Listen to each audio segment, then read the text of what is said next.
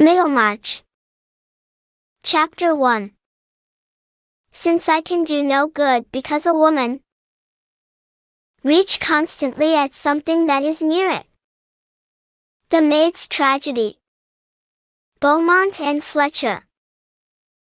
Miss Brooke had that kind of beauty which seems to be thrown into relief by poor dress.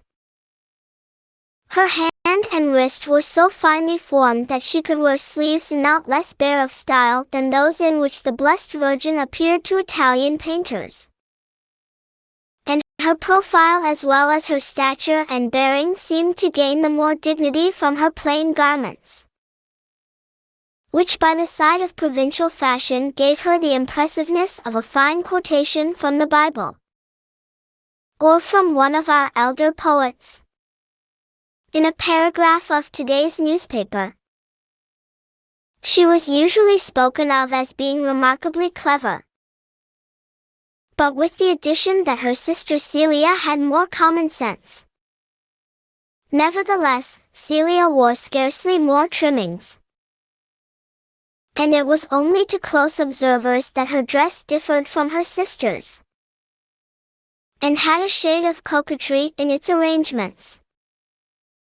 For Miss Brooke's plain dressing was due to mixed conditions, in most of which her sister shared. The pride of being ladies had something to do with it. The Brooke connections, though not exactly aristocratic, were unquestionably good. If you inquired backward for a generation or two, you would not find any yard measuring or parcel tying forefathers, anything lower than an admiral or a clergyman.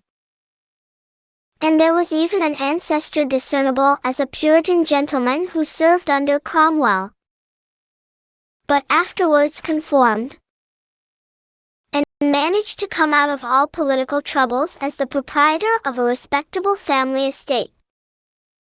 Young women of such birth, living in a quiet country house, and attending a village church hardly larger than a parlor, naturally regarded frippery as the ambition of a huckster's daughter. Then there was well-bred economy, which in those days made show in dress the first item to be deducted from, when any margin was required for expenses more distinctive of rank. Such reasons would have been enough to account for plain dress, quite apart from religious feeling. But in Miss Brooke's case, religion alone would have determined it. And Celia mildly acquiesced in all her sister's sentiments, only infusing them with that common sense which is able to accept momentous doctrines without any eccentric agitation. Dorothea knew many passages of Pascal's Pensées and of Jeremy Taylor by heart, and to her the destinies of mankind, seen by the light of Christianity, made the solicitudes of feminine fashion appear an occupation for bedlam. She could not reconcile the anxieties of a spiritual life involving eternal consequences with a keen interest in gimp and artificial protrusions of drapery. Her mind was theoretic, and yearned by its nature after some lofty conception of the world which might frankly include the parish of Tipton and her own rule of conduct there. She was enamored of intensity and greatness, and rash in embracing whatever seemed to her to have those aspects, likely to seek martyrdom, to make retractations, and then to incur martyrdom after all in a quarter where she had not sought it. Certainly such elements in the character of a marriageable girl tended to interfere with her lot, and hinder it from being decided according to custom, by good looks, vanity, and merely canine affection. With all this, she, the elder of the sisters, was not yet 20, and they had both been educated since they were about 12 years old and had lost their parents on plans at once narrow and promiscuous. First in an English family and afterwards in a Swiss family at Lausanne. Their bachelor uncle and guardian trying in this way to remedy the disadvantages of their orphan condition. It was hardly a year since they had come to live at Tipton Grange with their uncle, a man nearly 60, of acquiescent temper, miscellaneous opinions, an uncertain vote. He had traveled in his younger years, and was held in this part of the county to have contracted a too rambling habit of mind. Mr. Brooke's conclusions were as difficult to predict as the weather. It was only safe to say that he would act with benevolent intentions, and that he would spend as little money as possible in carrying them out. For the most glutinously indefinite minds enclose some hard grains of habit, and a man has been seen lax about all his own interests except the retention of his snuff-box, concerning which he was watchful, suspicious, and greedy of clutch. In Mr. Brooke the hereditary strain of Puritan energy was clearly in abeyance. But in his niece Dorothea it glowed alike through faults and virtues, turning sometimes into impatience of her uncle's talk or his way of letting things be on his estate, and making her long all the more for the time when she would be of age and have some command of money for generous schemes. She was regarded as an heiress, for not only had the sisters 700 a year each from their parents, but if Dorothea married and had a son, that son would inherit Mr. Brooke's estate, presumably worth about 3,000 a year, a rental which seemed wealth to provincial families. Still discussing Mr. Peel's late conduct on the Catholic question, innocent of future goldfields, and of that gorgeous plutocracy which has so nobly exalted the necessities of genteel life. And how should Dorothea not marry a girl so handsome and with such prospects? Nothing could hinder it but her love of extremes, and her insistence on regulating life according to notions which might cause a wary man to hesitate before he made her an offer, or even might lead her at last to refuse all offers. A young lady of some birth and fortune, who knelt suddenly down on a brick floor by the side of a sick laborer and prayed fervidly as if she thought herself living in the time of the apostles, who had strange whims of fasting like a papist, and of sitting up at night to read old theological books. Such a wife might awaken you some fine morning with a new scheme for the application of her income which would interfere with political economy and the keeping of saddle horses. A man would naturally think twice before he risked himself in such fellowship. Women were expected to have weak opinions, but the great safeguard of society and of domestic life was that opinions were not acted on. Sane people did what their neighbors did, so that if any lunatics were at large, one might know and avoid them. The rural opinion about the new young ladies, even among the cottagers, was generally in favor of Celia, as being so amiable and innocent-looking, while Miss Brooke's large eyes seemed, like her religion, too unusual and striking.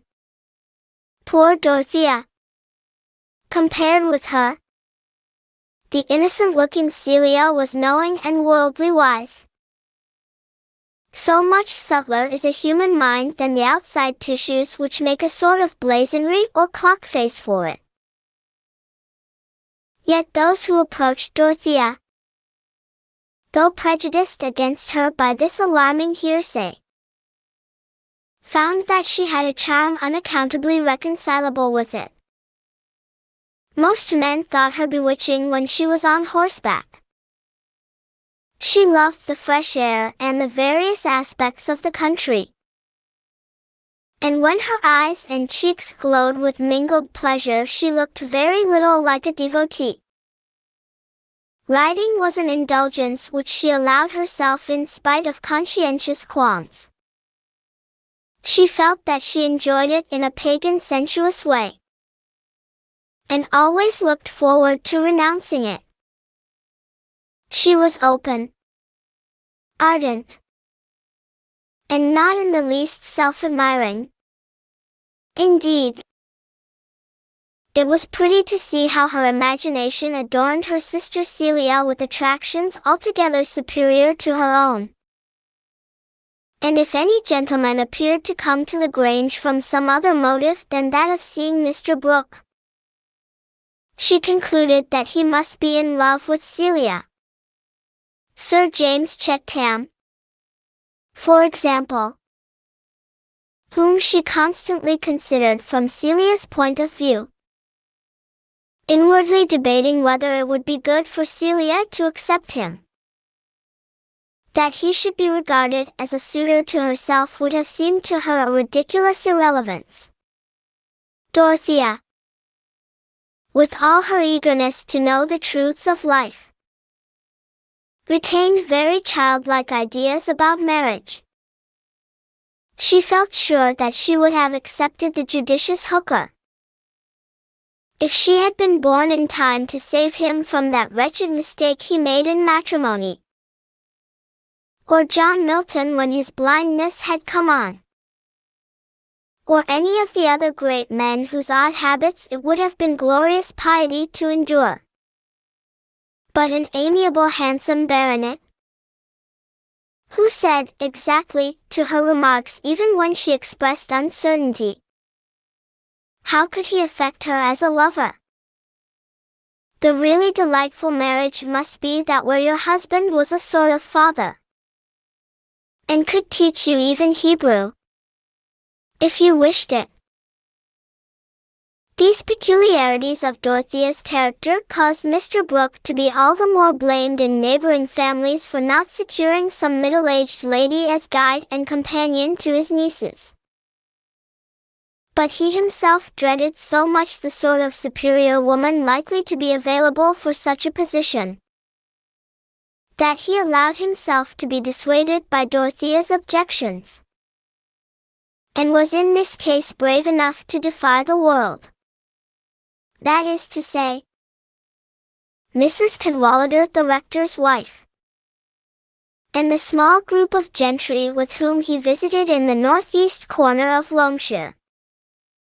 So Miss Brooke presided in her uncle's household, and did not at all dislike her new authority, with the homage that belonged to it. Sir James Chettam was going to dine at the Grange today with another gentleman whom the girls had never seen, and about whom Dorothea felt some venerating expectation. This was the Reverend Edward Casaubon, noted in the county as a man of profound learning, understood for many years to be engaged on a great work concerning religious history, also as a man of wealth enough to give luster to his piety, and having views of his own which were to be more clearly ascertained on the publication of his book. His very name carried an impressiveness hardly to be measured without a precise chronology of scholarship. Early in the day Dorothea had returned from the infant school which she had set going in the village, and was taking her usual place in the pretty sitting room which divided the bedrooms of the sisters, bent on finishing a plan for some buildings, a kind of work which she delighted in, when Celia, who had been watching her with a hesitating desire to propose something, said, "Dorothea, dear, if you don't mind, if you are not very busy, suppose we looked at Mama's jewels today and divided them? It is exactly 6 months today since Uncle gave them to you, and you have not looked at them yet." Celia's face had the shadow of a pouting expression in it, the full presence of the pout being kept back by an habitual awe of Dorothea and principle. Two associated facts which might show a mysterious electricity if you touched them incautiously. To her relief, Dorothea's eyes were full of laughter as she looked up. "What a wonderful little almanac you are, Celia. Is it 6 calendar or 6 lunar months? It is the last day of September now, and it was the 1st of April when Uncle gave them to you. You know, he said that he had forgotten them till then. I believe you have never thought of them since you locked them up in the cabinet here. Well, dear, we should never wear them, you know." Dorothea spoke in a full cordial tone, half caressing, half explanatory. She had her pencil in her hand and was making tiny side plans on a margin. Celia colored and looked very grave. "I think, dear, we are wanting in respect to Mama's memory, to put them by and take no notice of them. And," she added, after hesitating a little, with a rising sob of mortification, "necklaces are quite usual now, and Madame Poincon, who was stricter in some things even than you are, used to wear ornaments. And Christians generally. Surely there are women in heaven now who wore jewels."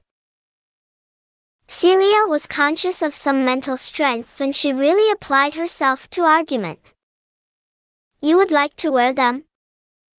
exclaimed Dorothea, an air of astonished discovery animating her whole person with a dramatic action which she had caught from that very Madame Poincon who wore the ornaments. "Of course, then. Let us have them out. Why did you not tell me before?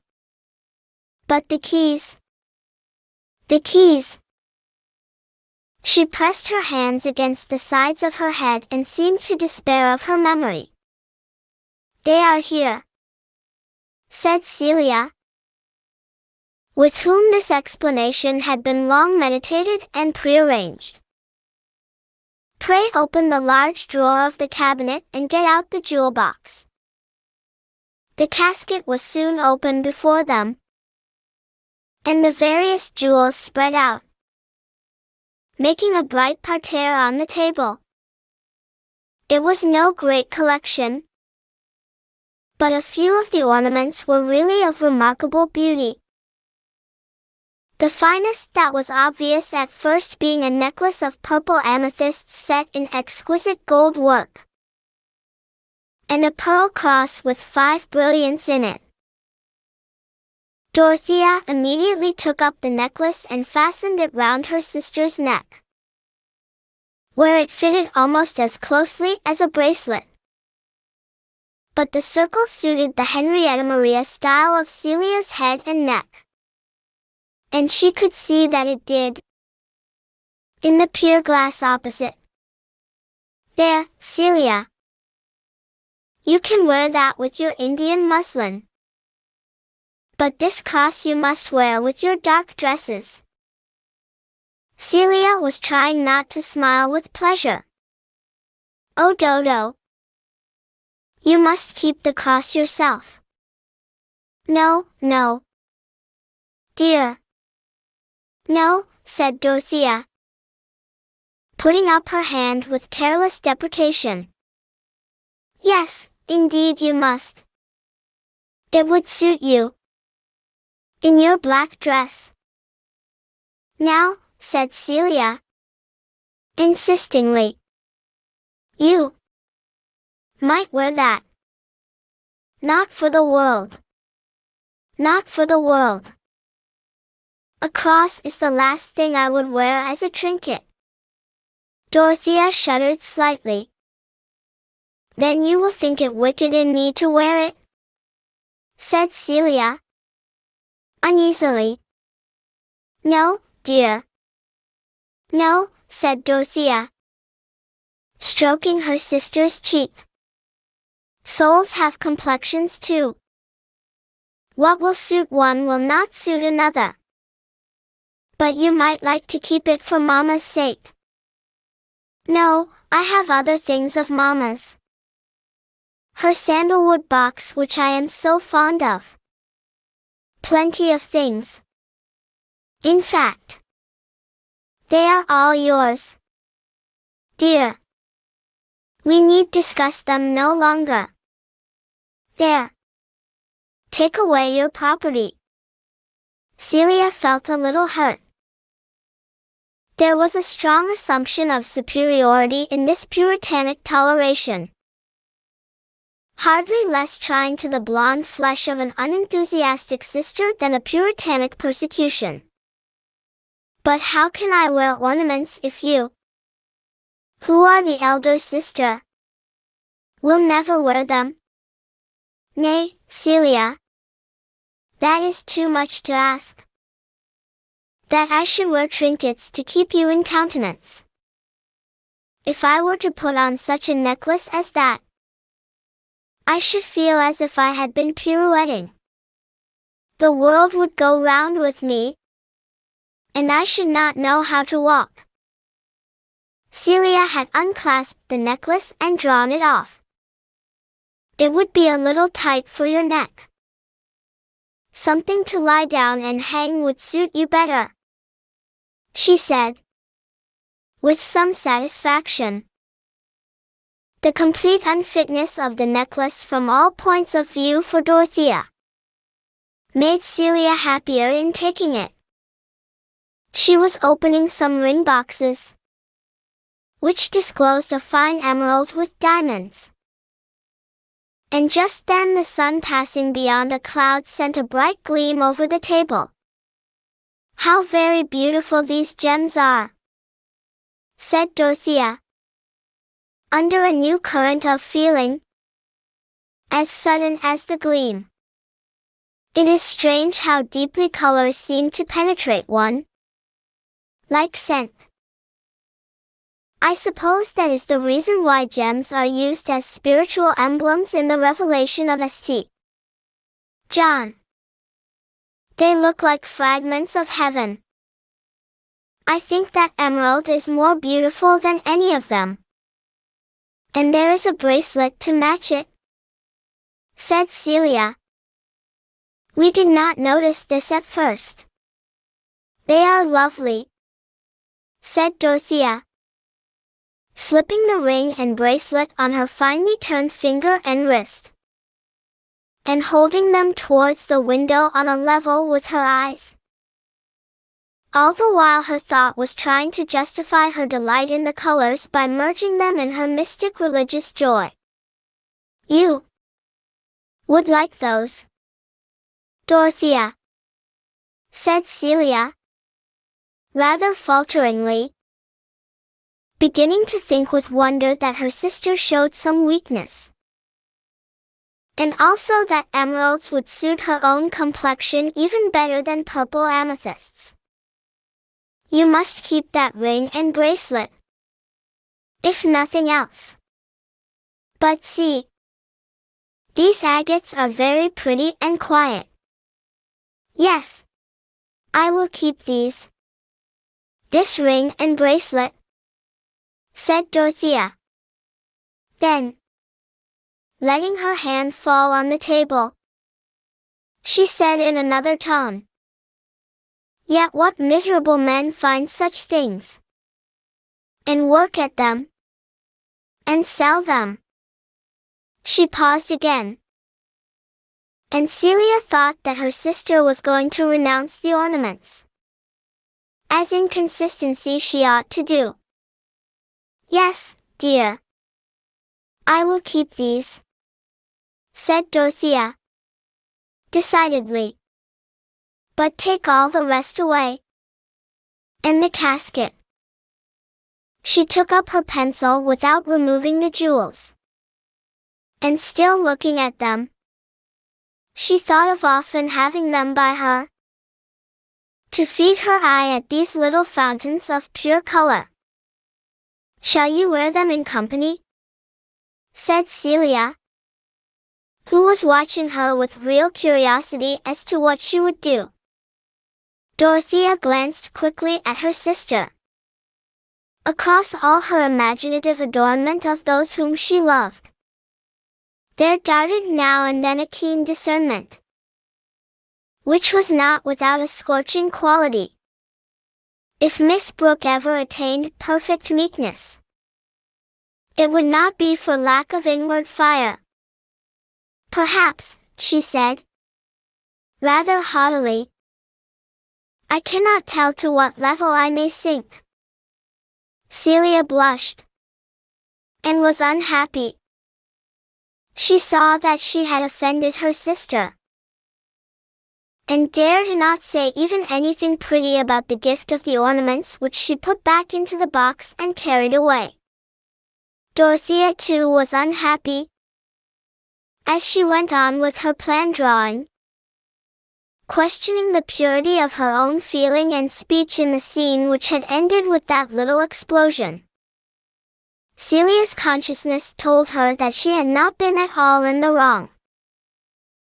It was quite natural and justifiable that she should have asked that question. And she repeated to herself that Dorothea was inconsistent. Either she should have taken her full share of the jewels, or, after what she had said, she should have renounced them altogether. I am sure. At least, I trust, thought Celia, that the wearing of a necklace will not interfere with my prayers. And I do not see that I should be bound by Dorothea's opinions now we are going into society, though of course she herself ought to be bound by them. But Dorothea is not always consistent. Thus Celia, mutely bending over her tapestry, until she heard her sister calling her. Here, Kitty. Come and look at my plan. I shall think I am a great architect, if I have not got incompatible stairs and fireplaces. As Celia bent over the paper, Dorothea put her cheek against her sister's arm caressingly. Celia understood the action. Dorothea saw that she had been in the wrong, and Celia pardoned her. Since they could remember, there had been a mixture of criticism and awe in the attitude of Celia's mind towards her elder sister. The younger had always worn a yoke. But is there any yoked creature without its private opinions? Middlemarch. Chapter 2. Dime, no ves aquel caballero que hacia nosotros viene sobre un caballo rucio rodado que trae puesto en la cabeza un yelmo de oro? Lo que vio y Columbro, respondió Sancho.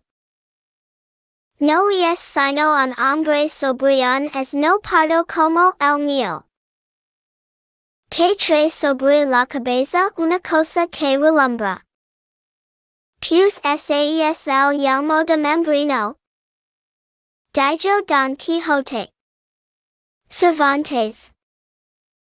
Sayest thou not yon cavalier who cometh toward us on a dapple grey steed, and weareth a golden helmet?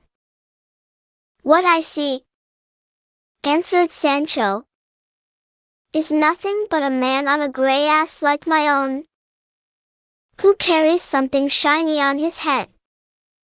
Just so, answered Don Quixote. And that resplendent object is the helmet of Mambrino. Sir Humphrey Davy, said Mr. Brooke, over the soup, in his easy smiling way, taking up Sir James Chetham's remark that he was studying Davy's agricultural chemistry. Well, now, Sir Humphrey Davy, I dined with him years ago at Cartwright's, and Wordsworth was there too. The poet Wordsworth, you know. Now there was something singular. I was at Cambridge when Wordsworth was there, and I never met him. And I dined with him 20 years afterwards at Cartwright's. There's an oddity in things. Now. But Davy was there. He was a poet too. Or, as I may say, Wordsworth was poet one, and Davy was poet two. That was true in every sense. You know. Dorothea felt a little more uneasy than usual. In the beginning of dinner, the party being small and the room still, these motes from the mass of a magistrate's mind fell too noticeably. She wondered how a man like Mr. Casaubon would support such triviality. His manners, she thought, were very dignified. The set of his iron gray hair and his deep eye sockets made him resemble the portrait of Locke. He had the spare form and the pale complexion which became a student. As different as possible from the blooming Englishman of the red-whiskered type represented by Sir James Chatham. I am reading the agricultural chemistry, said this excellent baronet, because I am going to take one of the farms into my own hands, and see if something cannot be done in setting a good pattern of farming among my tenants. Do you approve of that, Miss Brooke? A great mistake, Chatham, interposed Mr. Brooke. Going into electrifying your land and that kind of thing, and making a parlor of your cowhouse. It won't do. I went into science a great deal myself at one time, but I saw it would not do. It leads to everything. You can let nothing alone. No, no. See that your tenants don't sell their straw, and that kind of thing. And give them draining tiles. You know. But your fancy farming will not do. The most expensive sort of whistle you can buy. You may as well keep a pack of hounds. Surely, said Dorothea. It is better to spend money in finding out how men can make the most of the land which supports them all, than in keeping dogs and horses only to gallop over it. It is not a sin to make yourself poor in performing experiments for the good of all. She spoke with more energy than is expected of so young a lady. But Sir James had appealed to her. He was accustomed to do so, and she had often thought that she could urge him to many good actions when he was her brother-in-law. Mr. Casaubon turned his eyes very markedly on Dorothea while she was speaking, and seemed to observe her newly. Young ladies don't understand political economy, you know, said Mr. Brooke, smiling towards Mr. Casaubon. I remember when we were all reading Adam Smith. There is a book, now, I took in all the new ideas at one time. Human perfectibility. Now. But some say, history moves in circles. And that may be very well argued. I have argued it myself. The fact is, human reason may carry you a little too far. Over the hedge. In fact, it carried me a good way at one time. But I saw it would not do. I pulled up. I pulled up in time. But not too hard. I have always been in favor of a little theory. We must have thought. Else we shall be landed back in the Dark Ages. But talking of books, there is Southey's Peninsular War. I am reading that of a morning. You know Southey? No, said Mr. Casaubon, not keeping pace with Mr. Brooke's impetuous reason, and thinking of the book only. I have little leisure for such literature just now. I have been using up my eyesight on old characters lately. The fact is, I want a reader for my evenings. But I am fastidious in voices. And I cannot endure listening to an imperfect reader. It is a misfortune. In some senses. I feed too much on the inward sources. I live too much with the dead. My mind is something like the ghost of an ancient, wandering about the world and trying mentally to construct it as it used to be. In spite of ruin and confusing changes. But I find it necessary to use the utmost caution about my eyesight. This was the first time that Mr. Casaubon had spoken at any length. He delivered himself with precision, as if he had been called upon to make a public statement. And the balanced sing-song neatness of his speech, occasionally corresponded to by a movement of his head, was the more conspicuous from its contrast with good Mr. Brooke's scrappy slovenliness. Dorothea said to herself that Mr. Casaubon was the most interesting man she had ever seen, not excepting even Monsieur Eliot, the Vaudois clergyman who had given conferences on the history of the Waldenses, to reconstruct a past world, doubtless with a view to the highest purposes of truth. What a work to be in any way present at, to assist in, though only as a lamp holder. This elevating thought lifted her above her annoyance at being twigged with her ignorance of political economy. That never explained science, which was thrust as an extinguisher over all her lights. But you are fond of riding, Miss Brooke. Sir James presently took an opportunity of saying, I should have thought you would enter a little into the pleasures of hunting. I wish you would let me send over a chestnut horse for you to try. It has been trained for a lady. I saw you on Saturday cantering over the hill on a nag not worthy of you. My groom shall bring Corydon for you every day, if you will only mention the time. Thank you. You are very good. I mean to give up riding. I shall not ride any more, said Dorothea, urged to this brusque resolution by a little annoyance that Sir James would be soliciting her attention when she wanted to give it all to Mr. Casaubon. No, that is too hard, said Sir James, in a tone of reproach that showed strong interest.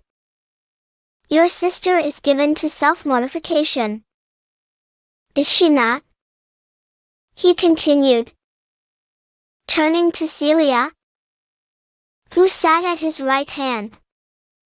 "I think she is," said Celia, feeling afraid lest she should say something that would not please her sister, and blushing as prettily as possible above her necklace.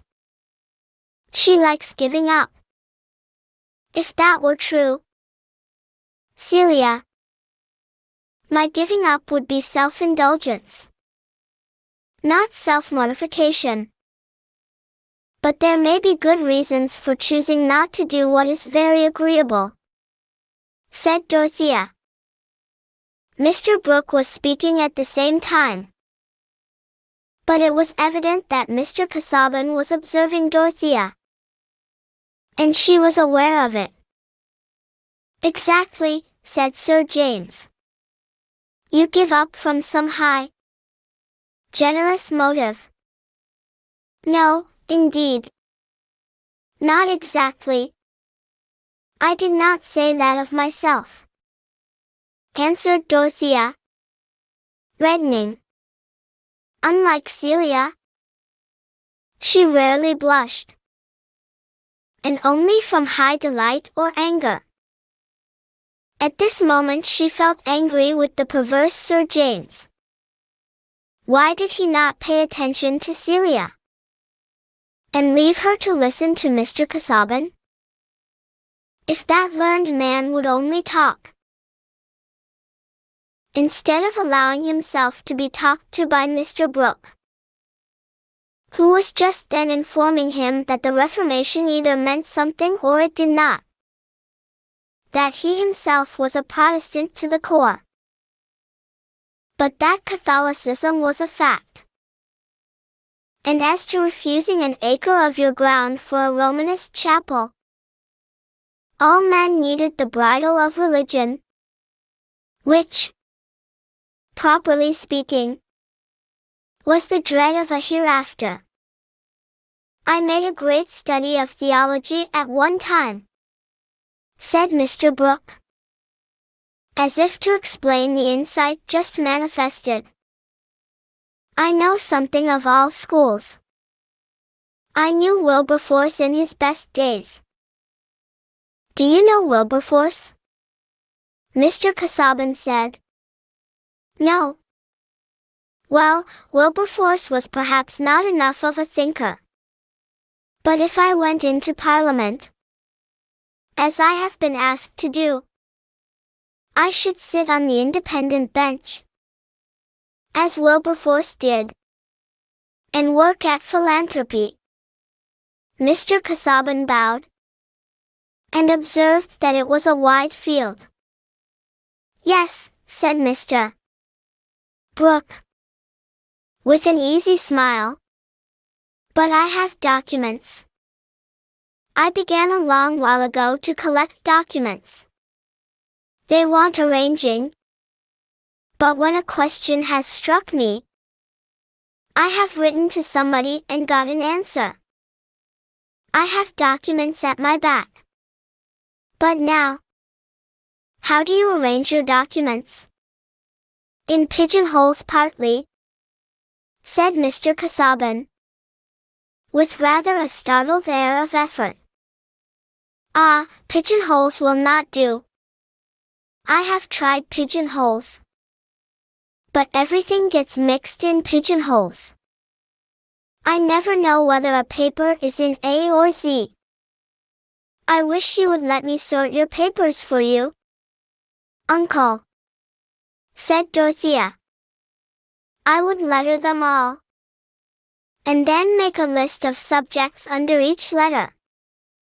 Mr. Casaubon gravely smiled approval, and said to Mr. Brooke, "You have an excellent secretary at hand, you perceive." "No, no," said Mr. Brooke, shaking his head. "I cannot let young ladies meddle with my documents. Young ladies are too flighty." Dorothea felt hurt. Mr. Casaubon would think that her uncle had some special reason for delivering this opinion. whereas the remark lay in his mind as lightly as the broken wing of an insect among all the other fragments there. And a chance current had sent it alighting on her when the two girls were in the drawing room alone. Celia said, "How very ugly Mr. Casaubon is." "Celia, he is one of the most distinguished-looking men I ever saw. He is remarkably like the portrait of Locke. He has the same deep eye sockets. Had Locke those two white moles with hairs on them?" "Oh, I dare say. When people of a certain sort looked at him," said Dorothea, walking away a little. "Mr. Casaubon is so sallow." "All the better. I suppose you admire a man with the complexion of a cochon de lac." "Dodo," exclaimed Celia, looking after her in surprise. "I never heard you make such a comparison before." "Why should I make it before the occasion came? It is a good comparison. The match is perfect." Miss Brooke was clearly forgetting herself, and Celia thought so. "I wonder you show temper, Dorothea. It is so painful in you, Celia, that you will look at human beings as if they were merely animals with a toilet, and never see the great soul in a man's face. Has Mr. Casaubon a great soul?" Celia was not without a touch of naive malice. "Yes, I believe he has," said Dorothea, with the full voice of decision. "Everything I see in him corresponds to his pamphlet on biblical cosmology." "He talks very little," said Celia. "There is no one for him to talk to." Celia thought privately, "Dorothea quite despises Sir James Chettam. I believe she would not accept him." Celia felt that this was a pity. She had never been deceived as to the object of the baronet's interest. Sometimes, indeed, she had reflected that Dodo would perhaps not make a husband happy who had not her way of looking at things. And stifled in the depths of her heart was the feeling that her sister was too religious for family comfort. Notions and scruples were like spilt needles, making one afraid of treading, or sitting down, or even eating. When Miss Brooke was at the tea table, Sir James came to sit down by her, not having felt her mode of answering him at all offensive. Why should he? He thought it probable that Miss Brooke liked him. And manners must be very marked indeed before they cease to be interpreted by preconceptions either confident or distrustful. She was thoroughly charming to him, but of course he theorized a little about his attachment. He was made of excellent human dough, and had the rare merit of knowing that his talents, even if let loose, would not set the smallest stream in the county on fire. Hence he liked the prospect of a wife to whom he could say, "What shall we do about this or that?" Who could help her husband out with reasons, and would also have the property qualification for doing so. As to the excessive religiousness alleged against Miss Brooke, he had a very indefinite notion of what it consisted in, and thought that it would die out with marriage. In short, he felt himself to be in love in the right place, and was ready to endure a great deal of predominance, which, after all, a man could always put down when he liked. Sir James had no idea that he should ever like to put down the predominance of this handsome girl, in whose cleverness he delighted. Why not? A man's mind, what there is of it, has always the advantage of being masculine, as the smallest birch tree is of a higher kind than the most soaring palm, and even his ignorance is of a sounder quality. Sir James might not have originated this estimate, but a kind providence furnishes the limpest personality with a little gum or starch in the form of tradition. Let me hope that you will rescind that resolution about the horse, Miss Brooke, said the persevering admirer. I assure you, riding is the most healthy of exercises. I am aware of it, said Dorothea, coldly. I think it would do Celia good, if she would take to it. But you are such a perfect horsewoman. Excuse me. I have had very little practice, and I should be easily thrown. Then that is a reason for more practice. Every lady ought to be a perfect horsewoman, that she may accompany her husband. You see how widely we differ. Sir James, I have made up my mind that I ought not to be a perfect horsewoman, and so I should never correspond to your pattern of a lady.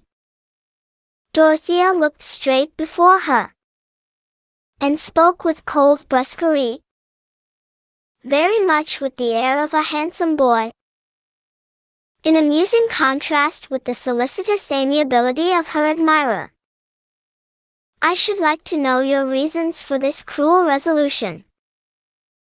It is not possible that you should think horsemanship wrong. It is quite possible that I should think it wrong for me. Oh, why?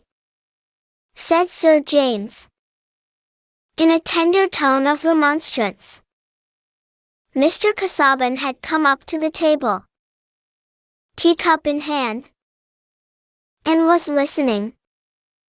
We must not inquire too curiously into motives, he interposed, in his measured way. Miss Brooke knows that they are apt to become feeble in the utterance. The aroma is mixed with the grosser air. We must keep the germinating grain away from the light. Dorothea colored with pleasure, and looked up gratefully to the speaker.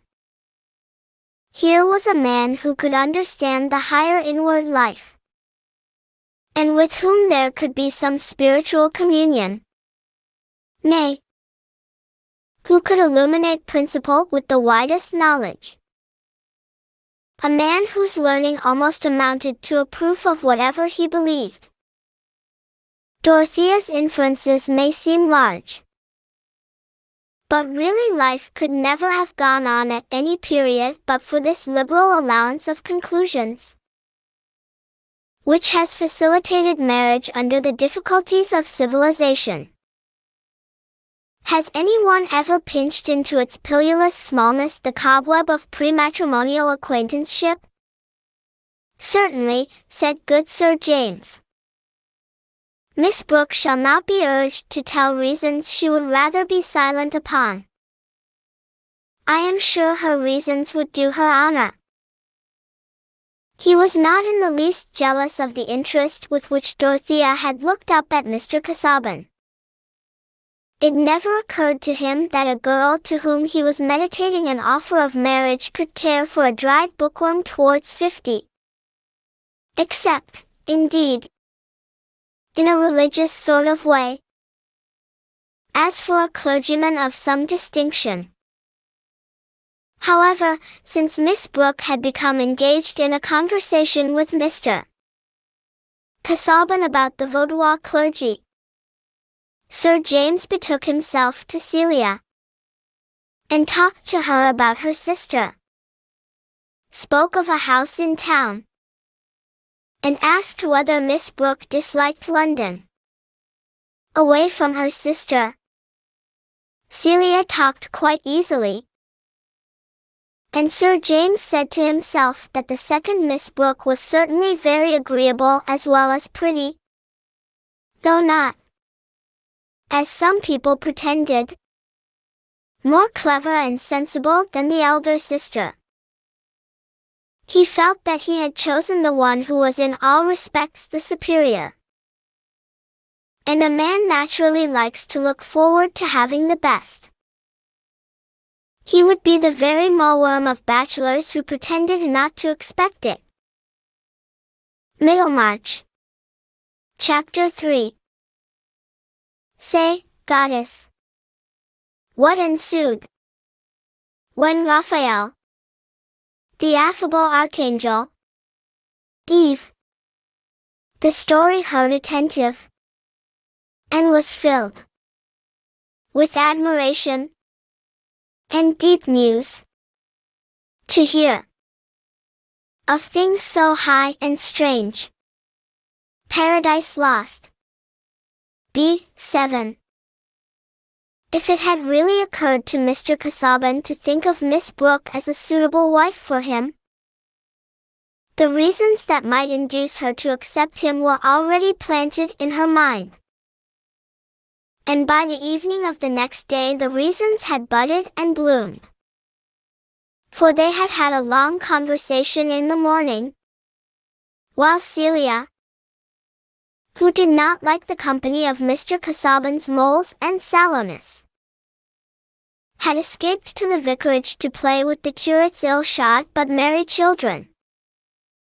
Dorothea by this time had looked deep into the ungauged reservoir of Mr. Casaubon's mind, seeing reflected there in vague labyrinthine extension every quality she herself brought, had opened much of her own experience to him, and had understood from him the scope of his great work, also of attractively labyrinthine extent. For he had been as instructive as Milton's affable archangel. And with something of the archangelic manner he told her how he had undertaken to show what indeed had been attempted before, but not with that thoroughness, justice of comparison, and effectiveness of arrangement at which Mr. Casaubon aimed. That all the mythical systems or erratic mythical fragments in the world were corruptions of a tradition originally revealed. Having once mastered the true position and taken a firm footing there, the vast field of mythical constructions became intelligible, nay, luminous with the reflected light of correspondences. But to gather in this great harvest of truth was no light or speedy work. His notes already made a formidable range of volumes.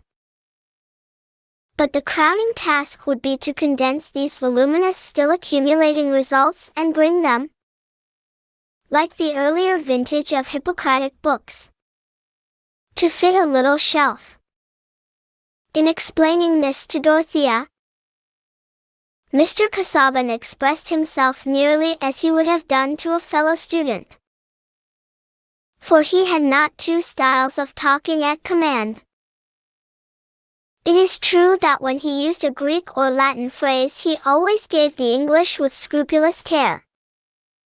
But he would probably have done this in any case. A learned provincial clergyman is accustomed to think of his acquaintances as of lords, knights, and other noble and worthy men, that con Latin but little. Dorothea was altogether captivated by the wide embrace of this conception. Here was something beyond the shallows of ladies' school literature. Here was a living Bossuet, whose work would reconcile complete knowledge with devoted piety. Here was a modern Augustine who united the glories of doctor and saint. The sanctity seemed no less clearly marked than the learning. For when Dorothea was impelled to open her mind on certain themes which she could speak of to no one whom she had before seen at Tipton, especially on the secondary importance of ecclesiastical forms and articles of belief compared with that spiritual religion, that submergence of self in communion with divine perfection which seemed to her to be expressed in the best Christian books of widely distant ages, she found in Mr. Casaubon a listener who understood her at once, who could assure her of his own agreement with that view when duly tempered with wise conformity, and could mention historical examples before unknown to her. "He thinks with me," said Dorothea to herself. "Or rather, he thinks a whole world of which my thought is but a poor two-penny mirror. And his feelings too. His whole experience. What a lake compared with my little pool." Miss Brooke argued from words and dispositions not less unhesitatingly than other young ladies of her age. Signs are small measurable things, but interpretations are illimitable. And in girls of sweet, ardent nature, every sign is apt to conjure up wonder, hope, belief, vast as a sky, and colored by a diffused thimbleful of matter in the shape of knowledge. They are not always too grossly deceived, for Sinbad himself may have fallen by good luck on a true description, and wrong reasoning sometimes lands poor mortals in right conclusions, starting a long way off the true point, and proceeding by loops and zigzags. We now and then arrive just where we ought to be, because Miss Brooke was hasty in her trust. It is not therefore clear that Mr. Casaubon was unworthy of it. He stayed a little longer than he had intended, on a slight pressure of invitation from Mr. Brooke, who offered no bait except his own documents on machine breaking and rick burning. Mr. Casaubon was called into the library to look at these in a heap, while his host picked up first one and then the other to read aloud from in a skipping and uncertain way, passing from one unfinished passage to another with a "yes, now, but here," and finally pushing them all aside to open the journal of his youthful continental travels.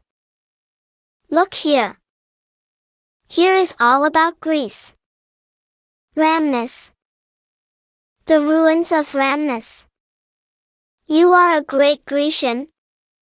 Now, I don't know whether you have given much study to the topography.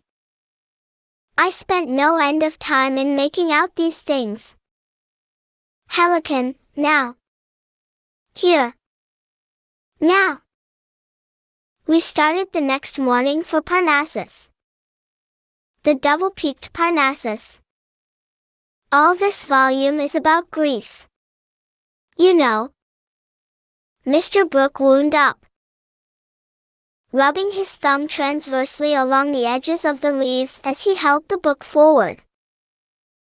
Mr. Casaubon made a dignified though somewhat sad audience, bowed in the right place, and avoided looking at anything documentary as far as possible, without showing disregard or impatience, mindful that this desultoriness was associated with the institutions of the country, and that the man who took him on this severe mental scamper was not only an amiable host, but a landholder and custos ratulorum. Was his endurance aided also by the reflection that Mr. Brooke was the uncle of Dorothea? Certainly he seemed more and more bent on making her talk to him, on drawing her out, as Celia remarked to herself. and in looking at her his face was often lit up by a smile like pale wintry sunshine. Before he left the next morning, while taking a pleasant walk with Miss Brooke along the gravelled terrace, he had mentioned to her that he felt the disadvantage of loneliness, the need of that cheerful companionship with which the presence of youth can lighten or vary the serious toils of maturity. And he delivered this statement with as much careful precision as if he had been a diplomatic envoy whose words would be attended with results. Indeed, Mr. Casaubon was not used to expect that he should have to repeat or revise his communications of a practical or personal kind. The inclinations which he had deliberately stated on the 2d of October he would think it enough to refer to by the mention of that date, judging by the standard of his own memory, which was a volume where a vide supra could serve instead of repetitions, and not the ordinary long-used blotting book which only tells of forgotten writing. But in this case Mr. Casaubon's confidence was not likely to be falsified, for Dorothea heard and retained what he said with the eager interest of a fresh young nature to which every variety in experience is an epoch. It was 3 o'clock in the beautiful breezy autumn day when Mr. Casaubon drove off to his rectory at Lowick, only 5 miles from Tipton, and Dorothea, who had on her bonnet and shawl, hurried along the shrubbery and across the park that she might wander through the bordering wood with no other visible companionship than that of Monk, the great St. Bernard dog, who always took care of the young ladies in their walks. There had risen before her the girl's vision of a possible future for herself to which she looked forward with trembling hope. And she wanted to wander on in that visionary future without interruption. She walked briskly in the brisk air. The color rose in her cheeks, and her straw bonnet, which our contemporaries might look at with conjectural curiosity as at an obsolete form of basket, fell a little backward.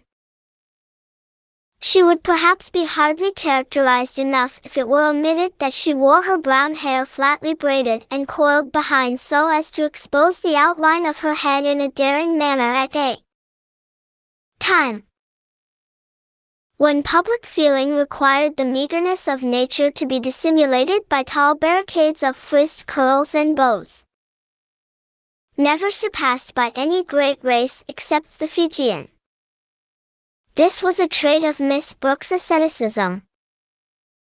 But there was nothing of an ascetic's expression in her bright full eyes, as she looked before her, not consciously seeing, but absorbing into the intensity of her mood the solemn glory of the afternoon with its long swathes of light between the far-off rows of lines, whose shadows touched each other. All people, young or old, that is, all people in those ante-reform times, would have thought her an interesting object if they had referred the glow in her eyes and cheeks to the newly awakened ordinary images of young love. The illusions of Chloe about Strephon have been sufficiently consecrated in poetry, as the pathetic loveliness of all spontaneous trust ought to be. Miss Pippin adoring young Pumpkin, and dreaming along endless vistas of unwearying companionship, was a little drama which never tired our fathers and mothers, and had been put into all costumes. Let but Pumpkin have a figure which would sustain the disadvantages of the short-waisted swallowtail, and everybody felt it not only natural but necessary to the perfection of womanhood, that a sweet girl should be at once convinced of his virtue, his exceptional ability, and above all, his perfect sincerity. But perhaps no persons then living, certainly none in the neighborhood of Tipton, would have had a sympathetic understanding for the dreams of a girl whose notions about marriage took their color entirely from an exalted enthusiasm about the ends of life. An enthusiasm which was lit chiefly by its own fire, and included neither the niceties of the trousseau, the pattern of plate, nor even the honors and sweet joys of the blooming matron. It had now entered Dorothea's mind that Mr. Casaubon might wish to make her his wife, and the idea that he would do so touched her with a sort of reverential gratitude. How good of him! Nay, it would be almost as if a winged messenger had suddenly stood beside her path and held out his hand towards her. For a long while she had been oppressed by the indefiniteness which hung in her mind, like a thick summer haze, over all her desire to make her life greatly effective. What could she do? What ought she to do? She, hardly more than a budding woman, but yet with an active conscience and a great mental need, not to be satisfied by a girlish instruction comparable to the nibblings and judgments of a discursive mouse, with some endowment of stupidity and conceit. She might have thought that a Christian young lady of fortune should find her ideal of life in village charities, patronage of the humbler clergy, the perusal of female scripture characters, unfolding the private experience of Sarah under the old dispensation, and Dorcas under the new, and the care of her soul over her embroidery in her own boudoir, with a background of prospective marriage to a man who, if less strict than herself, as being involved in affairs religiously inexplicable, might be prayed for and seasonably exhorted. From such contentment poor Dorothea was shut out. The intensity of her religious disposition, the coercion it exercised over her life, was but one aspect of a nature altogether ardent, theoretic, and intellectually consequent, and with such a nature struggling in the bands of a narrow teaching, hemmed in by a social life which seemed nothing but a labyrinth of petty courses, a walled-in maze of small paths that led no whither. The outcome was sure to strike others as at once exaggeration and inconsistency. The thing which seemed to her best, she wanted to justify by the completest knowledge, and not to live in a pretended admission of rules which were never acted on. Into this soul hunger as yet all her youthful passion was poured. The union which attracted her was one that would deliver her from her girlish subjection to her own ignorance, and give her the freedom of voluntary submission to a guide who would take her along the grandest path.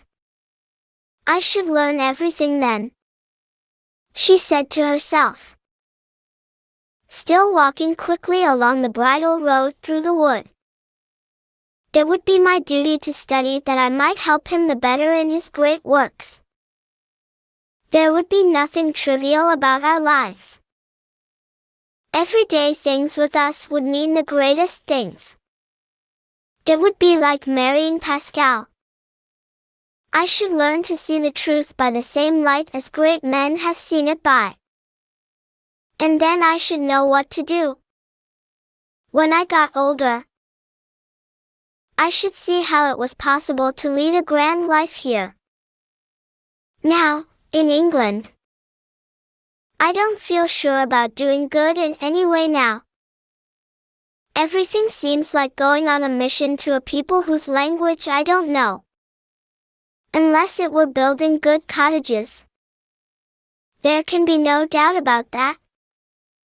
Oh, I hope I should be able to get the people well housed in Lowick. I will draw plenty of plans while I have time. Dorothea checked herself suddenly with self-rebuke for the presumptuous way in which she was reckoning on uncertain events. But she was spared any inward effort to change the direction of her thoughts by the appearance of a cantering horseman round a turning of the road. The well-groomed chestnut horse and two beautiful setters could leave no doubt that the rider was Sir James Chettown. He discerned Dorothea, jumped off his horse at once, and, having delivered it to his groom, advanced towards her with something white on his arm, at which the two setters were barking in an excited manner. "How delightful to meet you, Miss Brooke," he said, raising his hat and showing his sleekly waving blonde hair. "It has hastened the pleasure I was looking forward to." Miss Brooke was annoyed at the interruption. This amiable baronet, really a suitable husband for Celia, exaggerated the necessity of making himself agreeable to the elder sister. Even a prospective brother-in-law may be an oppression if he will always be presupposing too good an understanding with you, and agreeing with you even when you contradict him. The thought that he had made the mistake of paying his addresses to herself could not take shape. All her mental activity was used up in persuasions of another kind. But he was positively obtrusive at this moment, and his dimpled hands were quite disagreeable. Her roused temper made her color deeply, as she returned his greeting with some haughtiness. Sir James interpreted the heightened color in the way most gratifying to himself, and thought he never saw Miss Brooke looking so handsome. "I have brought a little petitioner," he said. "Or rather, I have brought him to see if he will be approved before his petition is offered." He showed the white object under his arm, which was a tiny Maltese puppy, one of nature's most naive toys. "It is painful to me to see these creatures that are bred merely as pets," said Dorothea, whose opinion was forming itself that very moment, as opinions will, under the heat of irritation. "Oh, why?" said Sir James, as they walked forward. "I believe all the petting that is given them does not make them happy. They are too helpless. Their lives are too frail. A weasel or a mouse that gets its own living is more interesting. I like to think that the animals about us have souls something like our own, and either carry on their own little affairs or can be companions to us. Like Monk here. Those creatures are parasitic. I am so glad I know that you do not like them," said good Sir James. "I should never keep them for myself. But ladies usually are fond of these Maltese dogs. Here, John, take this dog. Will you?" The objectionable puppy, whose nose and eyes were equally black and expressive, was thus got rid of, since Miss Brooke decided that it had better not have been born. But she felt it necessary to explain. "You must not judge of Celia's feeling from mine. I think she likes these small pets. She had a tiny terrier once, which she was very fond of. It made me unhappy, because I was afraid of treading on it.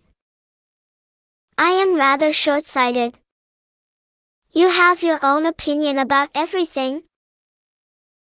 Miss Brooke.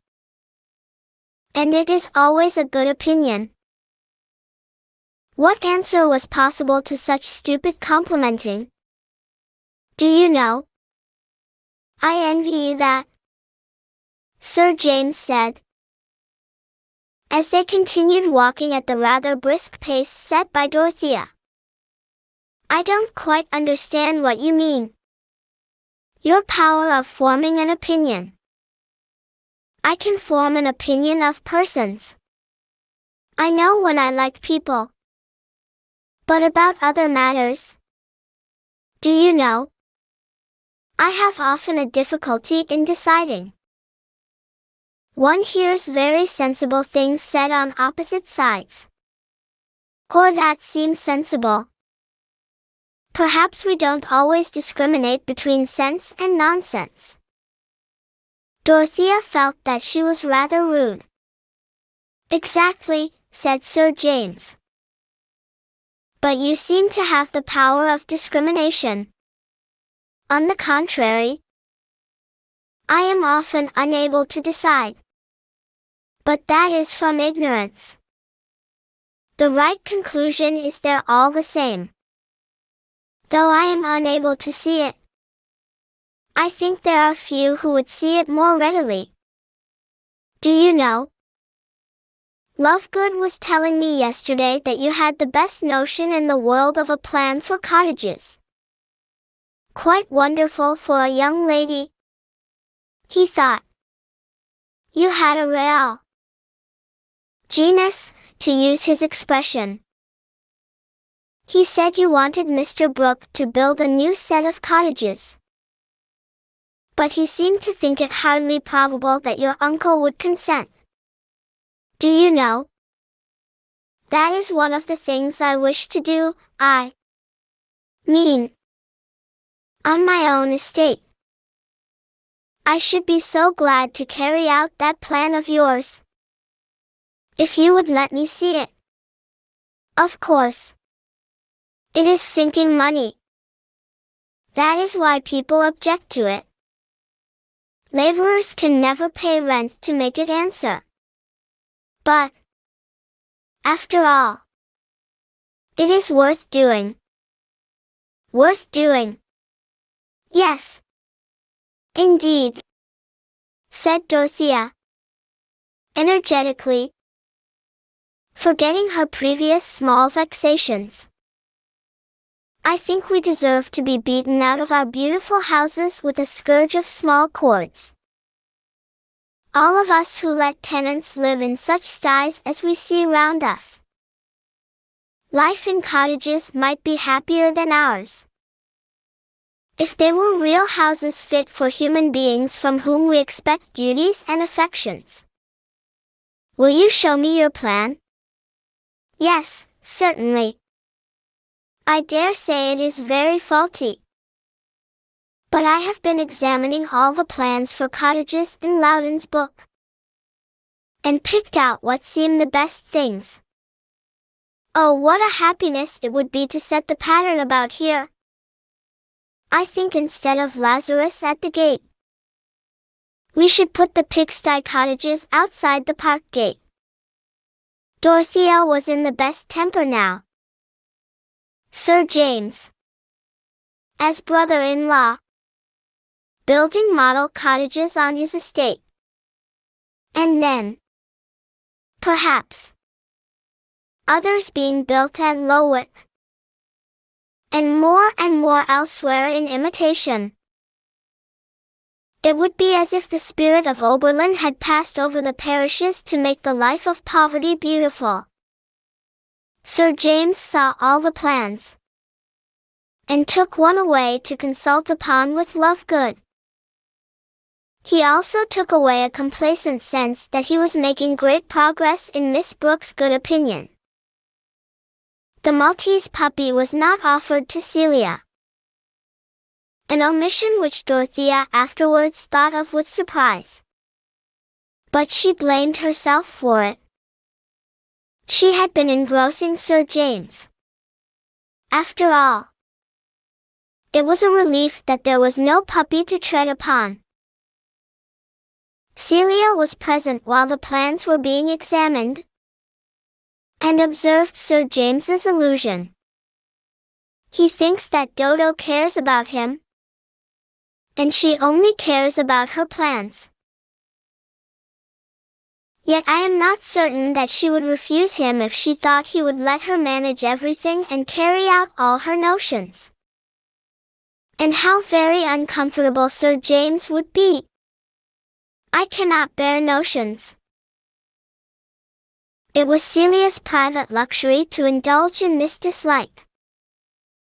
She dared not confess it to her sister in any direct statement, for that would be laying herself open to a demonstration that she was somehow or other at war with all goodness. But on safe opportunities, she had an indirect mode of making her negative wisdom tell upon Dorothea, and calling her down from her rhapsodic mood by reminding her that people were staring, not listening. Celia was not impulsive. What she had to say could wait, and came from her always with the same quiet staccato evenness.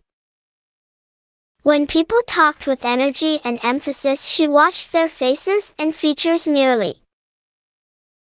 She never could understand how well-bred persons consented to sing and open their mouths in the ridiculous manner requisite for that vocal exercise. It was not many days before Mr. Casaubon paid a morning visit, on which he was invited again for the following week to dine and stay the night. Thus Dorothea had 3 more conversations with him, and was convinced that her first impressions had been just. He was all she had at first imagined him to be. Almost everything he had said seemed like a specimen from a mine, or the inscription on the door of a museum which might open on the treasures of past ages. And this trust in his mental wealth was all the deeper and more effective on her inclination because it was now obvious that his visits were made for her sake. This accomplished man condescended to think of a young girl, and take the pains to talk to her, not with absurd compliment, but with an appeal to her understanding, and sometimes with instructive correction. What delightful companionship! Mr. Casaubon seemed even unconscious that trivialities existed, and never handed round that small talk of heavy men which is as acceptable as stale bride cake brought forth with an odor of cupboard. He talked of what he was interested in, or else he was silent and bowed with sad civility. To Dorothea this was adorable genuineness, and religious abstinence from that artificiality which uses up the soul in the efforts of pretense. For she looked as reverently at Mr. Casaubon's religious elevation above herself as she did at his intellect and learning. He assented to her expressions of devout feeling, and usually with an appropriate quotation. He allowed himself to say that he had gone through some spiritual conflicts in his youth. In short, Dorothea saw that here she might reckon on understanding, sympathy, and guidance. On one, only one, of her favorite themes she was disappointed. Mr. Casaubon apparently did not care about building cottages, and diverted the talk to the extremely narrow accommodation which was to be had in the dwellings of the ancient Egyptians, as if to check a too high standard. After he was gone, Dorothea dwelt with some agitation on this indifference of his, and her mind was much exercised with arguments drawn from the varying conditions of climate which modify human needs, and from the admitted wickedness of pagan despots. Should she not urge these arguments on Mr. Casaubon when he came again? But further reflection told her that she was presumptuous in demanding his attention to such a subject. He would not disapprove of her occupying herself with it in leisure moments, as other women expected to occupy themselves with their dress and embroidery. Would not forbid it when. Dorothea felt rather ashamed as she detected herself in these speculations. But her uncle had been invited to go to Lowood to stay a couple of days. Was it reasonable to suppose that Mr. Casaubon delighted in Mr. Brooke's society for its own sake, either with or without documents? Meanwhile, that little disappointment made her delight the more in Sir James Chetham's readiness to set on foot the desired improvements. He came much oftener than Mr. Casaubon, and Dorothea ceased to find him disagreeable since he showed himself so entirely in earnest. For he had already entered with much practical ability into Lovegood's estimates, and was charmingly docile. She proposed to build a couple of cottages, and transfer 2 families from their old cabins, which could then be pulled down, so that new ones could be built on the old sites. Sir James said, exactly, and she bore the word remarkably well.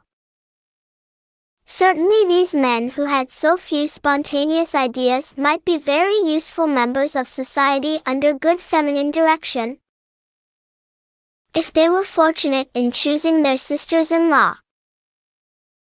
It is difficult to say whether there was or was not a little willfulness in her continuing blind to the possibility that another sort of choice was in question in relation to her.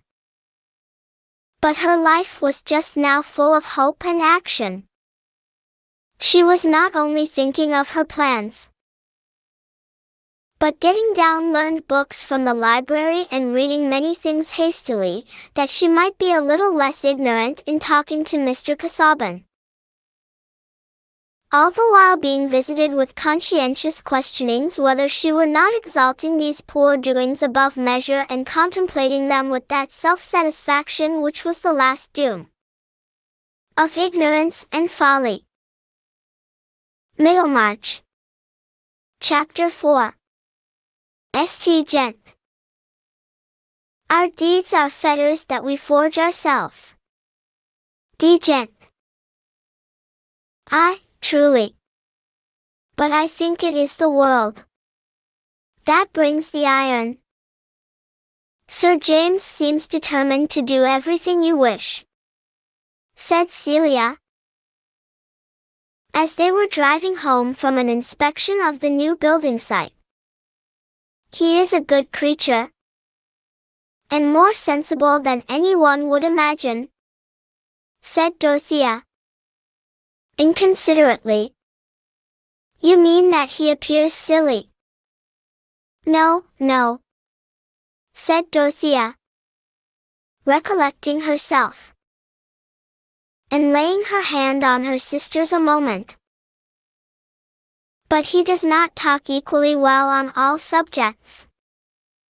I should think none but disagreeable people do, said Celia, in her usual purring way.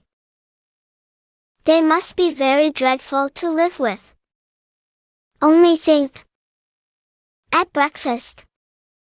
And always. Dorothea laughed. Oh, Kitty, you are a wonderful creature.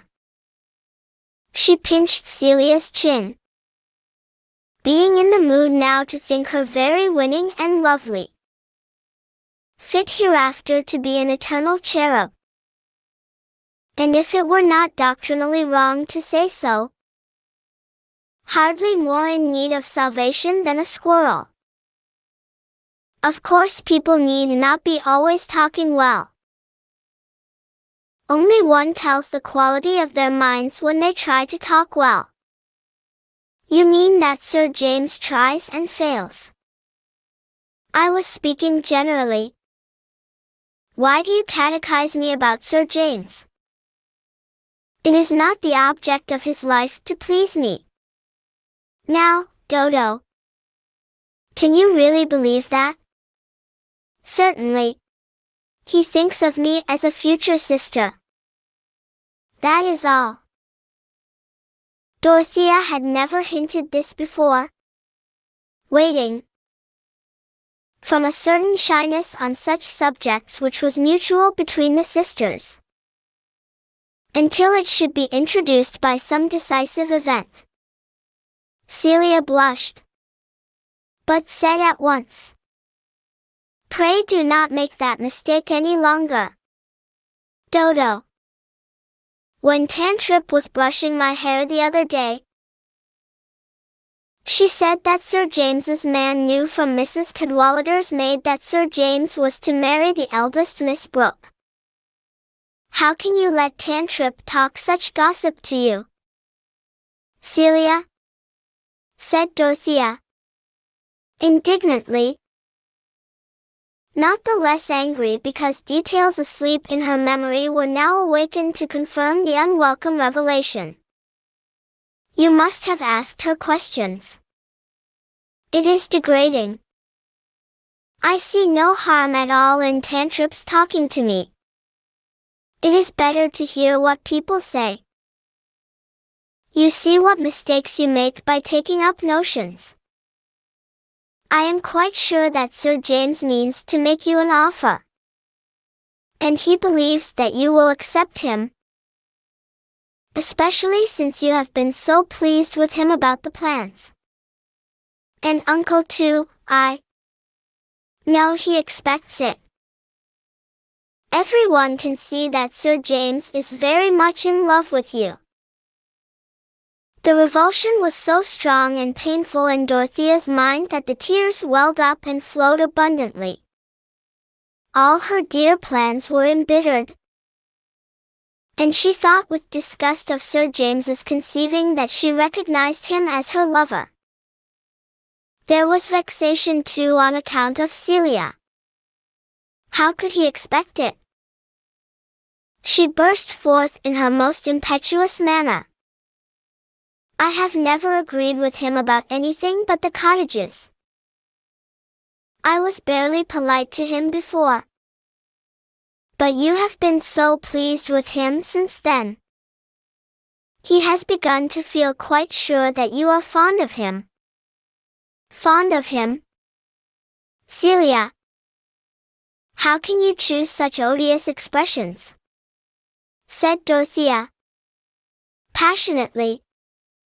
"Dear me, Dorothea, I suppose it would be right for you to be fond of a man whom you accepted for a husband.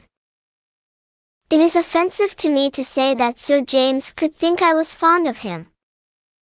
Besides, it is not the right word for the feeling I must have towards the man I would accept as a husband.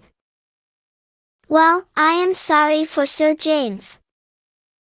I thought it right to tell you, because you went on as you always do, never looking just where you are, and treading in the wrong place. You always see what nobody else sees. It is impossible to satisfy you. Yet you never see what is quite plain. That's your way, Dodo." Something certainly gave Celia unusual courage, and she was not sparing the sister of whom she was occasionally in awe. Who can tell what just criticisms Mother Cat may be passing on us beings of wider speculation? "It is very painful," said Dorothea, feeling scourged. "I can have no more to do with the cottages. I must be uncivil to him. I must tell him I will have nothing to do with them. It is very painful." Her eyes filled again with tears. "Wait a little. Think about it. You know he is going away for a day or two to see his sister. There will be nobody besides Lovegood. Celia could not help relenting. Poor Dodo, she went on, in an amiable staccato. It is very hard. It is your favorite fad to draw plans. Fad to draw plans. Do you think I only care about my fellow creatures' houses in that childish way? I may well make mistakes. How can one ever do anything nobly Christian? Living among people with such petty thoughts? No more was said. Dorothea was too much jarred to recover her temper and behave so as to show that she admitted any error in herself. She was disposed rather to accuse the intolerable narrowness and the purblind conscience of the society around her. And Celia was no longer the eternal cherub, but a thorn in her spirit, a pink and white nullifidian, worse than any discouraging presence in the Pilgrim's Progress. The fad of drawing plans. What was life worth? What great faith was possible when the whole effect of one's actions could be withered up into such parched rubbish as that? When she got out of the carriage, her cheeks were pale and her eyelids red. She was an image of sorrow, and her uncle who met her in the hall would have been alarmed if Celia had not been close to her looking so pretty and composed that he at once concluded Dorothea's tears to have their origin in her excessive religiousness. He had returned, during their absence, from a journey to the county town, about a petition for the pardon of some criminal. Well, my dears, he said, kindly, as they went up to kiss him, I hope nothing disagreeable has happened while I have been away. No, uncle, said Celia. We have been to Freshitt to look at the cottages. We thought you would have been at home to lunch. I came by Lowick to lunch. You didn't know I came by Lowick. And I have brought a couple of pamphlets for you, Dorothea. In the library. You know. They lie on the table in the library. It seemed as if an electric stream went through Dorothea, thrilling her from despair into expectation. They were pamphlets about the early church, the oppression of Celia, Tantrip, and Sir James was shaken off, and she walked straight to the library. Celia went upstairs.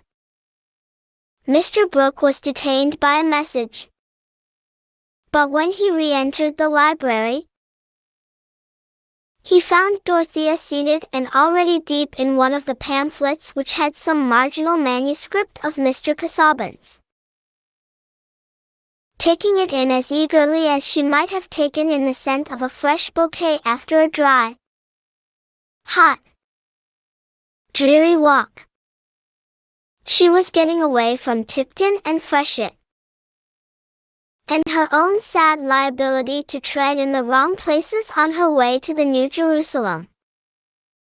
Mr. Brooke sat down in his armchair, stretched his legs towards the wood fire, which had fallen into a wondrous mass of glowing dice between the dogs, and rubbed his hands gently, looking very mildly towards Dorothea, but with a neutral leisurely air, as if he had nothing particular to say. Dorothea closed her pamphlet as soon as she was aware of her uncle's presence, and rose as if to go. Usually she would have been interested about her uncle's merciful errand on behalf of the criminal, But her late agitation had made her absent-minded.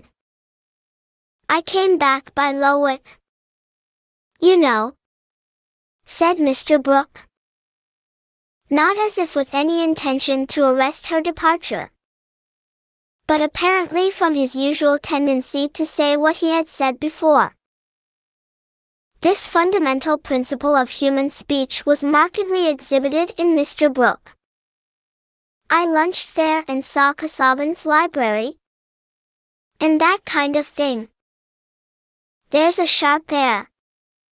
Driving. Won't you sit down? My dear? You look cold." Dorothea felt quite inclined to accept the invitation. Sometimes, when her uncle's easy way of taking things did not happen to be exasperating, it was rather soothing. She threw off her mantle and bonnet, and sat down opposite to him, enjoying the glow, but lifting up her beautiful hands for a screen. They were not thin hands, or small hands, but powerful, feminine, maternal hands. She seemed to be holding them up in propitiation for her passionate desire to know and to think, which in the unfriendly mediums of Tipton and Freshitt had issued in crying and red eyelids. She bethought herself now of the condemned criminal. "What news have you brought about the sheep-stealer, Uncle?" "What, poor bunch? Well, it seems we can't get him off. He is to be hanged." Dorothea's brow took an expression of reprobation and pity. "Hanged, you know," said Mr. Brooke, with a quiet nod. "Poor Romilly. He would have helped us." "I knew Romilly. Casaubon didn't know Romilly. He is a little buried in books. You know, Casaubon is. When a man has great studies and is writing a great work, he must of course give up seeing much of the world. How can he go about making acquaintances?" "That's true. But a man mopes. You know, I have always been a bachelor too. But I have that sort of disposition that I never moped. It was my way to go about everywhere and take in everything. I never moped. But I can see that Casaubon does. You know, he wants a companion, eh? Companion.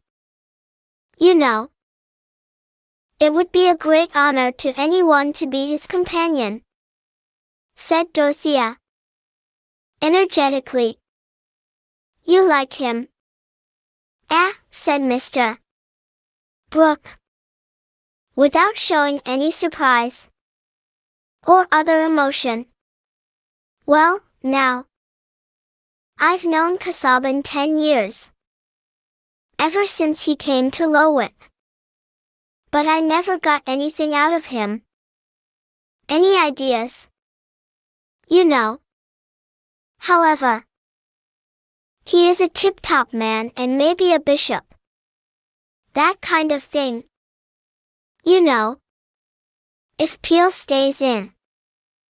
And he has a very high opinion of you." "My dear." Dorothea could not speak.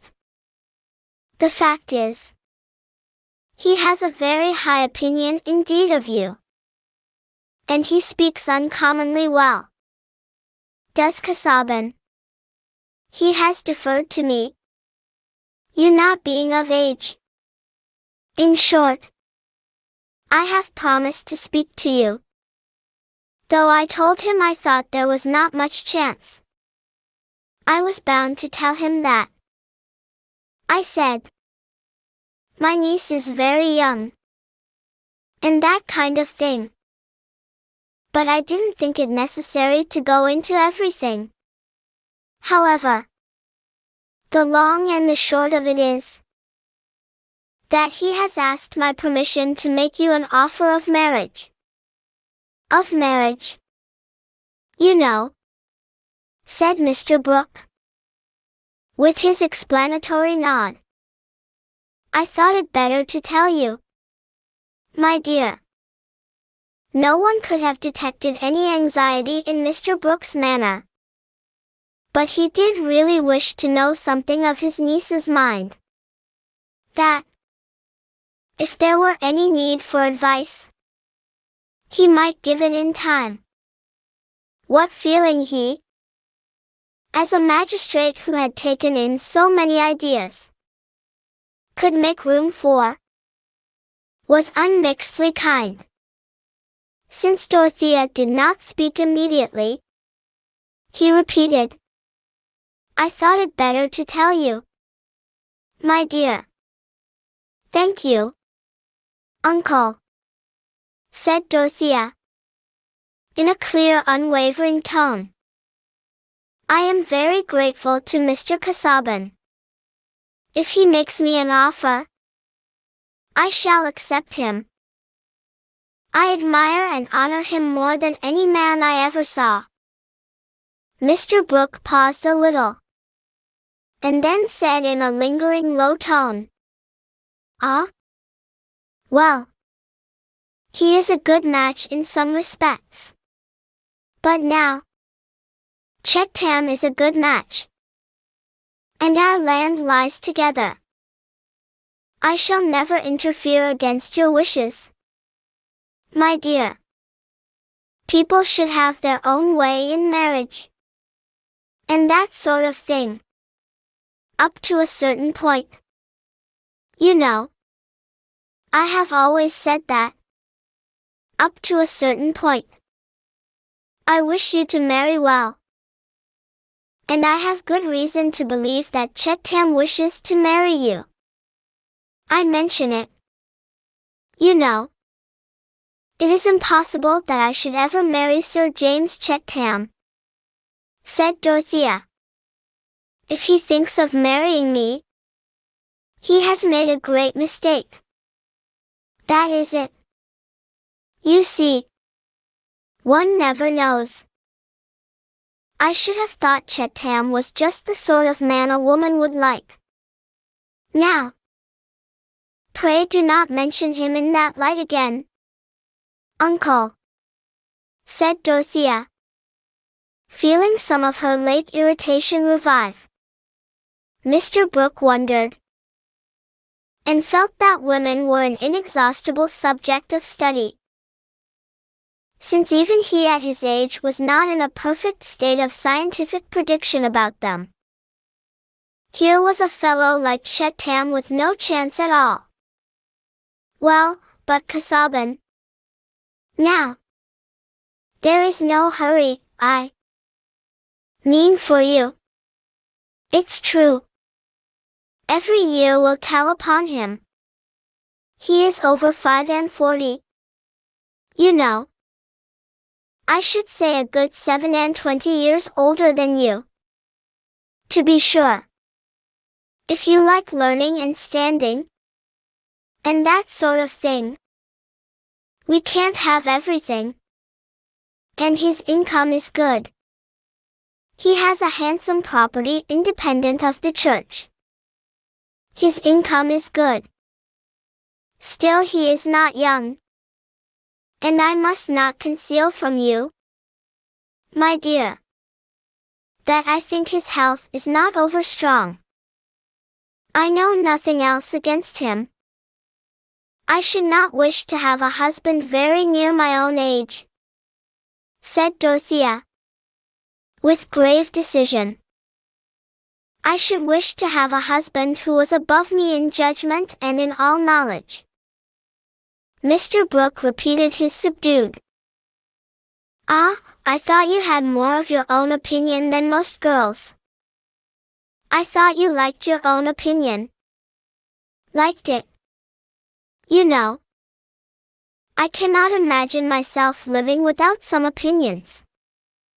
But I should wish to have good reasons for them. And a wise man could help me to see which opinions had the best foundation, and would help me to live according to them. Very true. You couldn't put the thing better. Couldn't put it better. Beforehand. You know. But there are oddities in things, continued Mr. Brooke, whose conscience was really roused to do the best he could for his niece on this occasion. Life isn't cast in a mold. Not cut out by rule and line. And that sort of thing.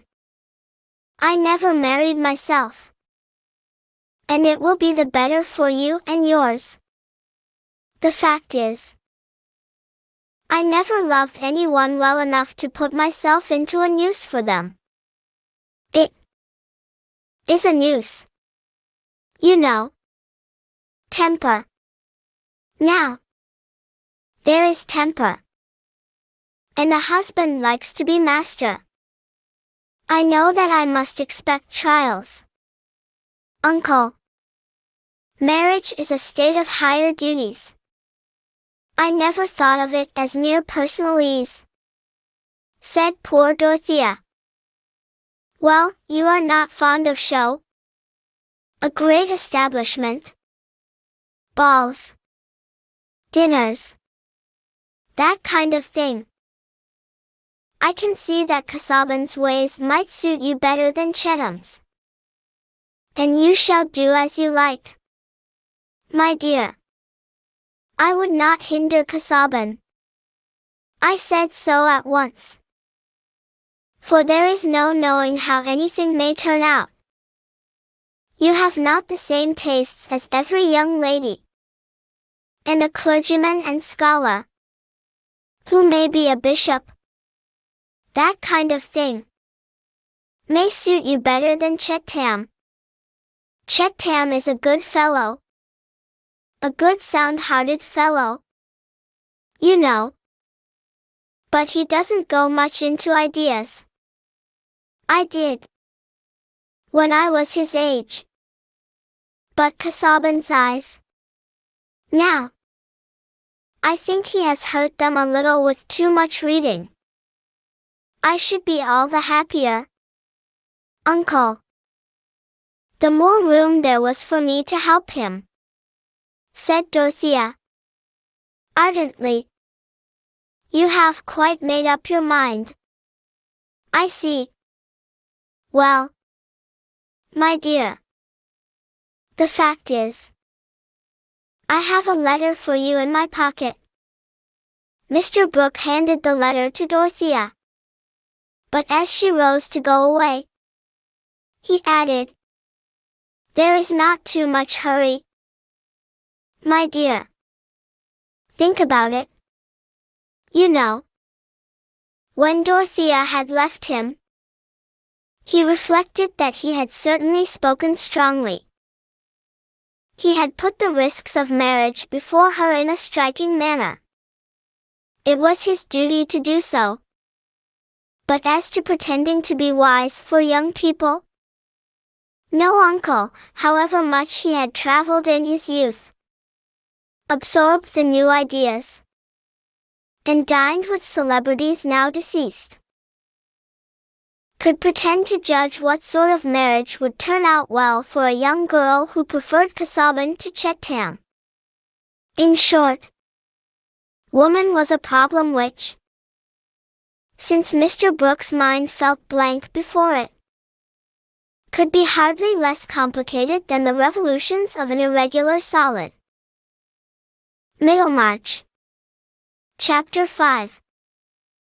Hard students are commonly troubled with gouts, catarrhs, rheums, cachexia, bradypepsia, bad eyes, stone, and colic, crudities, oppilations, vertigo, winds, consumptions, and all such diseases as come by overmuch sitting. They are most part lean, dry, ill-colored, and all through immoderate pains and extraordinary studies. If you will not believe the truth of this, look upon great Tostatus and Thomas Aquinas' works, and tell me whether those men took pains. Burton's Anatomy of Melancholy, p. I.S. 2. This was Mr. Casaubon's letter. My dear Miss Brooke, I have your guardian's permission to address you on a subject than which I have none more at heart. I am not, I trust, mistaken in the recognition of some deeper correspondence than that of date in the fact that a consciousness of need in my own life had arisen contemporaneously with the possibility of my becoming acquainted with you. For in the first hour of meeting you, I had an impression of your eminent and perhaps exclusive fitness to supply that need, connected, I may say, with such activity of the affections as even the preoccupations of a work too special to be abdicated could not uninterruptedly dissimulate. And each succeeding opportunity for observation has given the impression and added depth by convincing me more emphatically of that fitness which I had preconceived, and thus evoking more decisively those affections to which I have but now referred. Our conversations have, I think, made sufficiently clear to you the tenor of my life and purposes. A tenor unsuited, I am aware, to the commoner order of minds. But I have discerned in you an elevation of thought and a capability of devotedness, which I had hitherto not conceived to be compatible either with the early bloom of youth or with those graces of sex that may be said at once to win and to confer distinction when combined, as they notably are in you, with the mental qualities above indicated. It was, I confess, beyond my hope to meet with this rare combination of elements both solid and attractive, adapted to supply aid in graver labors and to cast a charm over vacant hours. And but for the event of my introduction to you, which, let me again say, I trust not to be superficially coincident with foreshadowing needs, but providentially related thereto as stages towards the completion of a life's plan, I should presumably have gone on to the last without any attempt to lighten my solitariness by a matrimonial union. Such, my dear Miss Brooke, is the accurate statement of my feelings, and I rely on your kind indulgence in venturing now to ask you how far your own are of a nature to confirm my happy presentiment, to be accepted by you as your husband and the earthly guardian of your welfare. I should regard as the highest of providential gifts. In return I can at least offer you an affection hitherto unwasted, and the faithful consecration of a life which, however short in the sequel, has no backward pages whereon, if you choose to turn them, you will find records such as might justly cause you either bitterness or shame. I await the expression of your sentiments with an anxiety which it would be the part of wisdom, were it possible, to divert by a more arduous labor than usual. But in this order of experience I am still young, and in looking forward to an unfavorable possibility I cannot but feel that resignation to solitude will be more difficult after the temporary illumination of hope. In any case, I shall remain, yours with sincere devotion, Edward Casaubon. Dorothea trembled while she read this letter. Then she fell on her knees, buried her face, and sobbed. She could not pray. Under the rush of solemn emotion in which thoughts became vague and images floated uncertainly, she could but cast herself, with a childlike sense of reclining, in the lap of a divine consciousness which sustained her own. She remained in that attitude till it was time to dress for dinner. How could it occur to her to examine the letter? To look at it critically as a profession of love? Her whole soul was possessed by the fact that a fuller life was opening before her. She was a neophyte about to enter on a higher grade of initiation. She was going to have room for the energies which stirred uneasily under the dimness and pressure of her own ignorance and the petty peremptoriness of the world's habits. Now she would be able to devote herself to large yet definite duties. Now she would be allowed to live continually in the light of a mind that she could reverence. This hope was not unmixed with the glow of proud delight. The joyous maiden surprised that she was chosen by the man whom her admiration had chosen.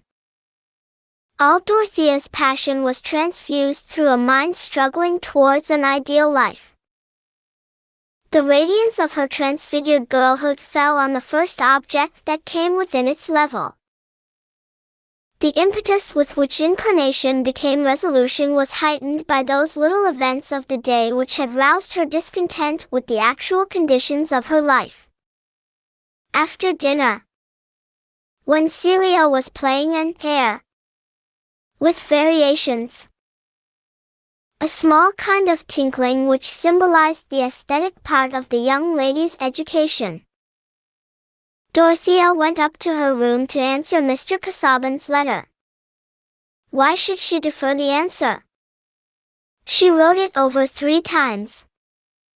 Not because she wished to change the wording, but because her hand was unusually uncertain, and she could not bear that Mr. Casaubon should think her handwriting bad and illegible. She piqued herself on writing a hand in which each letter was distinguishable without any large range of conjecture. And she meant to make much use of this accomplishment, to save Mr. Casaubon's eyes. 3 times she wrote, "My dear Mr. Casaubon, I am very grateful to you for loving me, and thinking me worthy to be your wife. I can look forward to no better happiness than that which would be one with yours. If I said more, it would only be the same thing written out at greater length. For I cannot now dwell on any other thought than that I may be through life yours devotedly, Dorothea Brooke." Later in the evening she followed her uncle into the library to give him the letter, that he might send it in the morning. He was surprised.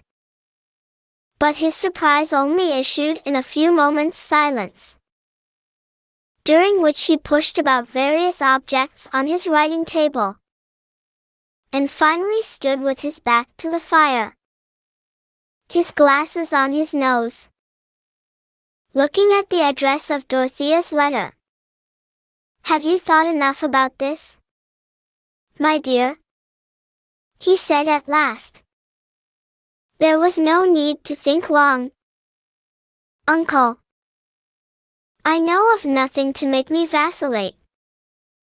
If I changed my mind, it must be because of something important and entirely new to me." "Ah, then you have accepted him? Then Chetam has no chance." "Has Chetam offended you?" "Offended you? You know? What is it you don't like in Chetam?" "There is nothing that I like in him," said Dorothea, rather impetuously. Mr. Brooke threw his head and shoulders backward as if someone had thrown a light missile at him. Dorothea immediately felt some self-rebuke. and said, I mean in the light of a husband. He is very kind. I think. Really very good about the cottages. A well-meaning man. But you must have a scholar. And that sort of thing. Well, it lies a little in our family. I had it myself. That love of knowledge. And going into everything, a little too much. It took me too far. Though that sort of thing doesn't often run in the female line. Or it runs underground like the rivers in Greece. You know. It comes out in the sons. Clever sons. Clever mothers. I went a good deal into that. At one time. However, my dear, I have always said that people should do as they like in these things. Up to a certain point. I couldn't, as your guardian, have consented to a bad match. But Casaubon stands well. His position is good. I am afraid Checktam will be hurt. Though. And Mrs. Cadwallader will blame me. That evening. Of course. Celia knew nothing of what had happened. She attributed Dorothea's abstracted manner. And the evidence of further crying since they had got home. To the temper she had been in about Sir James Checktam and the buildings. And was careful not to give further offense. Having once said what she wanted to say, Celia had no disposition to recur to disagreeable subjects. It had been her nature when a child never to quarrel with anyone. Only to observe with wonder that they quarreled with her, and looked like turkey cocks. Whereupon she was ready to play at cat's cradle with them whenever they recovered themselves. And as to Dorothea, it had always been her way to find something wrong in her sister's words. Though Celia inwardly protested that she always said just how things were, and nothing else. She never did and never could put words together out of her own head. But the best of Dodo was that she did not keep angry for long together.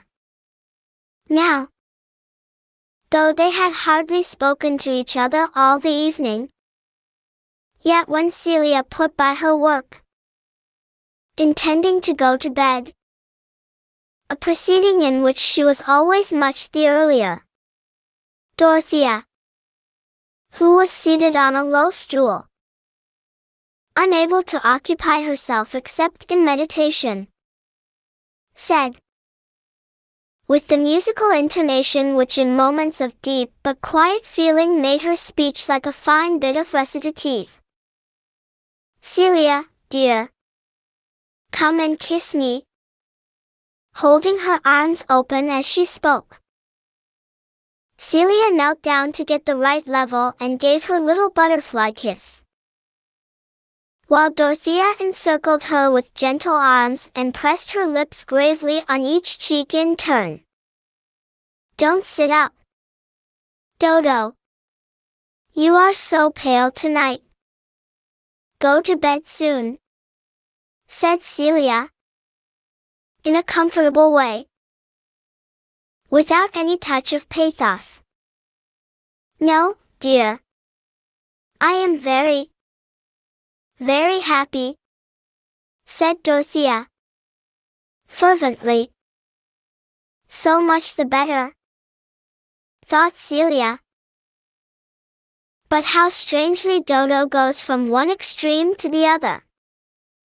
The next day, at luncheon, the butler, handing something to Mr. Brooke, said, Jonas is come back, sir. and has brought this letter." Mr. Brooke read the letter, and then, nodding toward Dorothea, said, "Casaubon, my dear. He will be here to dinner." He didn't wait to write more. Didn't wait. You know. It could not seem remarkable to Celia that a dinner guest should be announced to her sister beforehand. But, her eyes following the same direction as her uncle's, she was struck with the peculiar effect of the announcement on Dorothea. It seemed as if something like the reflection of a white sunlit wing had passed across her features, ending in one of her rare blushes. For the first time it entered into Celia's mind that there might be something more between Mr. Casaubon and her sister than his delight in bookish talk and her delight in listening. Hitherto she had classed the admiration for this ugly and learned acquaintance with the admiration for Monsieur Eliot at Lausanne, also ugly and learned. Dorothea had never been tired of listening to old Monsieur Eliot when Celia's feet were as cold as possible, and when it had really become dreadful to see the skin of his bald head moving about. Why then should her enthusiasm not extend to Mr. Casaubon simply in the same way as to Monsieur Eliot? And it seemed probable that all learned men had a sort of schoolmaster's view of young people. But now Celia was really startled at the suspicion which had darted into her mind. She was seldom taken by surprise in this way. Her marvelous quickness in observing a certain order of signs generally preparing her to expect such outward events as she had an interest in. Not that she now imagined Mr. Casaubon to be already an accepted lover. She had only begun to feel disgust at the possibility that anything in Dorothea's mind could tend towards such an issue. Here was something really to vex her about Dodo. It was all very well not to accept Sir James Chettam, but the idea of marrying Mr. Casaubon. Celia felt a sort of shame mingled with a sense of the ludicrous. But perhaps Dodo, if she were really bordering on such an extravagance, might be turned away from it. Experience had often shown that her impressibility might be calculated on. The day was damp, and they were not going to walk out. So they both went up to their sitting room, and there Celia observed that Dorothea, instead of settling down with her usual diligent interest to some occupation, simply leaned her elbow on an open book and looked out of the window at the great cedar silvered with the damp.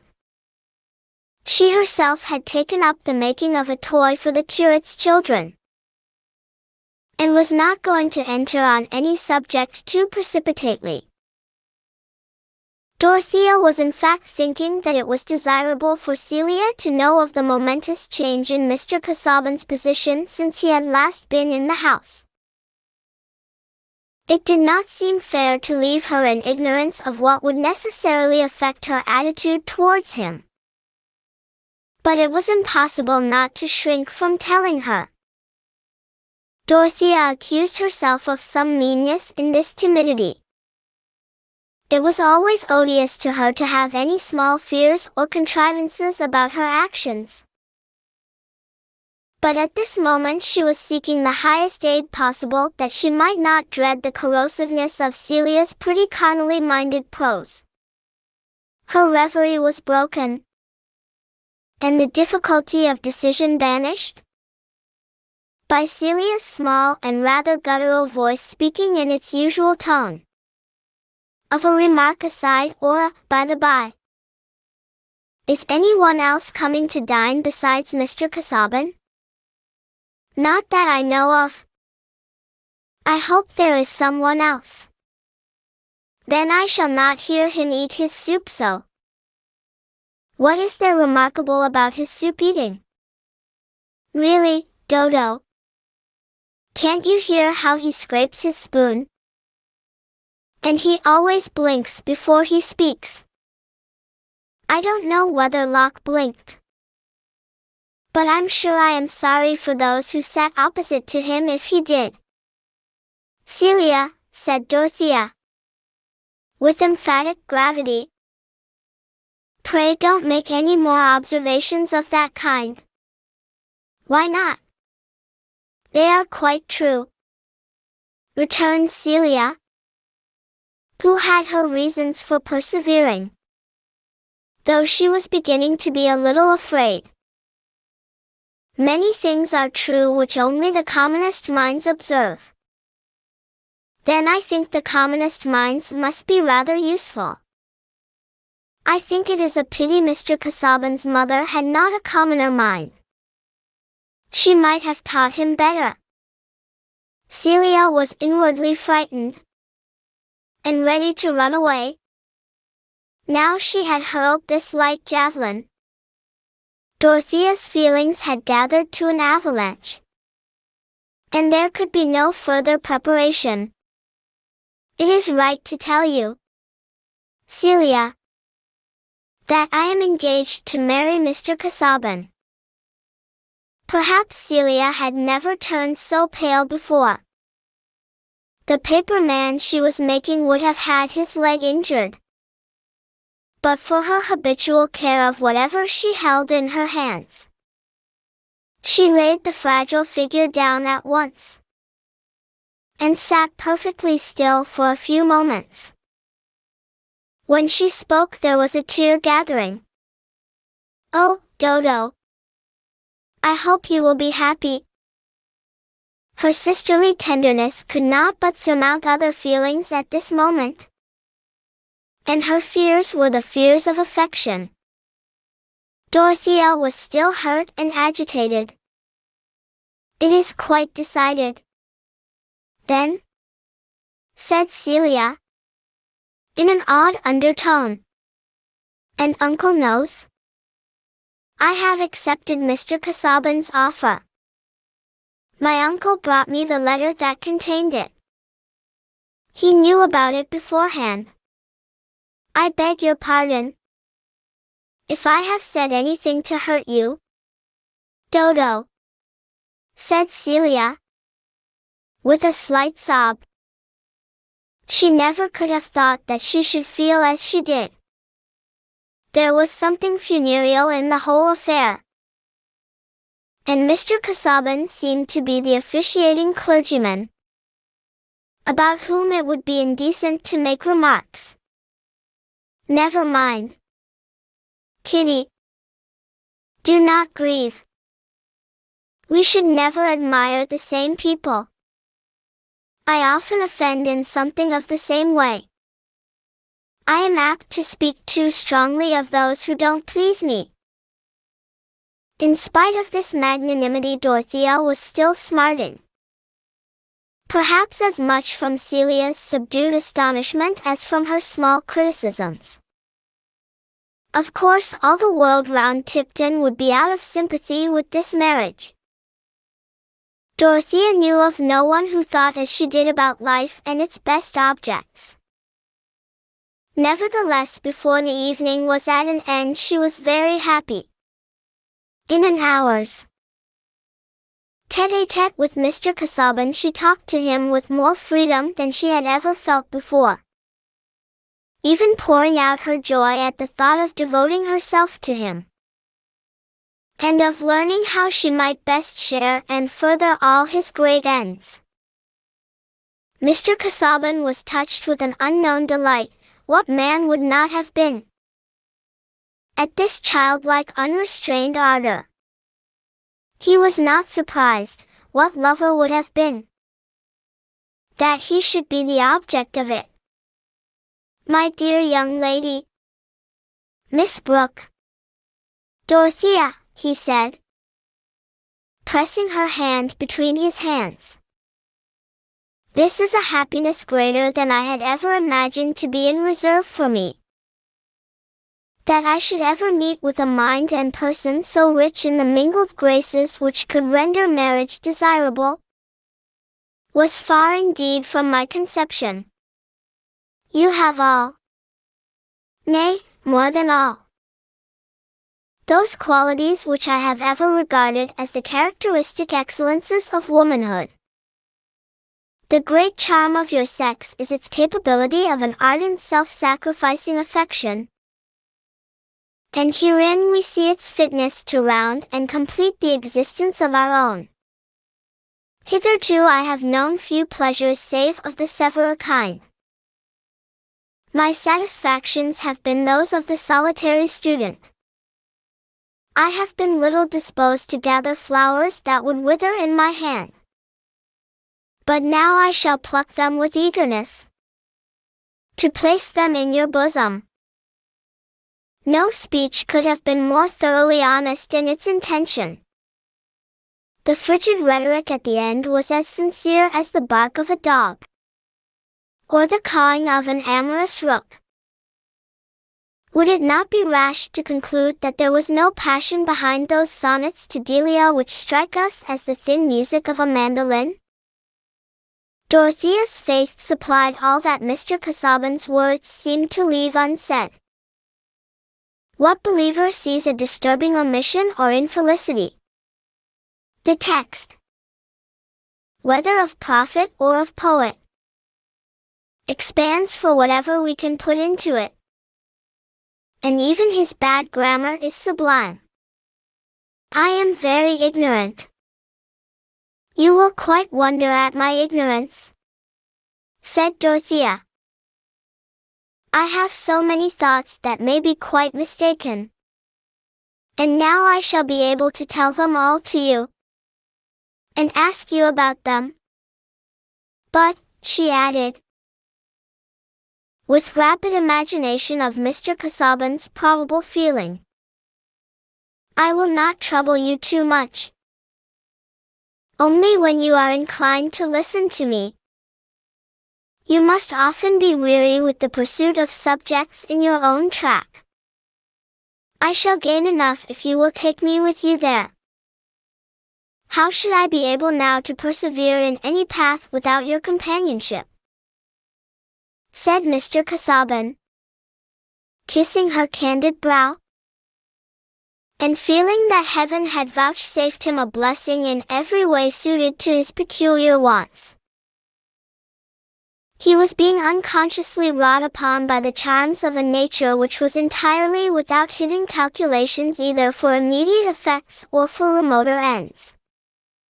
It was this which made Dorothea so childlike, and, according to some judges, so stupid, with all her reputed cleverness, as, for example, in the present case of throwing herself, metaphorically speaking, at Mr. Casaubon's feet, and kissing his unfashionable shoe ties as if he were a Protestant pope.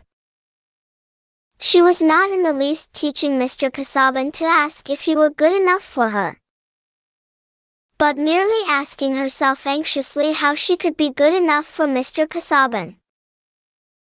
Before he left the next day it had been decided that the marriage should take place within 6 weeks. Why not? Mr. Casaubon's house was ready. It was not a parsonage, but a considerable mansion, with much land attached to it. The parsonage was inhabited by the curate, who did all the duty except preaching the morning sermon. Middlemarch. Chapter 6. My lady's tongue is like the meadow blades, that cut you stroking them with idle hand. Nice cutting is her function. She divides, with spiritual edge the millet seed, and makes intangible savings. As Mr. Casaubon's carriage was passing out of the gateway, it arrested the entrance of a pony phaeton driven by a lady with a servant seated behind. It was doubtful whether the recognition had been mutual, for Mr. Casaubon was looking absently before him. But the lady was quick-eyed, and threw a nod and a "How do you do?" in the nick of time. In spite of her shabby bonnet and very old Indian shawl, it was plain that the lodge-keeper regarded her as an important personage. From the low curtsy which was dropped on the entrance of the small phaeton, "Well, Mrs. Fitchett, how are your fowls laying now?" said the high-colored, dark-eyed lady, with the clearest chiseled utterance. "Pretty well for laying, madam. But they've ta'en to eating their eggs. I've no peace o' mind with them at all. Oh, the cannibals! Better sell them cheap at once." "What will you sell them a couple?" "One can't eat fowls of a bad character at a high price." "Well, madam, half-a-crown. I couldn't let them go. Not under half-a-crown, these times.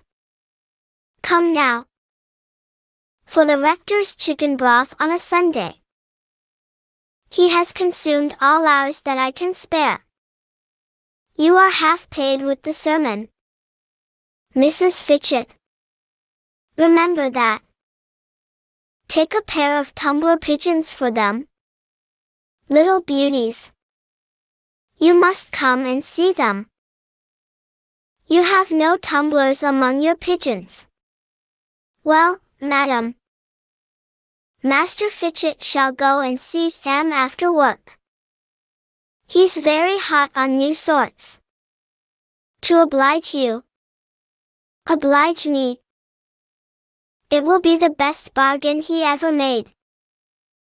A pair of church pigeons for a couple of wicked Spanish fowls that eat their own eggs. Don't you and Fitchett boast too much.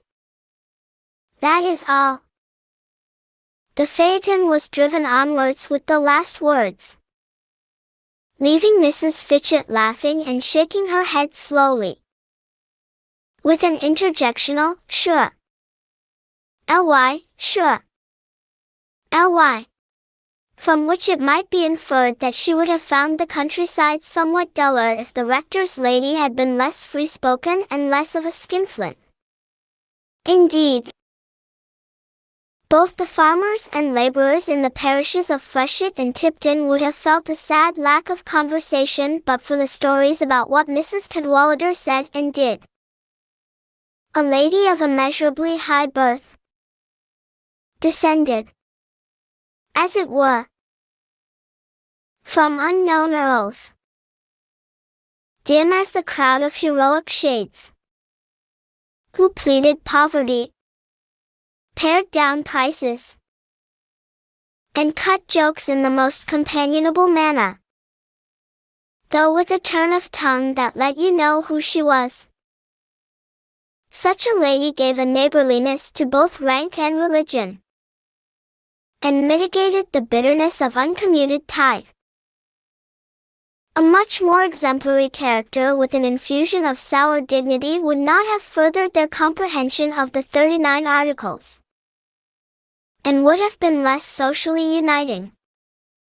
Mr. Brooke, seeing Mrs. Cadwallader's merits from a different point of view, winced a little when her name was announced in the library, where he was sitting alone. "I see you have had our Lowick Cicero here," she said, seating herself comfortably, throwing back her wraps, and showing a thin but well-built figure. "I suspect you and he are brewing some bad polities, else you would not be seeing so much of the lively man. I shall inform against you. Remember you are both suspicious characters since you took Peel's side about the Catholic bill. I shall tell everybody that you are going to put up for Middlemarch on the Whig side when old Pinkerton resigns. And that Casaubon is going to help you in an underhand manner. Going to bribe the voters with pamphlets. And throw open the public houses to distribute them. Come. Confess. Nothing of the sort, said Mr. Brooke, smiling and rubbing his eyeglasses, but really blushing a little at the impeachment. Casaubon and I don't talk politics much. He doesn't care much about the philanthropic side of things. Punishments. And that kind of thing. He only cares about church questions. That is not my line of action. You know. Either too much. My friend. I have heard of your doings. Who was it that sold his bit of land to the Papists at Middlemarch? I believe you bought it on purpose. You are a perfect Gypho. See if you are not burned in effigy this 5th of November coming. Humphrey would not come to quarrel with you about it. So I am come. Very good. I was prepared to be persecuted for not persecuting. Not persecuting, you know. There you go. That is a piece of claptrap you have got ready for the hustings. Now. Do not. Let them lure you to the hustings. My dear Mr. Brooke. A man always makes a fool of himself. Speechifying. There's no excuse but being on the right side. So that you can ask a blessing on your humming and hawing. You will lose yourself. I forewarn you. You will make a Saturday pie of all parties' opinions. And be pelted by everybody. That is what I expect. You know, said Mr. Brooke, not wishing to betray how little he enjoyed this prophetic sketch. What I expect as an independent man. As to the Whigs, a man who goes with the thinkers is not likely to be hooked on by any party. He may go with them up to a certain point. Up to a certain point. You know. But that is what you ladies never understand. Where your certain point is? No. I should like to be told how a man can have any certain point when he belongs to no party. Leading a roving life. And never letting his friends know his address. Nobody knows where Brooke will be. There's no counting on Brooke. That is what people say of you. To be quite frank. Now. Do turn respectable. How will you like going to sessions with everybody looking shy on you? And you with a bad conscience and an empty pocket? I don't pretend to argue with a lady on politics, said Mr. Brooke, with an air of smiling indifference. But feeling rather unpleasantly conscious that this attack of Mrs. Cadwallader's had opened the defensive campaign to which certain rash steps had exposed him. Your sex are not thinkers. You know. Varium et mutabile semper. That kind of thing. You don't know Virgil. I knew. Mr. Brooke reflected in time that he had not had the personal acquaintance of the Augustan poet. I was going to say. Poor Stoddard. You know. That was what he said. You ladies are always against an independent attitude, eh? Man's caring for nothing but truth. And that sort of thing. And there is no part of the county where opinion is narrower than it is here. I don't mean to throw stones, you know. But somebody is wanted to take the independent line. And if I don't take it, who will? Who? Why? Any upstart who has got neither blood nor position. People of standing should consume their independent nonsense at home, not hawk it about. And you, who are going to marry your niece, as good as your daughter, to one of our best men, Sir James would be cruelly annoyed. It will be too hard on him if you turn round now and make yourself a Whig signboard. Mr. Brooke again winced inwardly, for Dorothea's engagement had no sooner been decided than he had thought of Mrs. Cadwallader's prospective taunts. It might have been easy for ignorant observers to say, "Quarrel with Mrs. Cadwallader." But where is a country gentleman to go who quarrels with his oldest neighbors? Who could taste the fine flavor in the name of Brooke if it were delivered casually, like wine without a seal? Certainly a man can only be cosmopolitan up to a certain point. I hope Chetam and I shall always be good friends. But I am sorry to say there is no prospect of his marrying my niece, said Mr. Brooke, much relieved to see through the window that Celia was coming in. Why not? Said Mrs. Cadwallader, with a sharp note of surprise. It is hardly a fortnight since you and I were talking about it. My niece has chosen another suitor. Has chosen him. You know. I have had nothing to do with it. I should have preferred Chetam. And I should have said Chetam was the man any girl would have chosen. But there is no accounting for these things. Your sex is capricious, you know. Why, whom do you mean to say that you are going to let her marry? Mrs. Cadwallader's mind was rapidly surveying the possibilities of choice for Dorothea.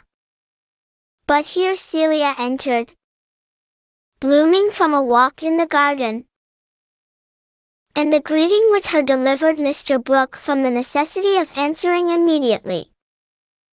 He got up hastily, and saying, "By the way, I must speak to Wright about the horses," shuffled quickly out of the room.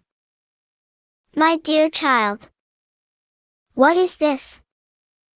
This about your sister's engagement? Said Mrs. Cadwallader. She is engaged to marry Mr. Casaubon, said Celia, resorting, as usual, to the simplest statement of fact, and enjoying this opportunity of speaking to the rector's wife alone. This is frightful. How long has it been going on? I only knew of it yesterday. They are to be married in 6 weeks. Well, my dear, I wish you joy of your brother-in-law. I am so sorry for Dorothea. Sorry. It is her doing, I suppose. Yes, she says Mr. Casaubon has a great soul. With all my heart. Oh, Mrs. Cadwallader, I don't think it can be nice to marry a man with a great soul. Well, my dear, take warning.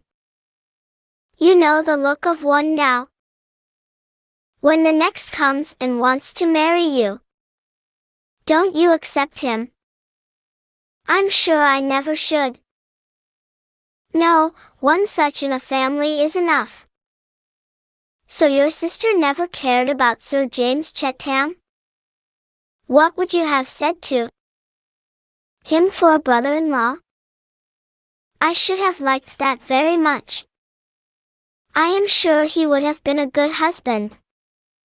Only, Celia added, with a slight blush, she sometimes seemed to blush as she breathed, I don't think he would have suited Dorothea. Not high-flown enough. Dodo is very strict. She thinks so much about everything, and is so particular about what one says. Sir James never seemed to please her. She must have encouraged him, I am sure. That is not very creditable. Please don't be angry with Dodo. She does not see things. She thought so much about the cottages. And she was rude to Sir James sometimes. But he is so kind. He never noticed it. Well, said Mrs. Cadwallader, putting on her shawl, and rising, as if in haste. I must go straight to Sir James and break this to him. He will have brought his mother back by this time. And I must call. Your uncle will never tell him. We are all disappointed. My dear. Young people should think of their families in marrying. I set a bad example. Married a poor clergyman, and made myself a pitiable object among the de Bracies. Obliged to get my coals by stratagem, and pray to heaven for my salad oil. However, Casaubon has money enough. I must do him that justice. As to his blood, I suppose the family quarterings are 3 cuttlefish sable, and a commentator rampant. By the by, before I go, my dear, I must speak to your Mrs. Carter about pastry. I want to send my young cook to learn of her. Poor people with 4 children, like us, you know, can't afford to keep a good cook. I have no doubt Mrs. Carter will oblige me. Sir James's cook is a perfect dragon. In less than an hour, Mrs. Cadwallader had circumvented Mrs. Carter and driven to Freshitt Hall, which was not far from her own parsonage. Her husband being resident in Freshitt and keeping a curate in Tipton. Sir James Chatham had returned from the short journey which had kept him absent for a couple of days, and had changed his dress, intending to ride over to Tipton Grange. His horse was standing at the door when Mrs. Cadwallader drove up, and he immediately appeared there himself, whip in hand. Lady Chatham had not yet returned, but Mrs. Cadwallader's errand could not be dispatched in the presence of grooms. So she asked to be taken into the conservatory close by, to look at the new plants. And on coming to a contemplative stand, she said, I have a great shock for you. I hope you are not so far gone in love as you pretended to be. It was of no use protesting against Mrs. Cadwallader's way of putting things. But Sir James's countenance changed a little. He felt a vague alarm. I do believe Brooke is going to expose himself after all. I accused him of meaning to stand for Middlemarch on the Liberal side, and he looked silly and never denied it. Talked about the independent line, and the usual nonsense. Is that all? Said Sir James, much relieved. Why, rejoined Mrs. Cadwallader, with a sharper note. You don't mean to say that you would like him to turn public man in that way? Making a sort of political cheap jack of himself? He might be dissuaded. I should think. He would not like the expense. That is what I told him. He is vulnerable to reason there. Always a few grains of common sense in an ounce of miserliness. Miserliness is a capital quality to run in families. It's the safe side from madness to dip on. And there must be a little crack in the Brooke family, else we should not see what we are to see. What? Brooke standing for Middlemarch? Worse than that. I really feel a little responsible. I always told you Miss Brooke would be such a fine match. I knew there was a great deal of nonsense in her, flighty sort of methodistical stuff. But these things were out of girls. However, I am taken by surprise for once. What do you mean, Mrs. Cadwallader? Said Sir James.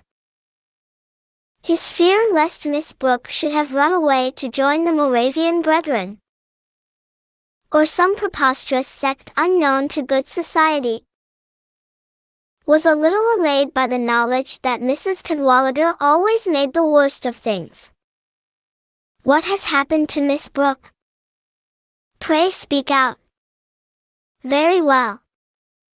She is engaged to be married. Mrs. Cadwallader paused a few moments, observing the deeply hurt expression in her friend's face, which he was trying to conceal by a nervous smile, while he whipped his boot. But she soon added, engaged to Casaubon. Sir James let his whip fall and stooped to pick it up. Perhaps his face had never before gathered so much concentrated disgust as when he turned to Mrs. Cadwallader and repeated, Casaubon? Even so. You know my errand now? Good God! It is horrible. He is no better than a mummy. The point of view has to be allowed for, as that of a blooming and disappointed rival. She says, he is a great soul. A great bladder for dried peas to rattle in, said Mrs. Cadwallader. What business has an old bachelor like that to marry? Said Sir James. He has one foot in the grave. He means to draw it out again, I suppose. Brooke ought not to allow it. He should insist on its being put off till she is of age. She would think better of it then. What is a guardian for? As if you could ever squeeze a resolution out of Brooke. Cadwallader might talk to him. Not he. Humphrey finds everybody charming. I never can get him to abuse Casaubon. He will even speak well of the bishop, though I tell him it is unnatural in a beneficed clergyman. What can one do with a husband who attends so little to the decencies? I hide it as well as I can by abusing everybody myself. Come. Come. Cheer up. You are well rid of Miss Brooke, a girl who would have been requiring you to see the stars by daylight. Between ourselves, little Celia is worth 2 of her, and likely after all to be the better match. For this marriage to Casaubon is as good as going to a nunnery. Oh, on my own account. It is for Miss Brooke's sake I think her friends should try to use their influence. Well, Humphrey doesn't know yet. But when I tell him, you may depend on it he will say, why not? Casaubon is a good fellow. And young enough. These charitable people never know vinegar from wine till they have swallowed it and got the colic. However, if I were a man I should prefer Celia. Especially when Dorothea was gone. The truth is, you have been courting one and half won the other. I can see that she admires you almost as much as a man expects to be admired.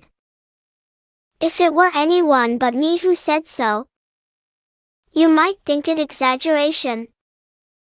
Goodbye. Sir James handed Mrs. Cadwallader to the phaeton, and then jumped on his horse. He was not going to renounce his ride because of his friend's unpleasant news. Only to ride the faster in some other direction than that of Tipton Grange. Now, why on earth should Mrs. Cadwallader have been at all busy about Miss Brooke's marriage? And why, when one match that she liked to think she had a hand in was frustrated, should she have straightway contrived the preliminaries of another? Was there any ingenious plot? Any hide-and-seek course of action, which might be detected by a careful telescopic watch? Not at all. A telescope might have swept the parishes of Tipton and Freshitt, the whole area visited by Mrs. Cadwallader in her phaeton, without witnessing any interview that could excite suspicion, or any scene from which she did not return with the same unperturbed keenness of eye and the same high natural color. In fact, if that convenient vehicle had existed in the days of the 7 sages, one of them would doubtless have remarked that you can know little of women by following them about in their pony phaetons.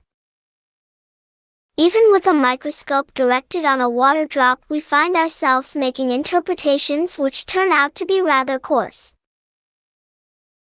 For whereas under a weak lens you may seem to see a creature exhibiting an active voracity into which other smaller creatures actively play as if they were so many animated tax pennies, a stronger lens reveals to you certain tiniest hairlets which make vortices for these victims while the swallower waits passively at his receipt of custom.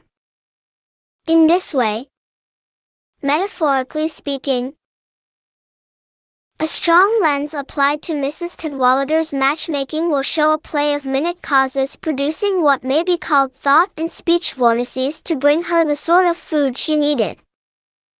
Her life was rurally simple, quite free from secrets either foul, dangerous, or otherwise important, and not consciously affected by the great affairs of the world. All the more did the affairs of the great world interest her, when communicated in the letters of high-born relations. The way in which fascinating younger sons had gone to the dogs by marrying their mistresses. The fine old-blooded idiocy of young Lord Taper, and the furious gouty humors of old Lord Megatherium. The exact crossing of genealogies which had brought a coronet into a new branch and widened the relations of scandal. These were topics of which she retained details with the utmost accuracy, and reproduced them in an excellent pickle of epigrams, which she herself enjoyed the more because she believed as unquestionably in birth and no birth as she did in game and vermin. She would never have disowned any one on the ground of poverty. A de Bracy reduced to take his dinner in a basin would have seemed to her an example of pathos worth exaggerating. and I fear his aristocratic vices would not have horrified her. But her feeling towards the vulgar rich was a sort of religious hatred. They had probably made all their money out of high retail prices. And Mrs. Cadwallader detested high prices for everything that was not paid in kind at the rectory. Such people were no part of God's design in making the world. And their accent was an affliction to the ears.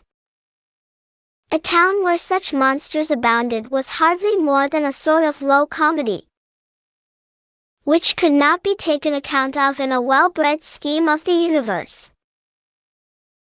Let any lady who is inclined to be hard on Mrs. Cadwallader inquire into the comprehensiveness of her own beautiful views, and be quite sure that they afford accommodation for all the lives which have the honor to coexist with hers. With such a mind, active as phosphorus, biting everything that came near into the form that suited it. How could Mrs. Cadwallader feel that the Miss Brookes and their matrimonial prospects were alien to her? Especially as it had been the habit of years for her to scold Mr. Brooke with the friendliest frankness, and let him know in confidence that she thought him a poor creature. From the first arrival of the young ladies in Tipton she had prearranged Dorothea's marriage with Sir James, and if it had taken place would have been quite sure that it was her doing. That it should not take place after she had preconceived it caused her an irritation which every thinker will sympathize with. She was the diplomatist of Tipton and Freshitt, and for anything to happen in spite of her was an offensive irregularity. As to freaks like this of Miss Brookes, Mrs. Cadwallader had no patience with them, and now saw that her opinion of this girl had been infected with some of her husband's weak charitableness. Those methodistical whims, that air of being more religious than the rector and curate together, came from a deeper and more constitutional disease than she had been willing to believe. However, said Mrs. Cadwallader, first to herself and afterwards to her husband, I throw her over. There was a chance, if she had married Sir James, of her becoming a sane, sensible woman. He would never have contradicted her. And when a woman is not contradicted, she has no motive for obstinacy in her absurdities. But now I wish her joy of her hair shirt. It followed that Mrs. Cadwallader must decide on another match for Sir James. And having made up her mind that it was to be the younger Miss Brooke, there could not have been a more skillful move towards the success of her plan than her hint to the baronet that he had made an impression on Celia's heart. For he was not one of those gentlemen who languish after the unattainable Sappho's apple that laughs from the topmost bough. The charms which smile like the knot of cowslips on the cliff, not to be come at by the willing hand. He had no sonnets to write, and it could not strike him agreeably that he was not an object of preference to the woman whom he had preferred. Already the knowledge that Dorothea had chosen Mr. Casaubon had bruised his attachment and relaxed its hold. Although Sir James was a sportsman, he had some other feelings towards women than towards grouse and foxes, and did not regard his future wife in the light of prey, valuable chiefly for the excitements of the chase. Neither was he so well acquainted with the habits of primitive races as to feel that an ideal combat for her, tomahawk in hand, so to speak, was necessary to the historical continuity of the marriage tie. On the contrary, having the amiable vanity which knits us to those who are fond of us, and disinclines us to those who are indifferent, and also a good grateful nature. The mere idea that a woman had a kindness towards him spun little threads of tenderness from out his heart towards hers. Thus it happened that after Sir James had ridden rather fast for half an hour in a direction away from Tipton Grange, he slackened his pace, and at last turned into a road which would lead him back by a shorter cut. Various feelings wrought in him the determination after all to go to the Grange today as if nothing new had happened. He could not help rejoicing that he had never made the offer and been rejected. Mere friendly politeness required that he should call to see Dorothea about the cottages. And now happily Mrs. Cadwallader had prepared him to offer his congratulations, if necessary, without showing too much awkwardness. He really did not like it. Giving up Dorothea was very painful to him. But there was something in the resolve to make this visit forthwith and conquer all show of feeling, which was a sort of file-biting and counter-irritant, and without his distinctly recognizing the impulse. There certainly was present in him the sense that Celia would be there, and that he should pay her more attention than he had done before. We mortals, men and women, devour many a disappointment between breakfast and dinner time, keep back the tears and look a little pale about the lips, and in answer to inquiries say, "Oh, nothing." Pride helps us. And pride is not a bad thing when it only urges us to hide our own hurts, not to hurt others. Middlemarch. Chapter 7. Piacere Pop 1. Vol la sua stagione. Italian proverb. Mr. Casaubon, as might be expected, spent a great deal of his time at the Grange in these weeks, and the hindrance which courtship occasioned to the progress of his great work, the key to all mythologies, naturally made him look forward the more eagerly to the happy termination of courtship.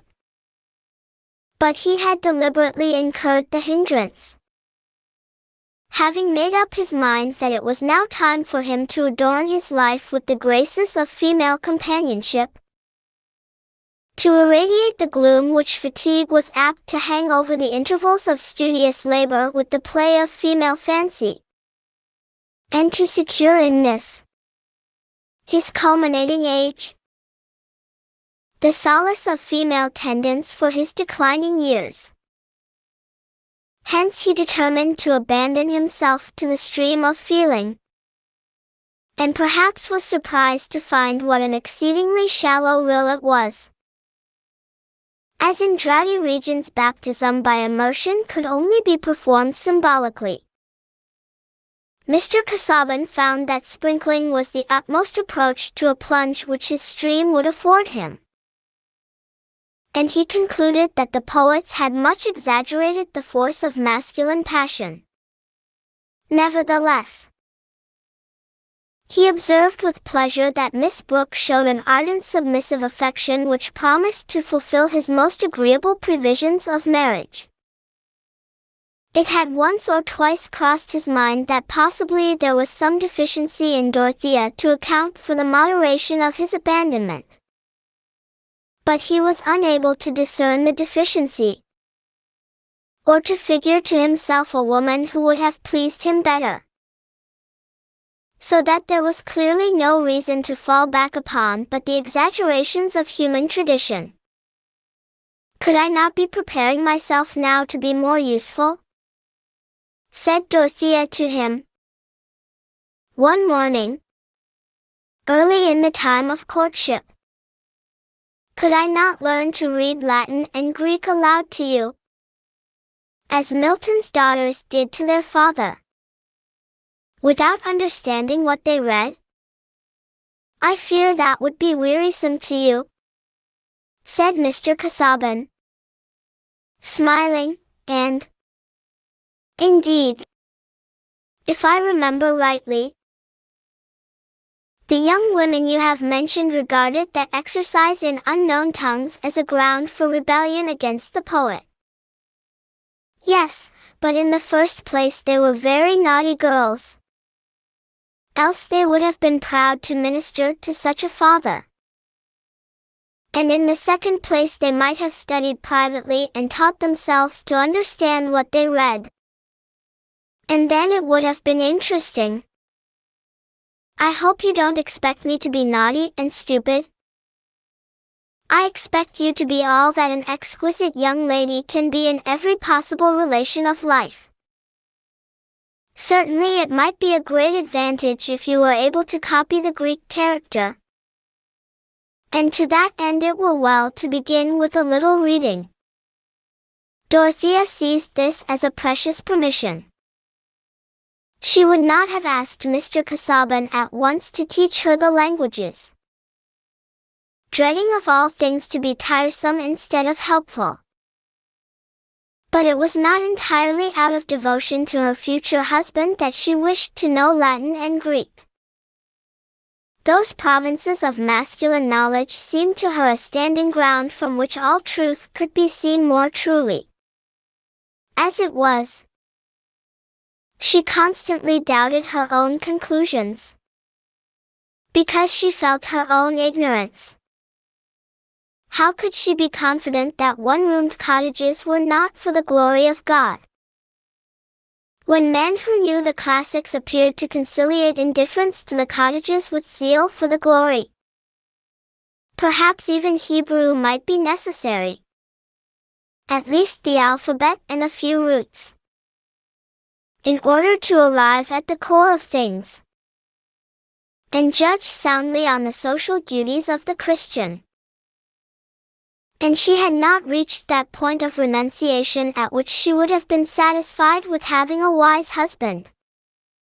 She wished, poor child, to be wise herself. Miss Brooke was certainly very naive with all her alleged cleverness. Celia, whose mind had never been thought too powerful, saw the emptiness of other people's pretensions much more readily. To have in general but little feeling seems to be the only security against feeling too much on any particular occasion. However, Mr. Casaubon consented to listen and teach for an hour together, like a schoolmaster of little boys, or rather like a lover, to whom a mistress's elementary ignorance and difficulties have a touching fitness. Few scholars would have disliked teaching the alphabet under such circumstances. But Dorothea herself was a little shocked and discouraged at her own stupidity, and the answers she got to some timid questions about the value of the Greek accents gave her a painful suspicion that here indeed there might be secrets not capable of explanation to a woman's reason. Mr. Brooke had no doubt on that point, and expressed himself with his usual strength upon it one day that he came into the library while the reading was going forward. Well, but now, Casaubon, such deep studies, classics, mathematics, that kind of thing, are too taxing for a woman. Too taxing, you know. Dorothea is learning to read the characters simply, said Mr. Casaubon, evading the question. She had the very considerate thought of saving my eyes. Ah, well, without understanding, you know, that may not be so bad. But there is a lightness about the feminine mind, a touch and go. Music, the fine arts. That kind of thing. They should study those up to a certain point. Women should. But in a light way. You know. A woman should be able to sit down and play you or sing you a good old English tune. That is what I like. Though I have heard most things. Been at the opera in Vienna. Gluck. Mozart. Everything of that sort. But I'm a conservative in music. It's not like ideas. You know. I stick to the good old tunes. Mr. Casaubon is not fond of the piano.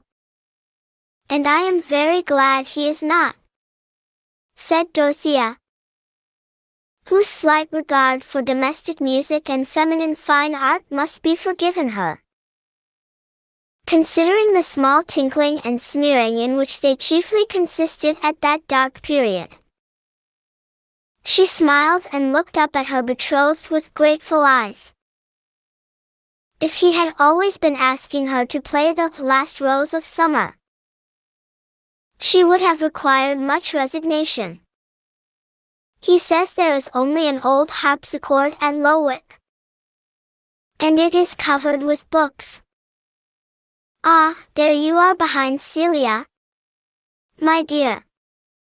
Celia, now, plays very prettily, and is always ready to play.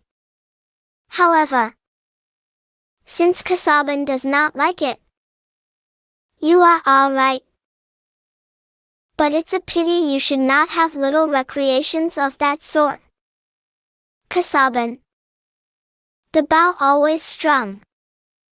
That kind of thing, you know, will not do.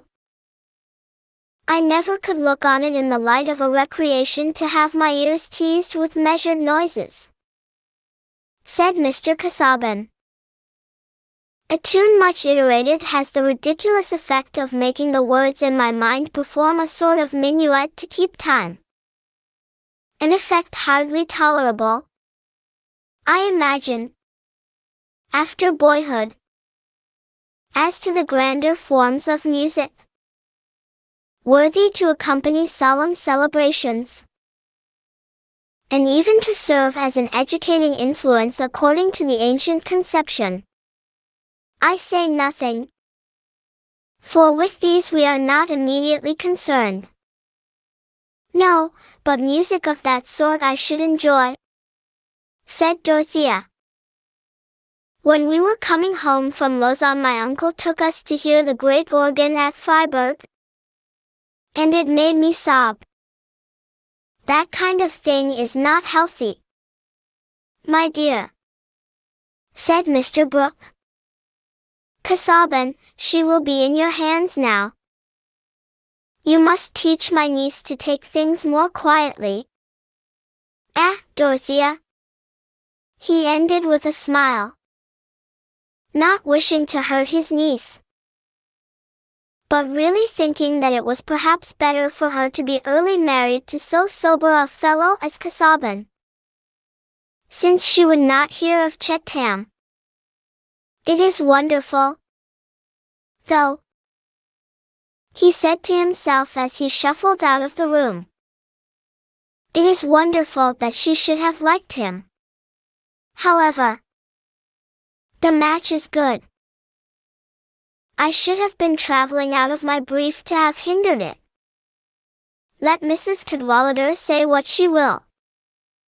He is pretty certain to be a bishop, is Casaubon. That was a very seasonable pamphlet of his on the Catholic question. A deanery at least. They owe him a deanery.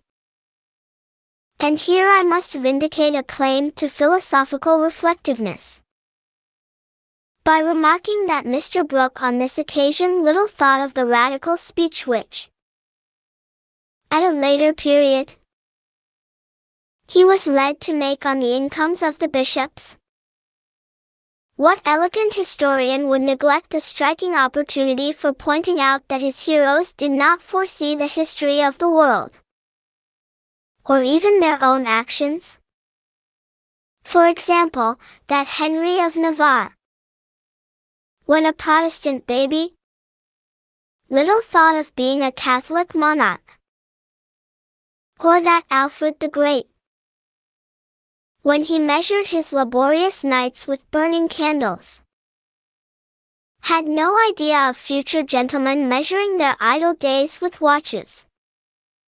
Here is a mine of truth, which, however vigorously it may be worked, is likely to outlast our coal. But of Mr. Brooke I make a further remark perhaps less warranted by precedent. Namely, that if he had foreknown his speech, it might not have made any great difference. To think with pleasure of his niece's husband having a large ecclesiastical income was one thing. To make a liberal speech was another thing. And it is a narrow mind which cannot look at a subject from various points of view. Middlemarch. Chapter 8. Oh, rescue her. I am her brother now, and you her father. Every gentle maid should have a guardian in each gentleman. It was wonderful to Sir James Chatham how well he continued to like going to the Grange after he had once encountered the difficulty of seeing Dorothea for the first time in the light of a woman who was engaged to another man. Of course the forked lightning seemed to pass through him when he first approached her, and he remained conscious throughout the interview of hiding uneasiness. But, good as he was, it must be owned that his uneasiness was less than it would have been if he had thought his rival a brilliant and desirable match. He had no sense of being eclipsed by Mr. Casaubon. He was only shocked that Dorothea was under a melancholy illusion, and his mortification lost some of its bitterness by being mingled with compassion. Nevertheless, while Sir James said to himself that he had completely resigned her, since with the perversity of a Desdemona she had not effected a proposed match that was clearly suitable and according to nature, he could not yet be quite passive under the idea of her engagement to Mr. Casaubon. On the day when he first saw them together in the light of his present knowledge, it seemed to him that he had not taken the affair seriously enough. Brooke was really culpable. He ought to have hindered it. Who could speak to him? Something might be done perhaps even now, at least to defer the marriage. On his way home he turned into the rectory and asked for Mr. Cadwallader. Happily, the rector was at home, and his visitor was shown into the study, where all the fishing tackle hung. But he himself was in a little room adjoining, at work with his turning apparatus, and he called to the baronet to join him there. The two were better friends than any other landholder and clergyman in the county, a significant fact which was in agreement with the amiable expression of their faces. Mr. Cadwallader was a large man, with full lips and a sweet smile, very plain and rough in his exterior, but with that solid imperturbable ease and good humor which is infectious, and like great grassy hills in the sunshine, quiets even an irritated egoism, and makes it rather ashamed of itself. "Well, how are you?" he said, showing a hand not quite fit to be grasped. "Sorry I missed you before. Is there anything particular?" You look vexed. Sir James's brow had a little crease in it. A little depression of the eyebrow, which he seemed purposely to exaggerate as he answered. It is only this conduct of Brooks. I really think somebody should speak to him. What? Meaning to stand? Said Mr. Cadwallader, going on with the arrangement of the reels which he had just been turning. I hardly think he means it. But where's the harm? If he likes it. Anyone who objects to Whiggery should be glad when the Whigs don't put up the strongest fellow. They won't overturn the Constitution with our friend Brooks' head for a battering ram. Oh, I don't mean that, said Sir James, who, after putting down his hat and throwing himself into a chair, had begun to nurse his leg and examine the sole of his boot with much bitterness. I mean this marriage. I mean his letting that blooming young girl marry Casaubon. What is the matter with Casaubon? I see no harm in him. If the girl likes him, she is too young to know what she likes. Her guardian ought to interfere. He ought not to allow the thing to be done in this headlong manner.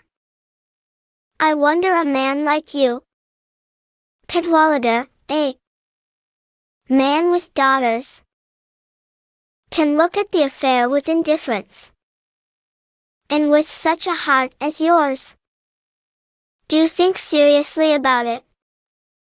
I am not joking.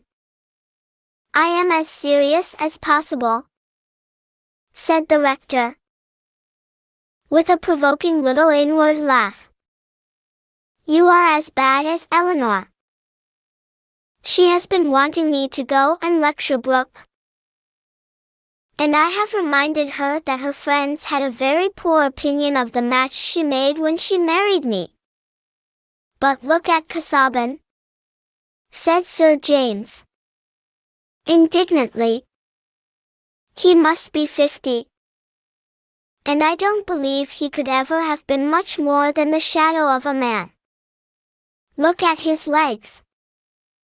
Confound you handsome young fellows. You think of having it all your own way in the world. You don't understand women. They don't admire you half so much as you admire yourselves. Eleanor used to tell her sisters that she married me for my ugliness. It was so various and amusing that it had quite conquered her prudence. You! It was easy enough for a woman to love you. But this is no question of beauty. I don't like Casaubon. This was Sir James's strongest way of implying that he thought ill of a man's character. Why? What do you know against him? Said the rector, laying down his reels, and putting his thumbs into his armholes with an air of attention. Sir James paused. He did not usually find it easy to give his reasons. It seemed to him strange that people should not know them without being told, since he only felt what was reasonable. At last he said, Now, Cadwallader, has he got any heart? Well, yes. I don't mean of the melting sort, but a sound kernel. That you may be sure of. He is very good to his poor relations, pensions several of the women, and is educating a young fellow at a good deal of expense.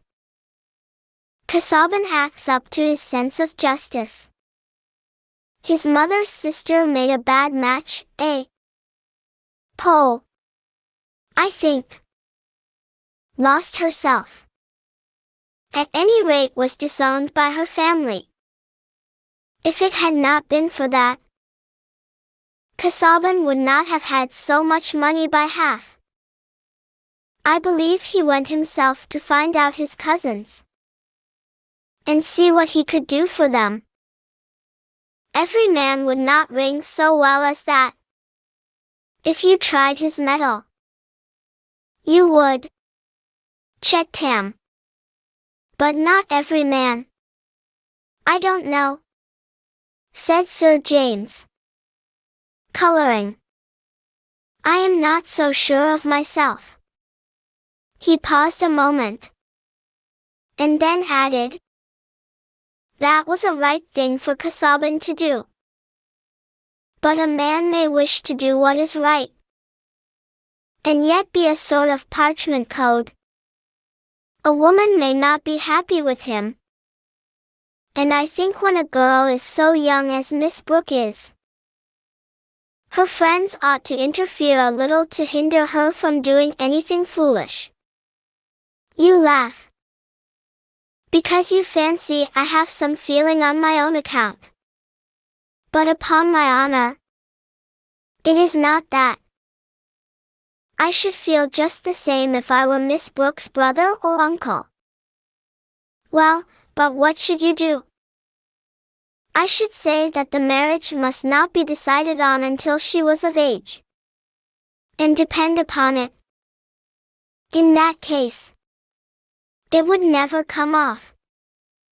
I wish you saw it as I do. I wish you would talk to Brooke about it. Sir James rose as he was finishing his sentence, for he saw Mrs. Cadwallader entering from the study. She held by the hand her youngest girl, about 5 years old, who immediately ran to Papa and was made comfortable on his knee. I hear what you are talking about, said the wife. But you will make no impression on Humphrey. As long as the fish rise to his bait, everybody is what he ought to be. Bless you. Casaubon has got a trout stream, and does not care about fishing in it himself. Could there be a better fellow? Well, there is something in that, said the rector, with his quiet, inward laugh. It is a very good quality in a man to have a trout stream. But seriously, said Sir James, whose vexation had not yet spent itself, don't you think the rector might do some good by speaking? Oh, I told you beforehand what he would say, answered Mrs. Cadwallader, lifting up her eyebrows. I have done what I could. I wash my hands of the marriage. In the first place, said the rector, looking rather grave, it would be nonsensical to expect that I could convince Brooke and make him act accordingly. Brooke is a very good fellow, but pulpy. He will run into any mold, but he won't keep shape. He might keep shape long enough to defer the marriage, said Sir James. But, my dear Chetam, why should I use my influence to Casaubon's disadvantage? Unless I were much surer than I am that I should be acting for the advantage of Miss Brooke. I know no harm of Casaubon. I don't care about his Sesothrus and Fiefo-Fum and the rest. But then he doesn't care about my fishing tackle. As to the line he took on the Catholic question, that was unexpected. But he has always been civil to me, and I don't see why I should spoil his sport. For anything I can tell, Miss Brooke may be happier with him than she would be with any other man. Humphrey, I have no patience with you. You know you would rather dine under the hedge than with Casaubon alone. You have nothing to say to each other. What has that to do with Miss Brooks marrying him? She does not do it for my amusement. He has got no good red blood in his body," said Sir James. "No. Somebody put a drop under a magnifying glass and it was all semicolons and parentheses," said Mrs. Cadwallader. "Why does he not bring out his book instead of marrying?" said Sir James, with a disgust which he held warranted by the sound feeling of an English layman. "Oh, he dreams footnotes, and they run away with all his brains. They say, when he was a little boy, he made an abstract of hop o' my thumb, and he has been making abstracts ever since. Ugh! And that is the man Humphrey goes on saying that a woman may be happy with. Well, he is what Miss Brooke likes," said the rector. "I don't profess to understand every young lady's taste. But if she were your own daughter," said Sir James, "that would be a different affair. She is not my daughter, and I don't feel called upon to interfere. Casaubon is as good as most of us. He is a scholarly clergyman, and creditable to the cloth. Some radical fellow speechifying at Middlemarch said Casaubon was the learned straw-chopping incumbent, and Freke was the brick-and-mortar incumbent, and I was the angling incumbent. And upon my word, I don't see that one is worse or better than the other." The rector ended with his silent laugh. He always saw the joke of any satire against himself. His conscience was large and easy, like the rest of him. It did only what it could do without any trouble. Clearly, there would be no interference with Miss Brooks' marriage through Mr. Cadwallader. And Sir James felt with some sadness that she was to have perfect liberty of misjudgment. It was a sign of his good disposition that he did not slacken at all in his intention of carrying out Dorothea's design of the cottages. Doubtless this persistence was the best course for his own dignity. But pride only helps us to be generous. It never makes us so, any more than vanity makes us witty. She was now enough aware of Sir James's position with regard to her to appreciate the rectitude of his perseverance in a landlord's duty, to which he had at first been urged by a lover's complaisance. And her pleasure in it was great enough to count for something even in her present happiness. Perhaps she gave to Sir James Chetham's cottages all the interest she could spare from Mr. Casaubon, or rather from the symphony of hopeful dreams, admiring trust, and passionate self-devotion which that learned gentleman had set playing in her soul. Hence it happened that in the good baronet's succeeding visits, while he was beginning to pay small attentions to Celia, he found himself talking with more and more pleasure to Dorothea.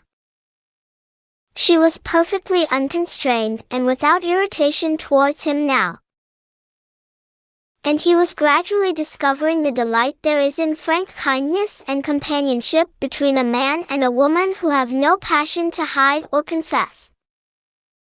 Middlemarch. Chapter 9.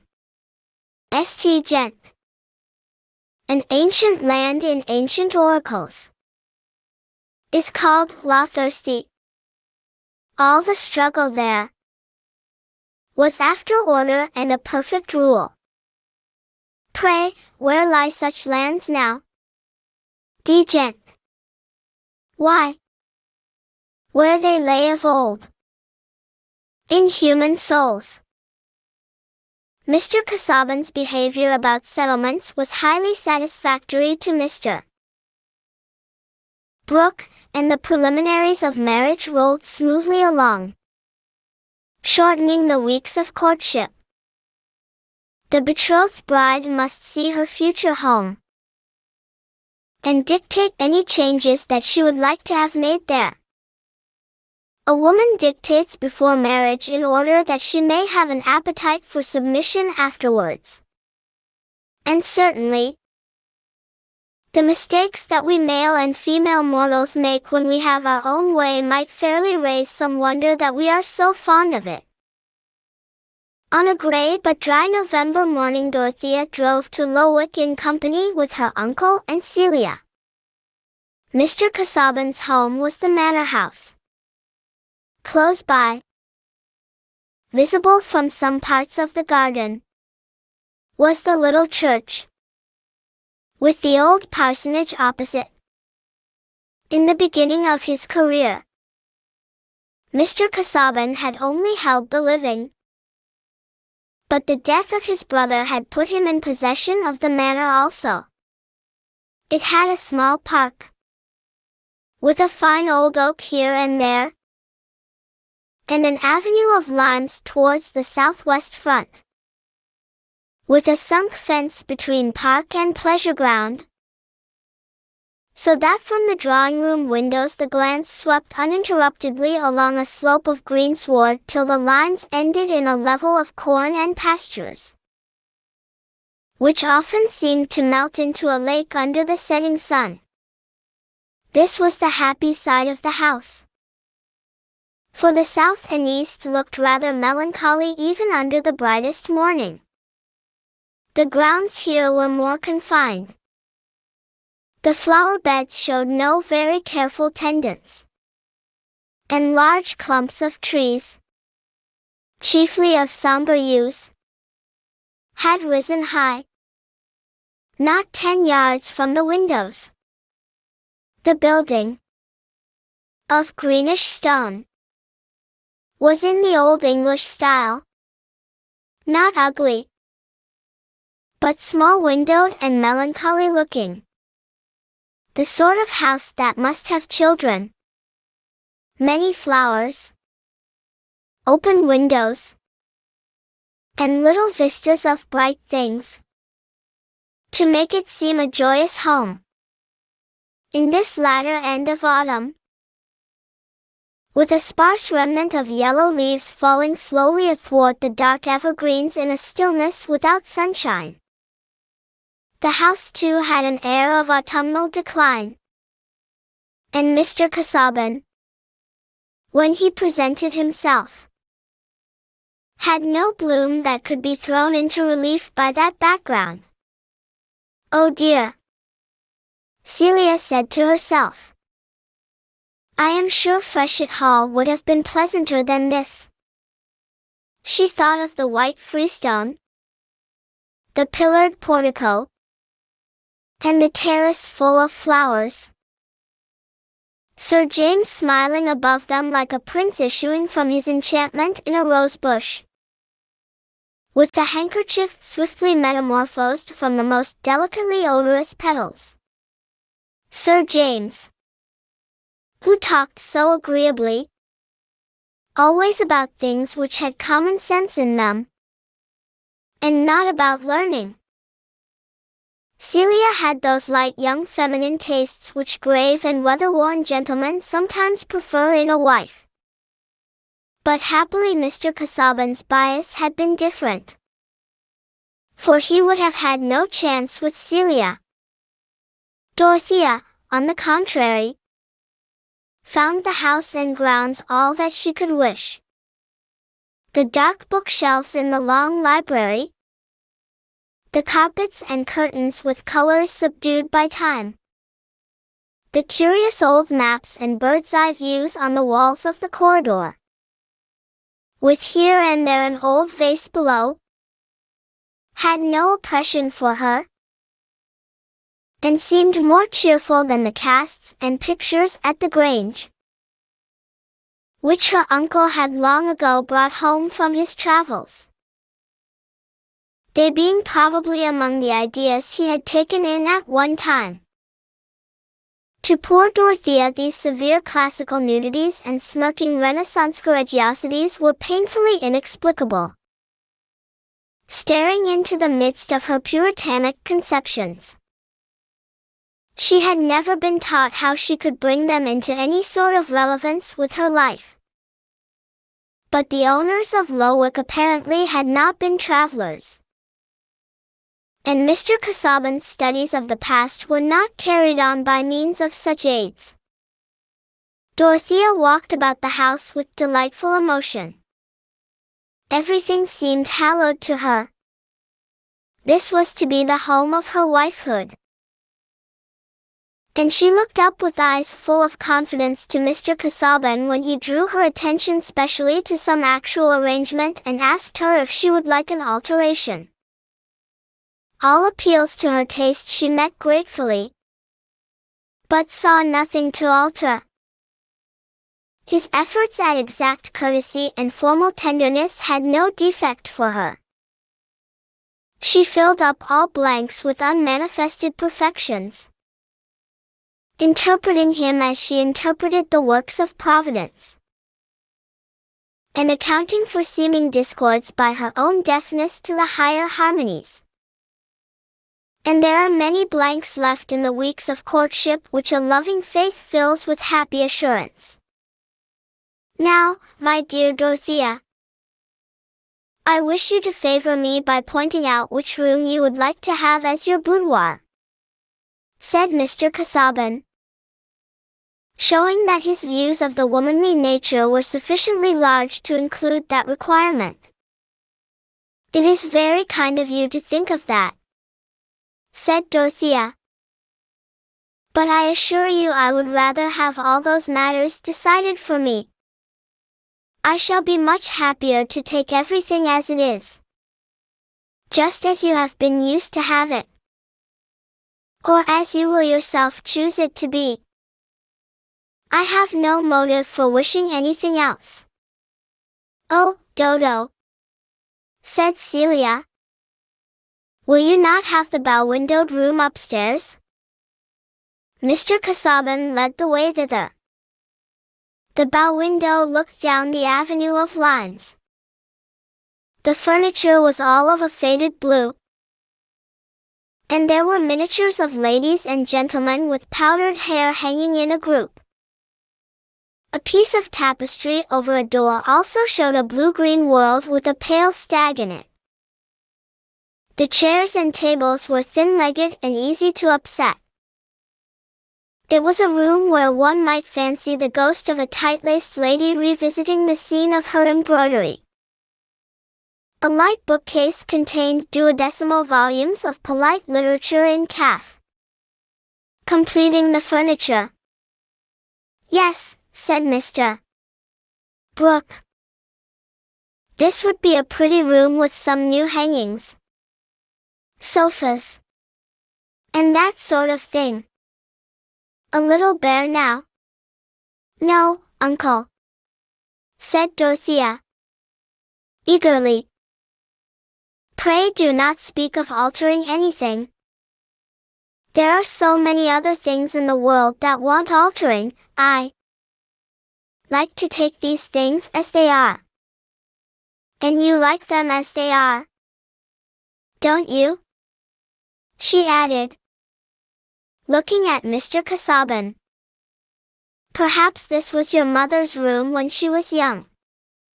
It was, he said, with his slow bend of the head. This is your mother, said Dorothea, who had turned to examine the group of miniatures. It is like the tiny one you brought me, only, I should think, a better portrait. And this one opposite? Who is this? Her elder sister. They were, like you and your sister, the only two children of their parents, who hang above them. You see, the sister is pretty, said Celia, implying that she thought less favorably of Mr. Casaubon's mother. It was a new opening to Celia's imagination. That he came of a family who had all been young in their time. The ladies wearing necklaces. It is a peculiar face, said Dorothea, looking closely.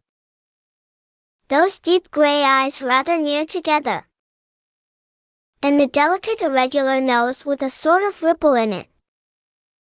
And all the powdered curls hanging backward. Altogether it seems to me peculiar rather than pretty.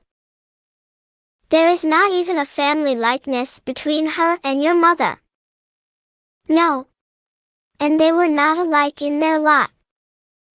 You did not mention her to me, said Dorothea. My aunt made an unfortunate marriage. I never saw her. Dorothea wondered a little, but felt that it would be indelicate just then to ask for any information which Mr. Casaubon did not proffer. And she turned to the window to admire the view. The sun had lately pierced the gray, and the avenue of limes cast shadows. Shall we not walk in the garden now? Said Dorothea. And you would like to see the church, you know, said Mr. Brooke. It is a droll little church. And the village. It all lies in a nutshell. By the way, it will suit you, Dorothea. For the cottages are like a row of almshouses. Little gardens. Gillyflowers. That sort of thing. Yes, please, said Dorothea, looking at Mr. Casaubon. I should like to see all that. She had got nothing from him more graphic about the Lowood cottages than that they were not bad. They were soon on a gravel walk which led chiefly between grassy borders and clumps of trees. This being the nearest way to the church. Mr. Casaubon said. At the little gate leading into the churchyard there was a pause while Mr. Casaubon went to the parsonage close by to fetch a key. Celia, who had been hanging a little in the rear, came up presently, when she saw that Mr. Casaubon was gone away, and said in her easy staccato, which always seemed to contradict the suspicion of any malicious intent. Do you know, Dorothea, I saw someone quite young coming up one of the walks. Is that astonishing, Celia? There may be a young gardener, you know. Why not? Said Mr. Brooke. I told Casaubon he should change his gardener. No, not a gardener, said Celia. A gentleman with a sketchbook. He had light brown curls. I only saw his back. But he was quite young. The curate's son. Perhaps, said Mr. Brooke. Ah, there is Casaubon again. And Tucker with him. He is going to introduce Tucker. You don't know Tucker yet. Mr. Tucker was the middle-aged curate, one of the inferior clergy, who are usually not wanting in sons. But after the introduction, the conversation did not lead to any question about his family, and the startling apparition of youthfulness was forgotten by everyone but Celia. She inwardly declined to believe that the light brown curls and slim figure could have any relationship to Mr. Tucker, who was just as old and musty-looking as she would have expected Mr. Casaubon's curate to be. Doubtless an excellent man who would go to heaven, for Celia wished not to be unprincipled. But the corners of his mouth were so unpleasant. Celia thought with some dismalness of the time she should have to spend as bridesmaid at Lowick, while the curate had probably no pretty little children whom she could like. Irrespective of principle, Mr. Tucker was invaluable in their walk. And perhaps Mr. Casaubon had not been without foresight on this head. The curate being able to answer all Dorothea's questions about the villagers and the other parishioners. Everybody, he assured her, was well off in Lowick. Not a cottager in those double cottages at a low rent but kept a pig. And the strips of garden at the back were well tended. The small boys wore excellent corduroy. The girls went out as tidy servants, or did a little straw plaiting at home. No loons here, no dissent. And though the public disposition was rather towards laying by money than towards spirituality, there was not much vice. The speckled fowls were so numerous that Mr. Brooke observed, "Your farmers leave some barley for the women to glean. I see. The poor folks here might have a fowl in their pot, as the good French king used to wish for all his people. The French eat a good many fowls. Skinny fowls, you know. I think it was a very cheap wish of his," said Dorothea indignantly. "Are kings such monsters that a wish like that must be reckoned a royal virtue? And if he wished them a skinny fowl," said Celia, "that would not be nice. But perhaps he wished them to have fat fowls." "Yes, but the word has dropped out of the text. Or perhaps was subaudidum.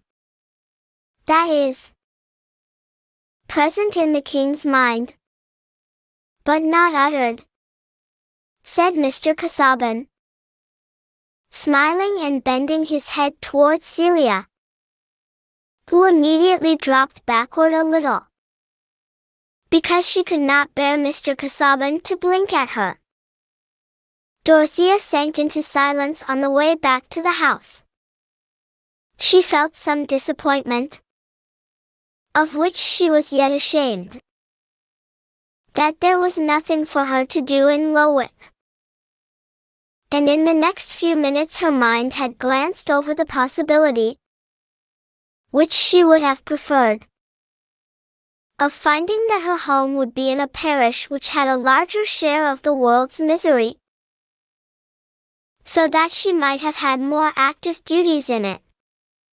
Then, recurring to the future actually before her, she made a picture of more complete devotion to Mr. Casaubon's aims in which she would await new duties. Many such might reveal themselves to the higher knowledge gained by her in that companionship. Mr. Tucker soon left them, having some clerical work which would not allow him to lunch at the hall. And as they were re-entering the garden through the little gate, Mr. Casaubon said, "You seem a little sad, Dorothea. I trust you are pleased with what you have seen." "I am feeling something which is perhaps foolish and wrong," answered Dorothea, with her usual openness, almost wishing that the people wanted more to be done for them here. "I have known so few ways of making my life good for anything. Of course, my notions of usefulness must be narrow. I must learn new ways of helping people." "Doubtless," said Mr. Casaubon. "Each position has its corresponding duties. Yours, I trust, as the mistress of Lowick, will not leave any yearning unfulfilled. Indeed, I believe that, said Dorothea earnestly. Do not suppose that I am sad. That is well. But, if you are not tired, we will take another way to the house than that by which we came. Dorothea was not at all tired, and a little circuit was made towards a fine yew tree, the chief hereditary glory of the grounds on this side of the house. As they approached it, a figure, conspicuous on a dark background of evergreens, was seated on a bench, sketching the old tree. Mr. Brooke, who was walking in front with Celia, turned his head and said, Who is that youngster? Casaubon? They had come very near when Mr. Casaubon answered, That is a young relative of mine, a second cousin, the grandson. In fact, he added, looking at Dorothea, of the lady whose portrait you have been noticing, my Aunt Julia. The young man had laid down his sketchbook and risen. His bushy light brown curls, as well as his youthfulness, identified him at once with Celia's apparition. Dorothea, let me introduce to you my cousin, Mr. Ladislaw. Will. This is Miss Brooke. The cousin was so close now, that, when he lifted his hat, Dorothea could see a pair of gray eyes rather near together, a delicate irregular nose with a little ripple in it, and hair falling backward. But there was a mouth and chin of a more prominent, threatening aspect than belonged to the type of the grandmother's miniature. Young Ladislaw did not feel it necessary to smile, as if he were charmed with this introduction to his future second cousin and her relatives, but wore rather a pouting air of discontent. You are an artist, I see, said Mr. Brooke, taking up the sketchbook and turning it over in his unceremonious fashion. No, I only sketch a little. There is nothing fit to be seen there, said young Ladislaw, coloring, perhaps with temper rather than modesty. Oh, come. This is a nice bit. Now, I did a little in this way myself at one time. You know. Look here. Now, this is what I call a nice thing, done with what we used to call brio.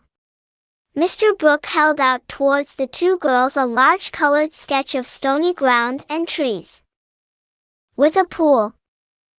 I am no judge of these things, said Dorothea, not coldly, but with an eager deprecation of the appeal to her. You know, Uncle, I never see the beauty of those pictures which you say are so much praised.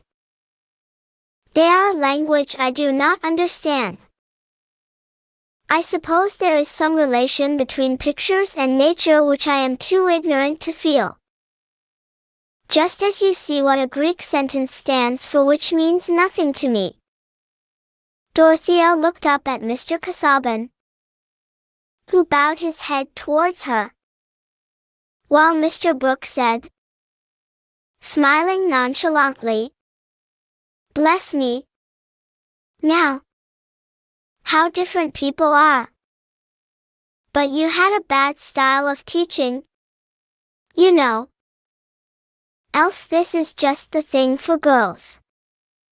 Sketching, fine art and so on. But you took to drawing plans. You don't understand. Morbidezza, and that kind of thing. You will come to my house. I hope. And I will show you what I did in this way. He continued, turning to young Ladislaw, who had to be recalled from his preoccupation in observing Dorothea.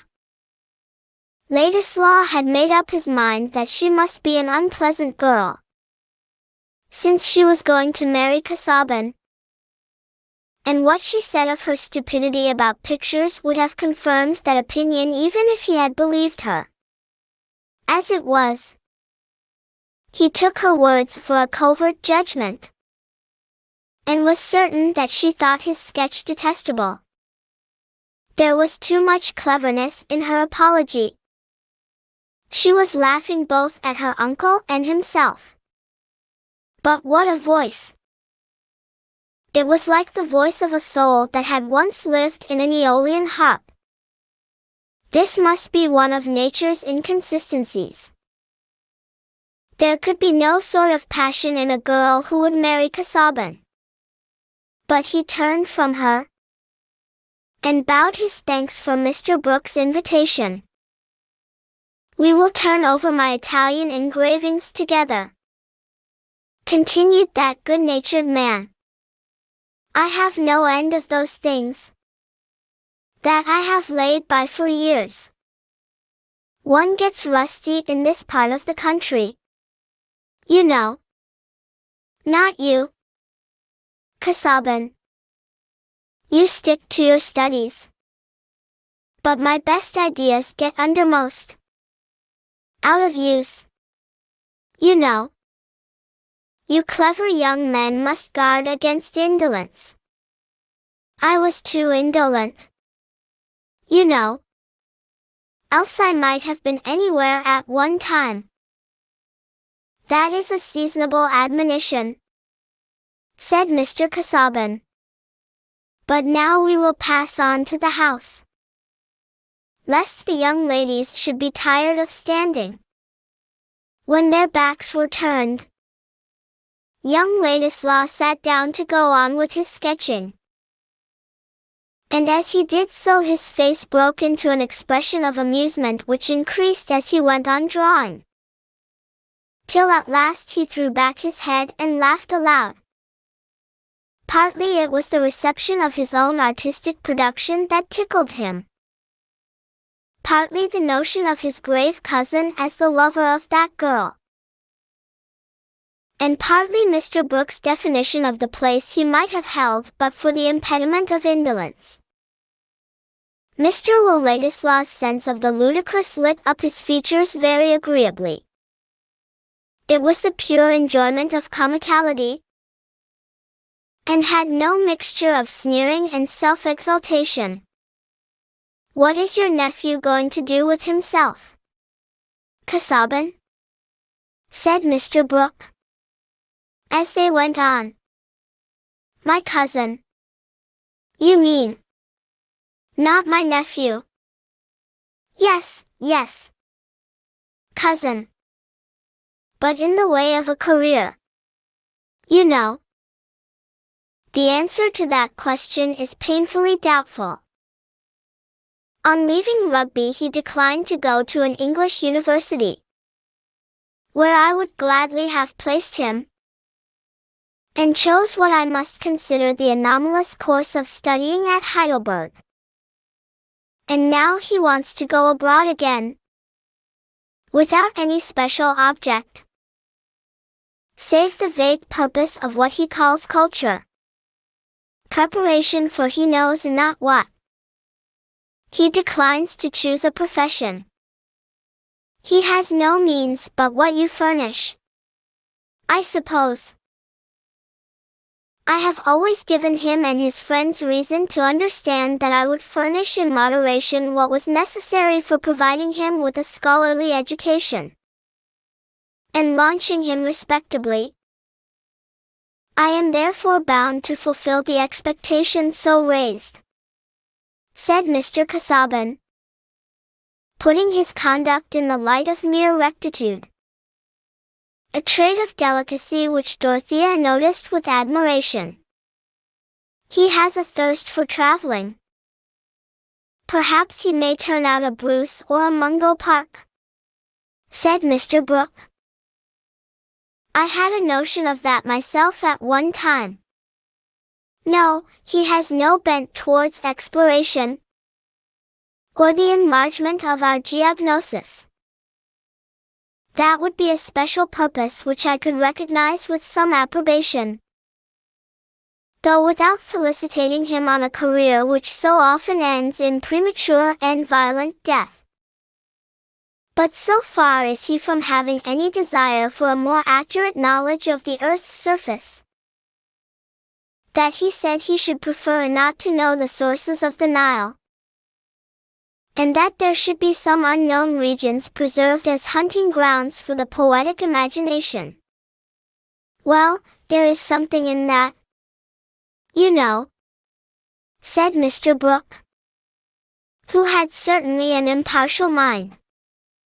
It is, I fear, nothing more than a part of his general inaccuracy and indisposition to thoroughness of all kinds, which would be a bad augury for him in any profession, civil or sacred, even were he so far submissive to ordinary rule as to choose one. Perhaps he has conscientious scruples founded on his own unfitness, said Dorothea, who was interesting herself in finding a favorable explanation. Because the law and medicine should be very serious professions to undertake, should they not? People's lives and fortunes depend on them. Doubtless, but I fear that my young relative will lay this law is chiefly determined in his aversion to these callings by a dislike to steady application, and to that kind of acquirement which is needful instrumentally, but is not charming or immediately inviting to self-indulgent taste. I have insisted to him on what Aristotle has stated with admirable brevity, that for the achievement of any work regarded as an end there must be a prior exercise of many energies or acquired facilities of a secondary order, demanding patience. I have pointed to my own manuscript volumes, which represent the toil of years preparatory to a work not yet accomplished, but in vain. To careful reasoning of this kind he replies by calling himself Pegasus, and every form of prescribed work harness. Celia laughed. She was surprised to find that Mr. Casaubon could say something quite amusing. Well, you know, he may turn out a Byron, a Chatterton, a Churchill, that sort of thing. There's no telling, said Mr. Brooke. Shall you let him go to Italy, or wherever else he wants to go? Yes, I have agreed to furnish him with moderate supplies for a year or so. He asks no more. I shall let him be tried by the test of freedom. That is very kind of you, said Dorothea, looking up at Mr. Casaubon with delight. It is noble. After all, people may really have in them some vocation which is not quite plain to themselves. May they not?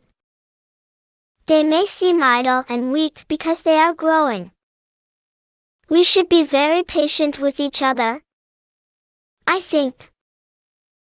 I suppose it is being engaged to be married that has made you think patience good, said Celia, as soon as she and Dorothea were alone together, taking off their wrappings. You mean that I am very impatient? Celia. Yes, when people don't do and say just what you like.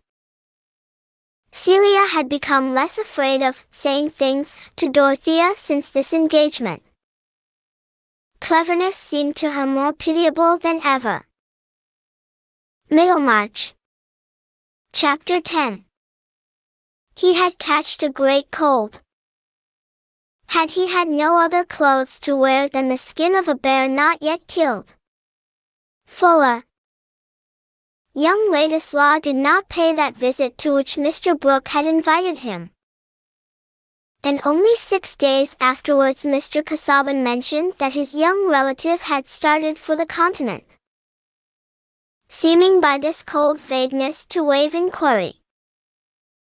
Indeed, Will had declined to fix on any more precise destination than the entire area of Europe. Genius, he held, is necessarily intolerant of fetters. On the one hand it must have the utmost play for its spontaneity. On the other, it may confidently await those messages from the universe which summon it to its peculiar work, only placing itself in an attitude of receptivity towards all sublime chances. The attitudes of receptivity are various, and Will had sincerely tried many of them. He was not excessively fond of wine, but he had several times taken too much, simply as an experiment in that form of ecstasy. He had fasted till he was faint, and then supped on lobster. He had made himself ill with doses of opium. Nothing greatly original had resulted from these measures, and the effects of the opium had convinced him that there was an entire dissimilarity between his constitution and De Quincey's. The superadded circumstance which would evolve the genius had not yet come. The universe had not yet beckoned. Even Caesar's fortune at one time was but a grand presentiment. We know what a masquerade all development is, and what effective shapes may be disguised in helpless embryos. In fact, the world is full of hopeful analogies and handsome dubious eggs called possibilities. Will saw clearly enough the pitiable instances of long incubation producing no chick, and but for gratitude would have laughed at Casaubon, whose plodding application, rows of notebooks, and small taper of learned theory exploring the tossed ruins of the world, seemed to enforce a moral entirely encouraging to Will's generous reliance on the intentions of the universe with regard to himself. He held that reliance to be a mark of genius, and certainly it is no mark to the contrary. Genius consisting neither in self-conceit nor in humility, but in a power to make or do, not anything in general, but something in particular. Let him start for the continent, then, without our pronouncing on his future. Among all forms of mistake, prophecy is the most gratuitous. But at present this caution against a too hasty judgment interests me more in relation to Mr. Casaubon than to his young cousin. If to Dorothea Mr. Casaubon had been the mere occasion which had set alight the fine inflammable material of her youthful illusions, does it follow that he was fairly represented in the minds of those less impassioned personages who have hitherto delivered their judgments concerning him? I protest against any absolute conclusion. Any prejudice derived from Mrs. Cadwallader's contempt for a neighboring clergyman's alleged greatness of soul, or Sir James Chetham's poor opinion of his rival's legs, from Mr. Brooke's failure to elicit a companion's ideas, or from Celia's criticism of a middle-aged scholar's personal appearance, I am not sure that the greatest man of his age, if ever that solitary superlative existed, could escape these unfavorable reflections of himself in various small mirrors. And even Milton, looking for his portrait in a spoon, must submit to have the facial angle of a bumpkin. Moreover, if Mr. Casaubon, speaking for himself, has rather a chilling rhetoric, it is not therefore certain that there is no good work or fine feeling in him. Did not an immortal physicist and interpreter of hieroglyphs write detestable verses? Has the theory of the solar system been advanced by graceful manners and conversational tact? Suppose we turn from outside estimates of a man to wonder, with keener interest, what is the report of his own consciousness about his doings or capacity? With what hindrances he is carrying on his daily labors? What fading of hopes? Or what deeper fixity of self-delusion the years are marking off within him? And with what spirit he wrestles against universal pressure, which will one day be too heavy for him, and bring his heart to its final pause. Doubtless his lot is important in his own eyes, and the chief reason that we think he asks too large a place in our consideration must be our want of room for him, since we refer him to the divine regard with perfect confidence. Nay, it is even held sublime for our neighbor to expect the utmost there, however little he may have got from us. Mr. Casaubon, too, was the center of his own world. If he was liable to think that others were providentially made for him, and especially to consider them in the light of their fitness for the author of a Key to All Mythologies, this trait is not quite alien to us, and, like the other mendicant hopes of mortals, claims some of our pity. Certainly this affair of his marriage with Miss Brooke touched him more nearly than it did any one of the persons who have hitherto shown their disapproval of it. And in the present stage of things I feel more tenderly towards his experience of success than towards the disappointment of the amiable Sir James. For in truth, as the day fixed for his marriage came nearer, Mr. Casaubon did not find his spirits rising, nor did the contemplation of that matrimonial garden scene, where, as all experience showed, the path was to be bordered with flowers, prove persistently more enchanting to him than the accustomed vaults where he walked taper in hand. He did not confess to himself. Still less could he have breathed to another his surprise that though he had won a lovely and noble-hearted girl he had not won delight, which he had also regarded as an object to be found by search. It is true that he knew all the classical passages implying the contrary. But knowing classical passages, we find, is a mode of motion, which explains why they leave so little extra force for their personal application. Poor Mr. Casaubon had imagined that his long studious bachelorhood had stored up for him a compound interest of enjoyment, and that large drafts on his affections would not fail to be honored. For we all of us, grave or light, get our thoughts entangled in metaphors, and act fatally on the strength of them. And now he was in danger of being saddened by the very conviction that his circumstances were unusually happy. There was nothing external by which he could account for a certain blankness of sensibility which came over him just when his expectant gladness should have been most lively. Just when he exchanged the accustomed dullness of his Lowick library for his visits to the Grange. Here was a weary experience in which he was as utterly condemned to loneliness as in the despair which sometimes threatened him while toiling in the morass of authorship without seeming nearer to the goal.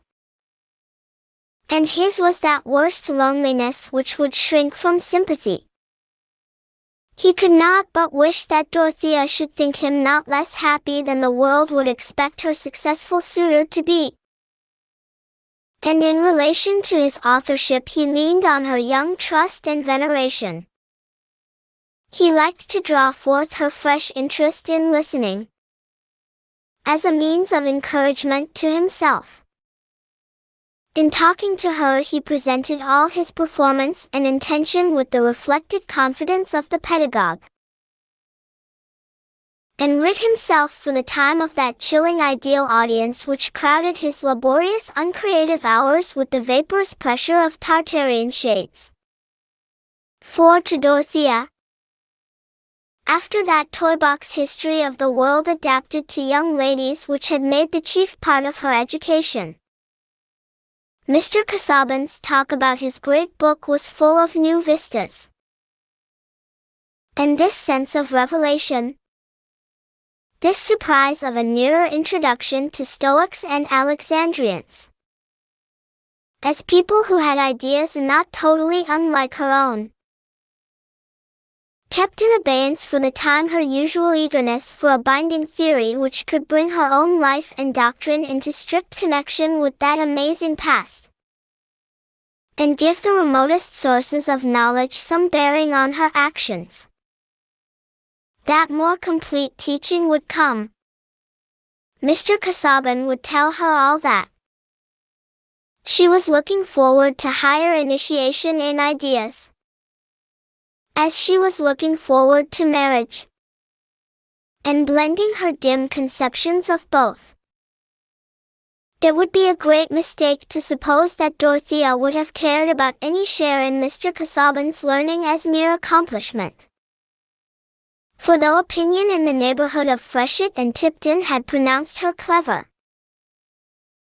that epithet would not have described her to circles in whose more precise vocabulary cleverness implies mere aptitude for knowing and doing, apart from character. All her eagerness for acquirement lay within that full current of sympathetic motive in which her ideas and impulses were habitually swept along. She did not want to deck herself with knowledge, to wear it loose from the nerves and blood that fed her action. And if she had written a book she must have done it as Saint Teresa did, under the command of an authority that constrained her conscience, but something she yearned for by which her life might be filled with action at once rational and ardent. And since the time was gone by for guiding visions and spiritual directors, since prayer heightened yearning but not instruction, what lamp was there but knowledge? Surely learned men kept the only oil.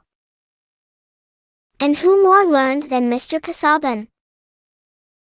Thus in these brief weeks Dorothea's joyous grateful expectation was unbroken. And however her lover might occasionally be conscious of flatness, he could never refer it to any slackening of her affectionate interest. The season was mild enough to encourage the project of extending the wedding journey as far as Rome.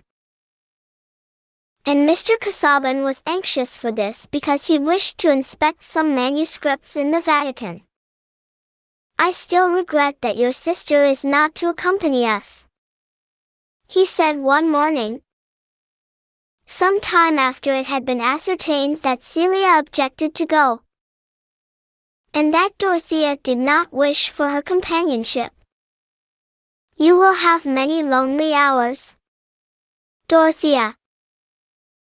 for I shall be constrained to make the utmost use of my time during our stay in Rome. And I should feel more at liberty if you had a companion." The words, "I should feel more at liberty," grated on Dorothea. For the first time in speaking to Mr. Casaubon she colored from annoyance.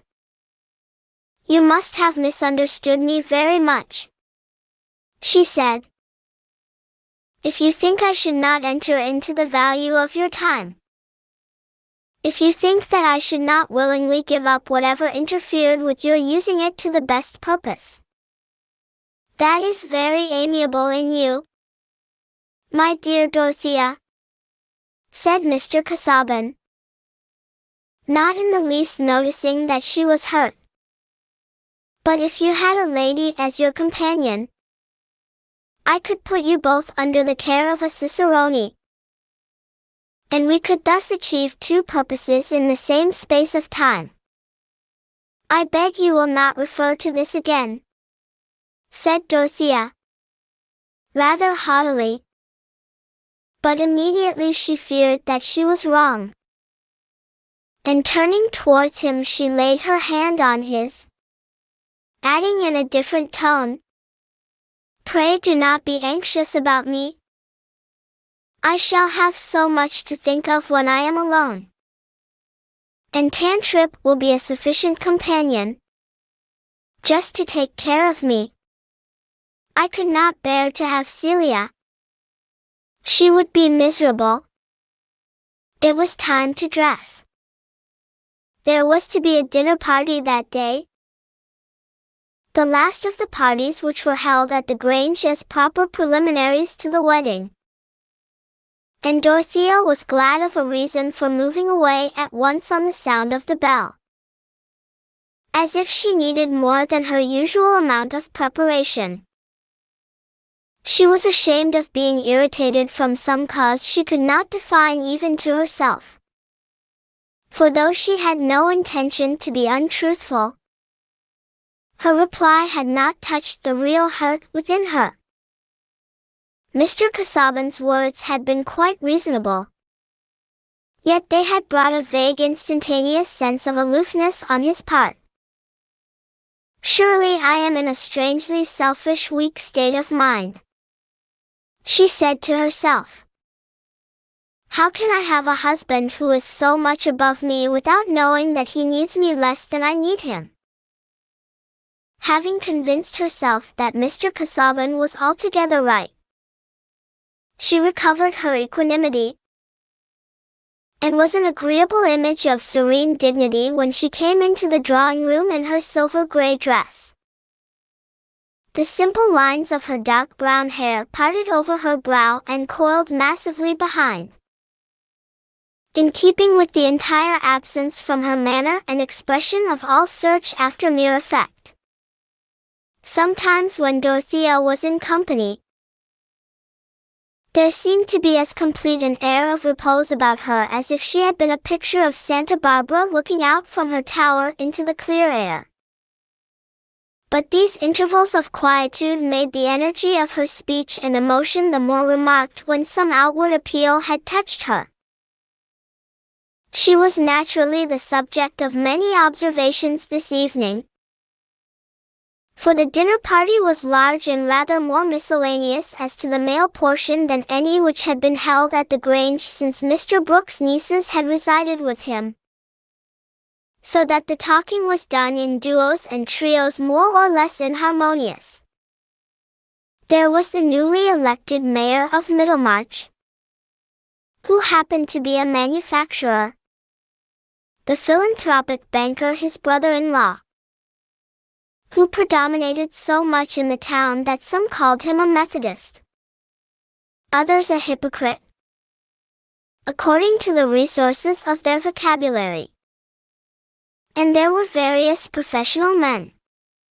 In fact, Mrs. Cadwallader said that Brooke was beginning to treat the Middlemarchers, and that she preferred the farmers at the tithe dinner, who drank her health unpretentiously, and were not ashamed of their grandfather's furniture. For in that part of the country, before reform had done its notable part in developing the political consciousness, there was a clearer distinction of ranks and a dimmer distinction of parties. So that Mr. Brooke's miscellaneous invitations seemed to belong to that general laxity which came from his inordinate travel and habit of taking too much in the form of ideas. Already, as Miss Brooke passed out of the dining room, opportunity was found for some interjectional asides. A fine woman, Miss Brooke. An uncommonly fine woman. By God, said Mr. Standish, the old lawyer, who had been so long concerned with the landed gentry that he had become landed himself, and used that oath in a deep-mouthed manner as a sort of armorial bearings, stamping the speech of a man who held a good position. Mr. Bulstrode, the banker, seemed to be addressed. But that gentleman disliked coarseness and profanity, and merely bowed. The remark was taken up by Mr. Chichley, a middle-aged bachelor and coursing celebrity, who had a complexion something like an Easter egg, a few hairs carefully arranged, and a carriage implying the consciousness of a distinguished appearance. Yes, but not my style of woman. I like a woman who lays herself out a little more to please us. There should be a little filigree about a woman. Something of the coquette. A man likes a sort of challenge. The more of a dead set she makes at you, the better. There's some truth in that, said Mr. Standish, disposed to be genial. And, by God, it's usually the way with them. I suppose it answers some wise ends. Providence made them so. Bulstrode, I should be disposed to refer coquetry to another source, said Mr. Bulstrode. I should rather refer it to the devil. Aye, to be sure.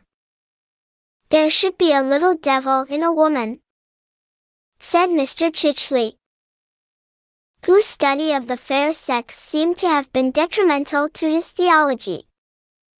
And I like them blonde, with a certain gait, and a swan neck. Between ourselves, the mayor's daughter is more to my taste than Miss Brooke or Miss Celia either.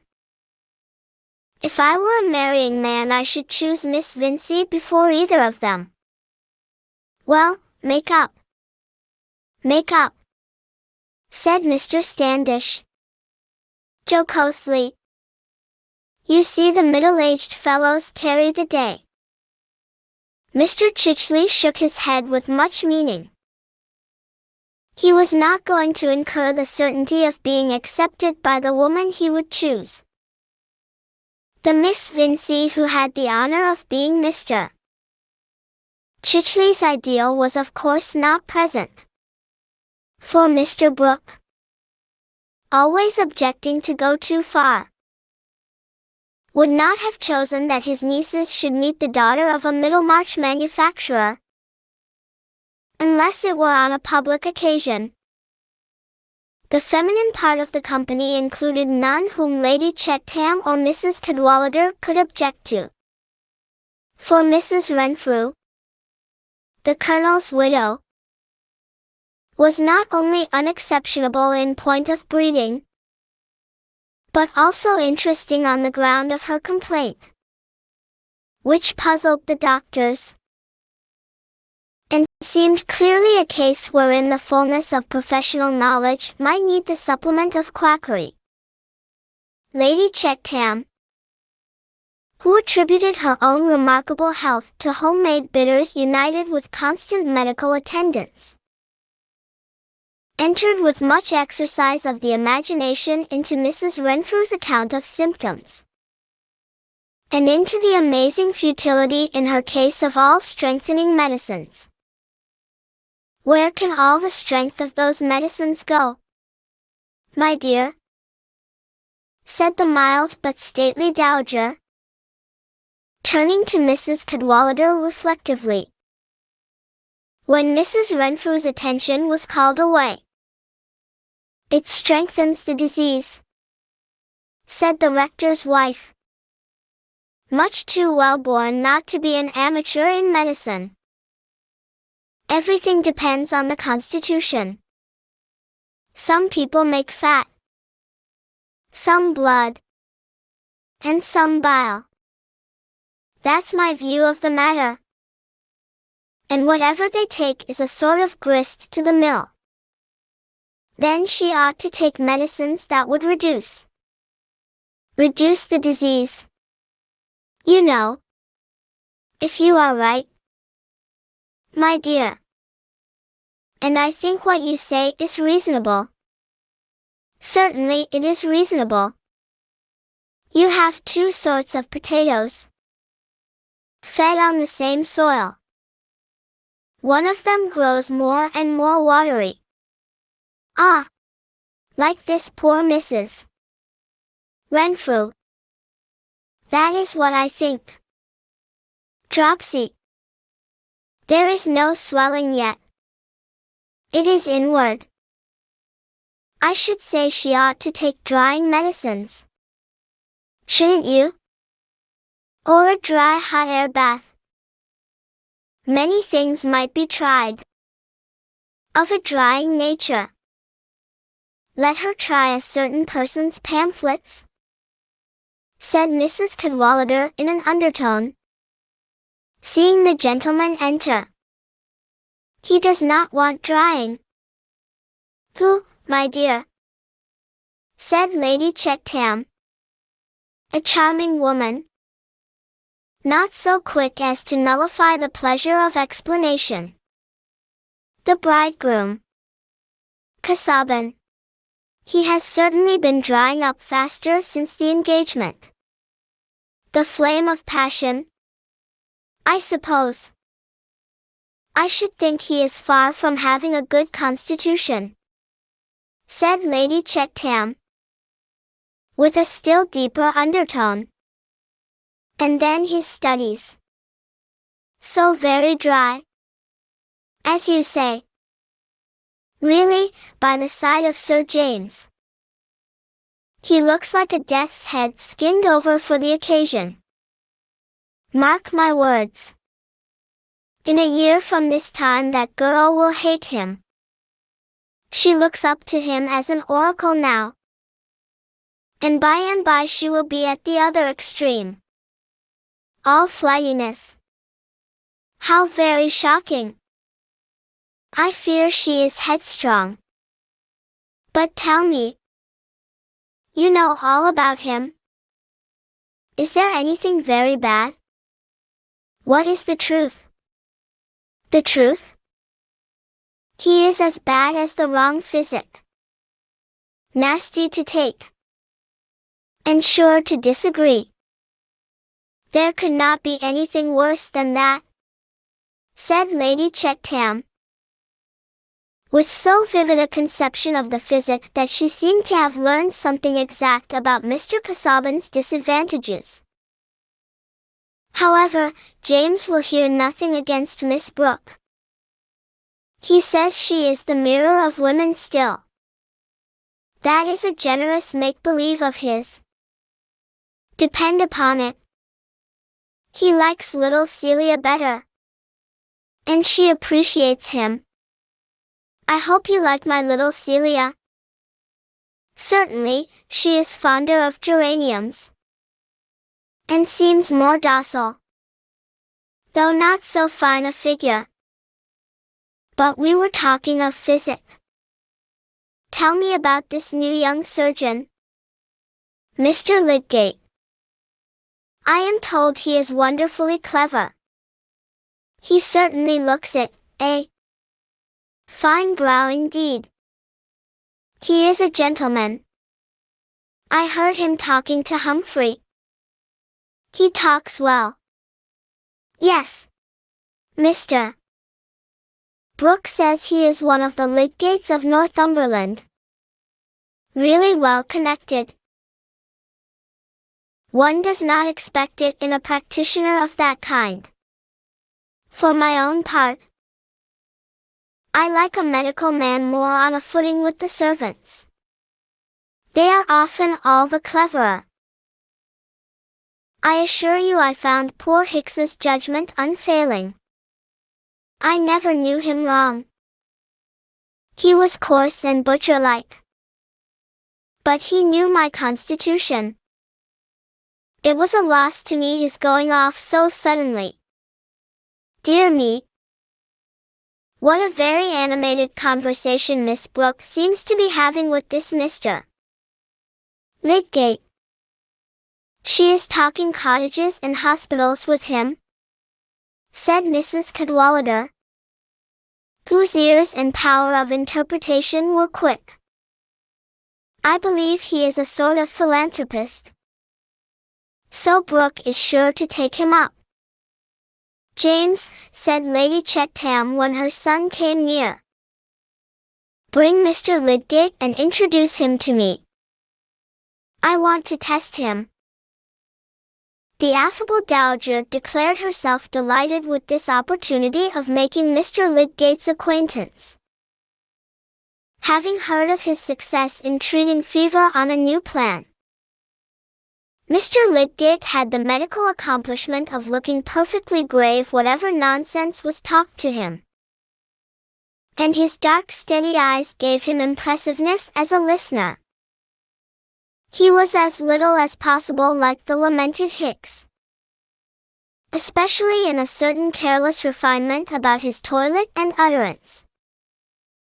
Yet Lady Chettam gathered much confidence in him. He confirmed her view of her own constitution as being peculiar, by admitting that all constitutions might be called peculiar. And he did not deny that hers might be more peculiar than others.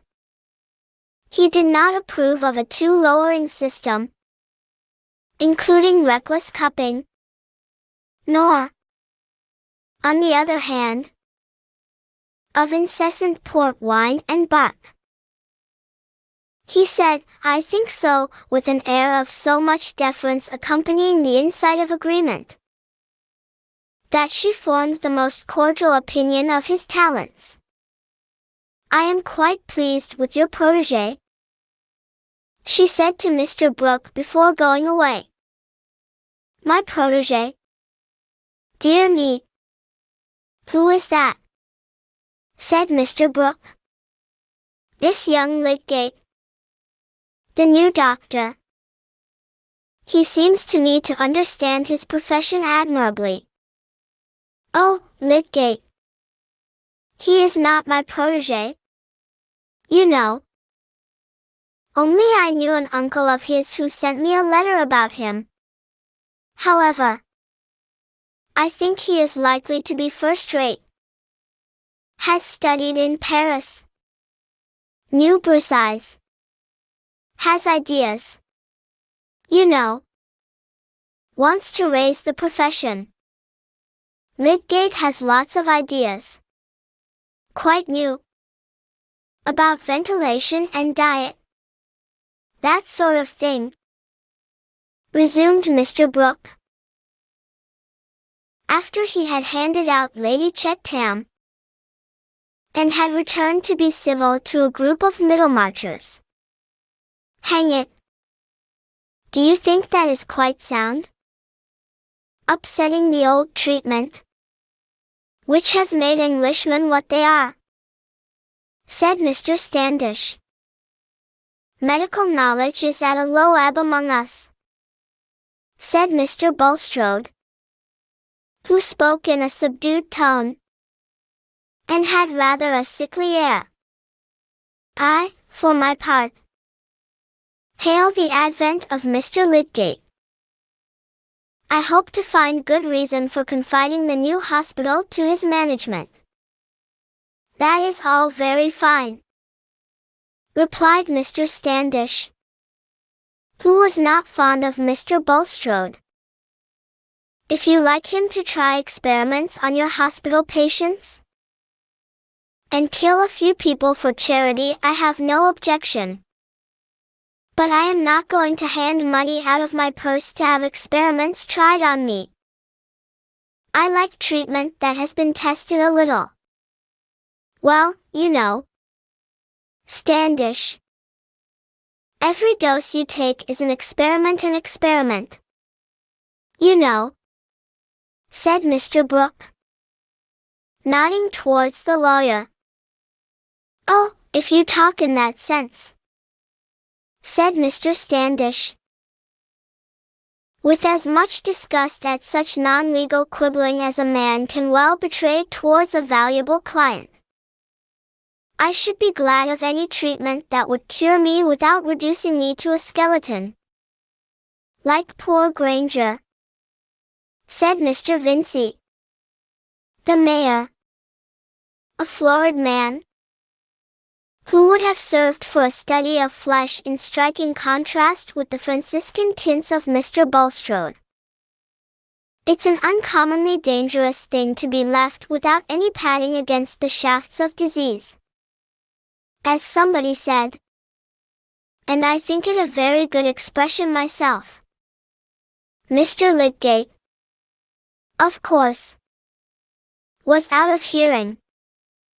He had quitted the party early, and would have thought it altogether tedious but for the novelty of certain introductions, especially the introduction to Miss Brooke, whose youthful bloom, with her approaching marriage to that faded scholar, and her interest in matters socially useful, gave her the piquancy of an unusual combination. She is a good creature, that fine girl, but a little too earnest, he thought. It is troublesome to talk to such women. They are always wanting reasons, yet they are too ignorant to understand the merits of any question, and usually fall back on their moral sense to settle things after their own taste. Evidently Miss Brooke was not Mr. Lydgate's style of woman any more than Mr. Chichley's. Considered, indeed, in relation to the latter, whose mind was matured, she was altogether a mistake, and calculated to shock his trust in final causes, including the adaptation of fine young women to purple-faced bachelors. But Lydgate was less ripe, and might possibly have experience before him which would modify his opinion as to the most excellent things in woman. Miss Brooke, however, was not again seen by either of these gentlemen under her maiden name. Not long after that dinner party she had become Mrs. Casaubon, and was on her way to Rome. Middlemarch. Chapter 11. But deeds and language such as men do use, and persons such as comedy would choose, when she would show an image of the times, and sport with human follies, not with crimes. Ben Jonson. Lydgate, in fact, was already conscious of being fascinated by a woman strikingly different from Miss Brooke. He did not in the least suppose that he had lost his balance and fallen in love. But he had said of that particular woman, "She is grace itself. She is perfectly lovely and accomplished.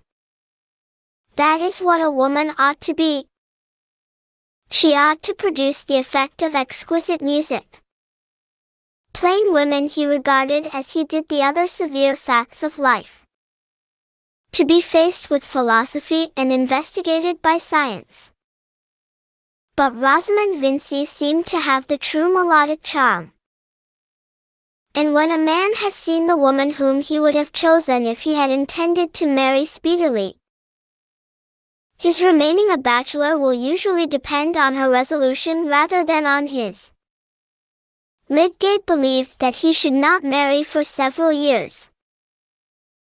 Not marry until he had trodden out a good clear path for himself away from the broad road which was quite ready-made. He had seen Miss Vincey above his horizon almost as long as it had taken Mr. Casaubon to become engaged and married. But this learned gentleman was possessed of a fortune.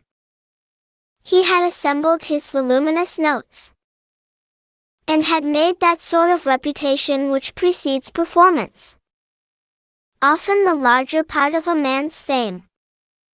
He took a wife, as we have seen, to adorn the remaining quadrant of his course, and be a little moon that would cause hardly a calculable perturbation. But Lydgate was young, poor, ambitious. He had his half-century before him instead of behind him. And he had come to Middlemarch bent on doing many things that were not directly fitted to make his fortune or even secure him a good income.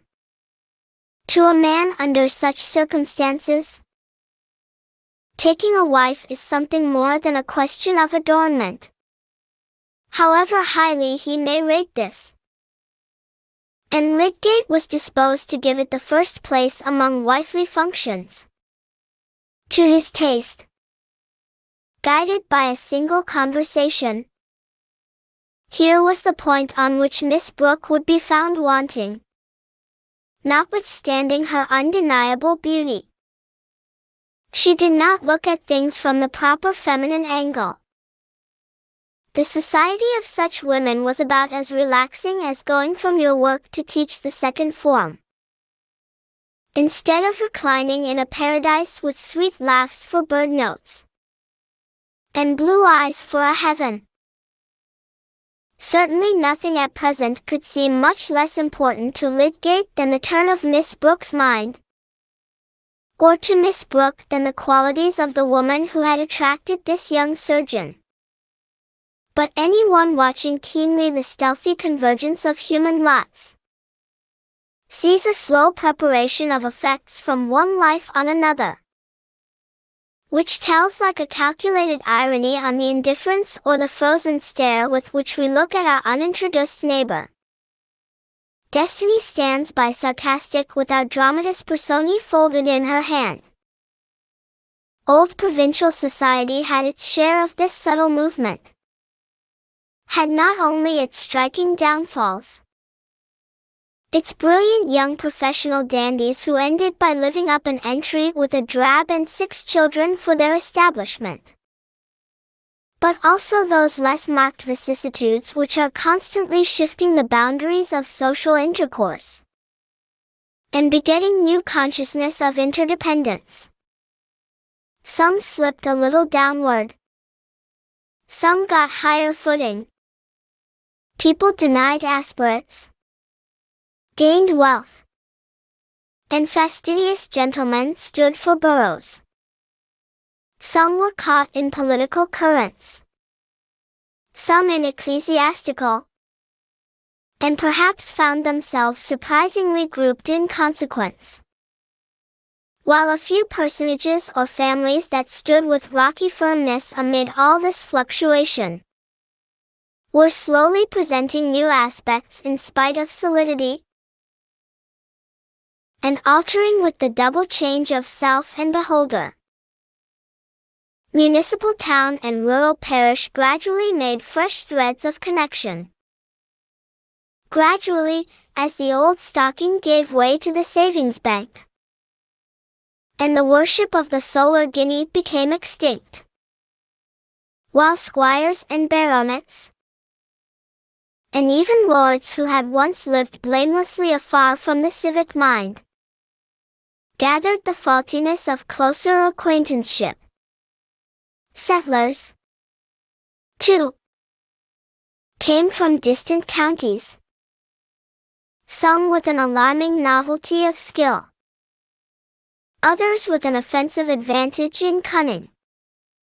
In fact, much the same sort of movement and mixture went on in Old England as we find in older Herodotus, who also, in telling what had been, thought it well to take a woman's lot for his starting point. Though Io, as a maiden apparently beguiled by attractive merchandise, was the reverse of Miss Brooke, and in this respect perhaps bore more resemblance to Rosamond Vincy, who had excellent taste in costume, with that nymph-like figure and pure blindness which give the largest range to choice in the flow and color of drapery. But these things made only part of her charm.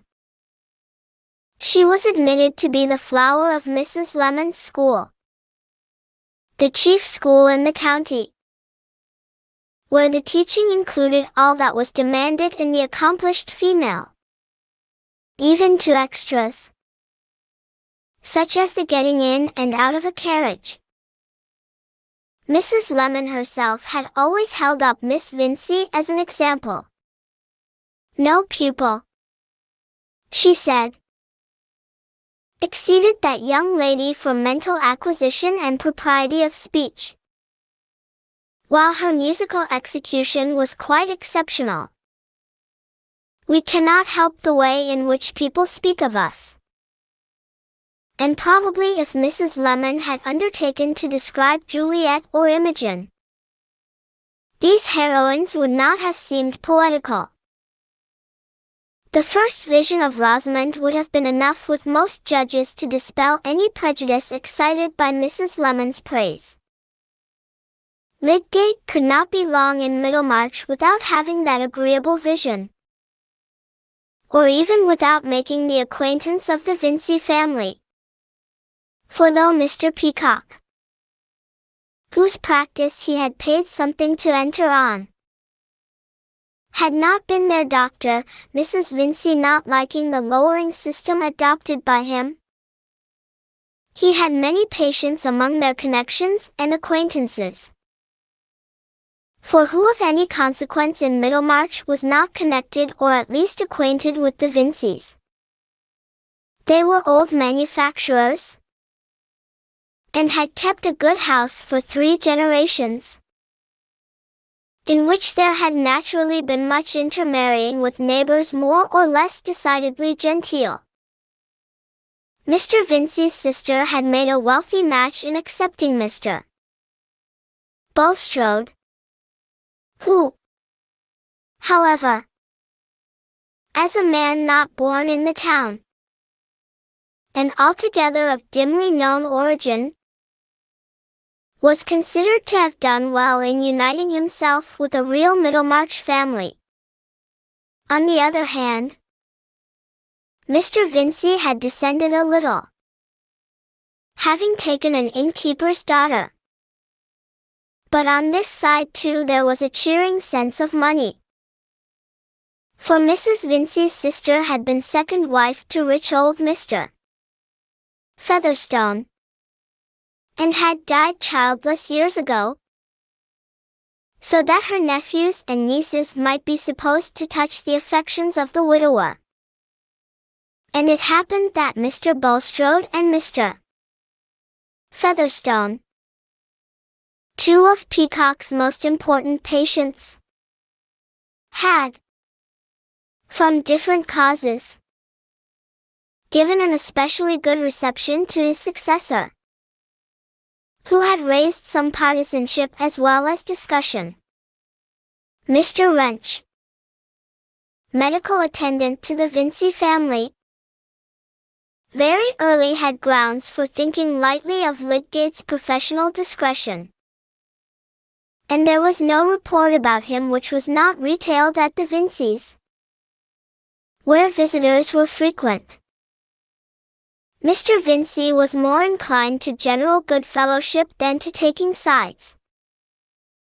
But there was no need for him to be hasty in making any new man acquaintance. Rosamond silently wished that her father would invite Mr. Lydgate. She was tired of the faces and figures she had always been used to. The various irregular profiles and gaits and turns of phrase distinguishing those Middlemarch young men whom she had known as boys. She had been at school with girls of higher position, whose brothers, she felt sure, it would have been possible for her to be more interested in than in these inevitable Middlemarch companions. But she would not have chosen to mention her wish to her father. And he, for his part, was in no hurry on the subject. An alderman about to be mayor must by and by enlarge his dinner parties. But at present there were plenty of guests at his well-spread table. That table often remained covered with the relics of the family breakfast long after Mr. Vincey had gone with his second son to the warehouse. And when Miss Morgan was already far on in morning lessons with the younger girls in the schoolroom, it awaited the family laggard, who found any sort of inconvenience, to others, less disagreeable than getting up when he was called. This was the case one morning of the October in which we have lately seen Mr. Casaubon visiting the Grange. And though the room was a little overheated with the fire, which had sent the spaniel panting to a remote corner, Rosamond, for some reason, continued to sit at her embroidery longer than usual, now and then giving herself a little shake, and laying her work on her knee to contemplate it with an air of hesitating weariness. Her mamma, who had returned from an excursion to the kitchen, sat on the other side of the small work table with an air of more entire placidity, until the clock again giving notice that it was going to strike, she looked up from the lace mending which was occupying her plump fingers and rang the bell. "Knock at Mr. Fred's door again, Pritchard, and tell him it has struck 10:30. This was said without any change in the radiant good humor of Mrs. Vincey's face, in which 45 years had delved neither angles nor parallels. And pushing back her pink cap strings, she let her work rest on her lap, while she looked admiringly at her daughter. "Mamma," said Rosamond, "when Fred comes down I wish you would not let him have red herrings. I cannot bear the smell of them all over the house at this hour of the morning." "Oh, my dear, you are so hard on your brothers. It is the only fault I have to find with you. You are the sweetest temper in the world. But you are so tetchy with your brothers." "Not tetchy, Mamma. You never hear me speak in an unladylike way." "Well, but you want to deny them things. Brothers are so unpleasant." "Oh, my dear, you must allow for young men. Be thankful if they have good hearts. A woman must learn to put up with little things. You will be married some day. Not to anyone who is like Fred. Don't decry your own brother, my dear. Few young men have less against them. Although he couldn't take his degree, I am sure I can't understand why. For he seems to me most clever.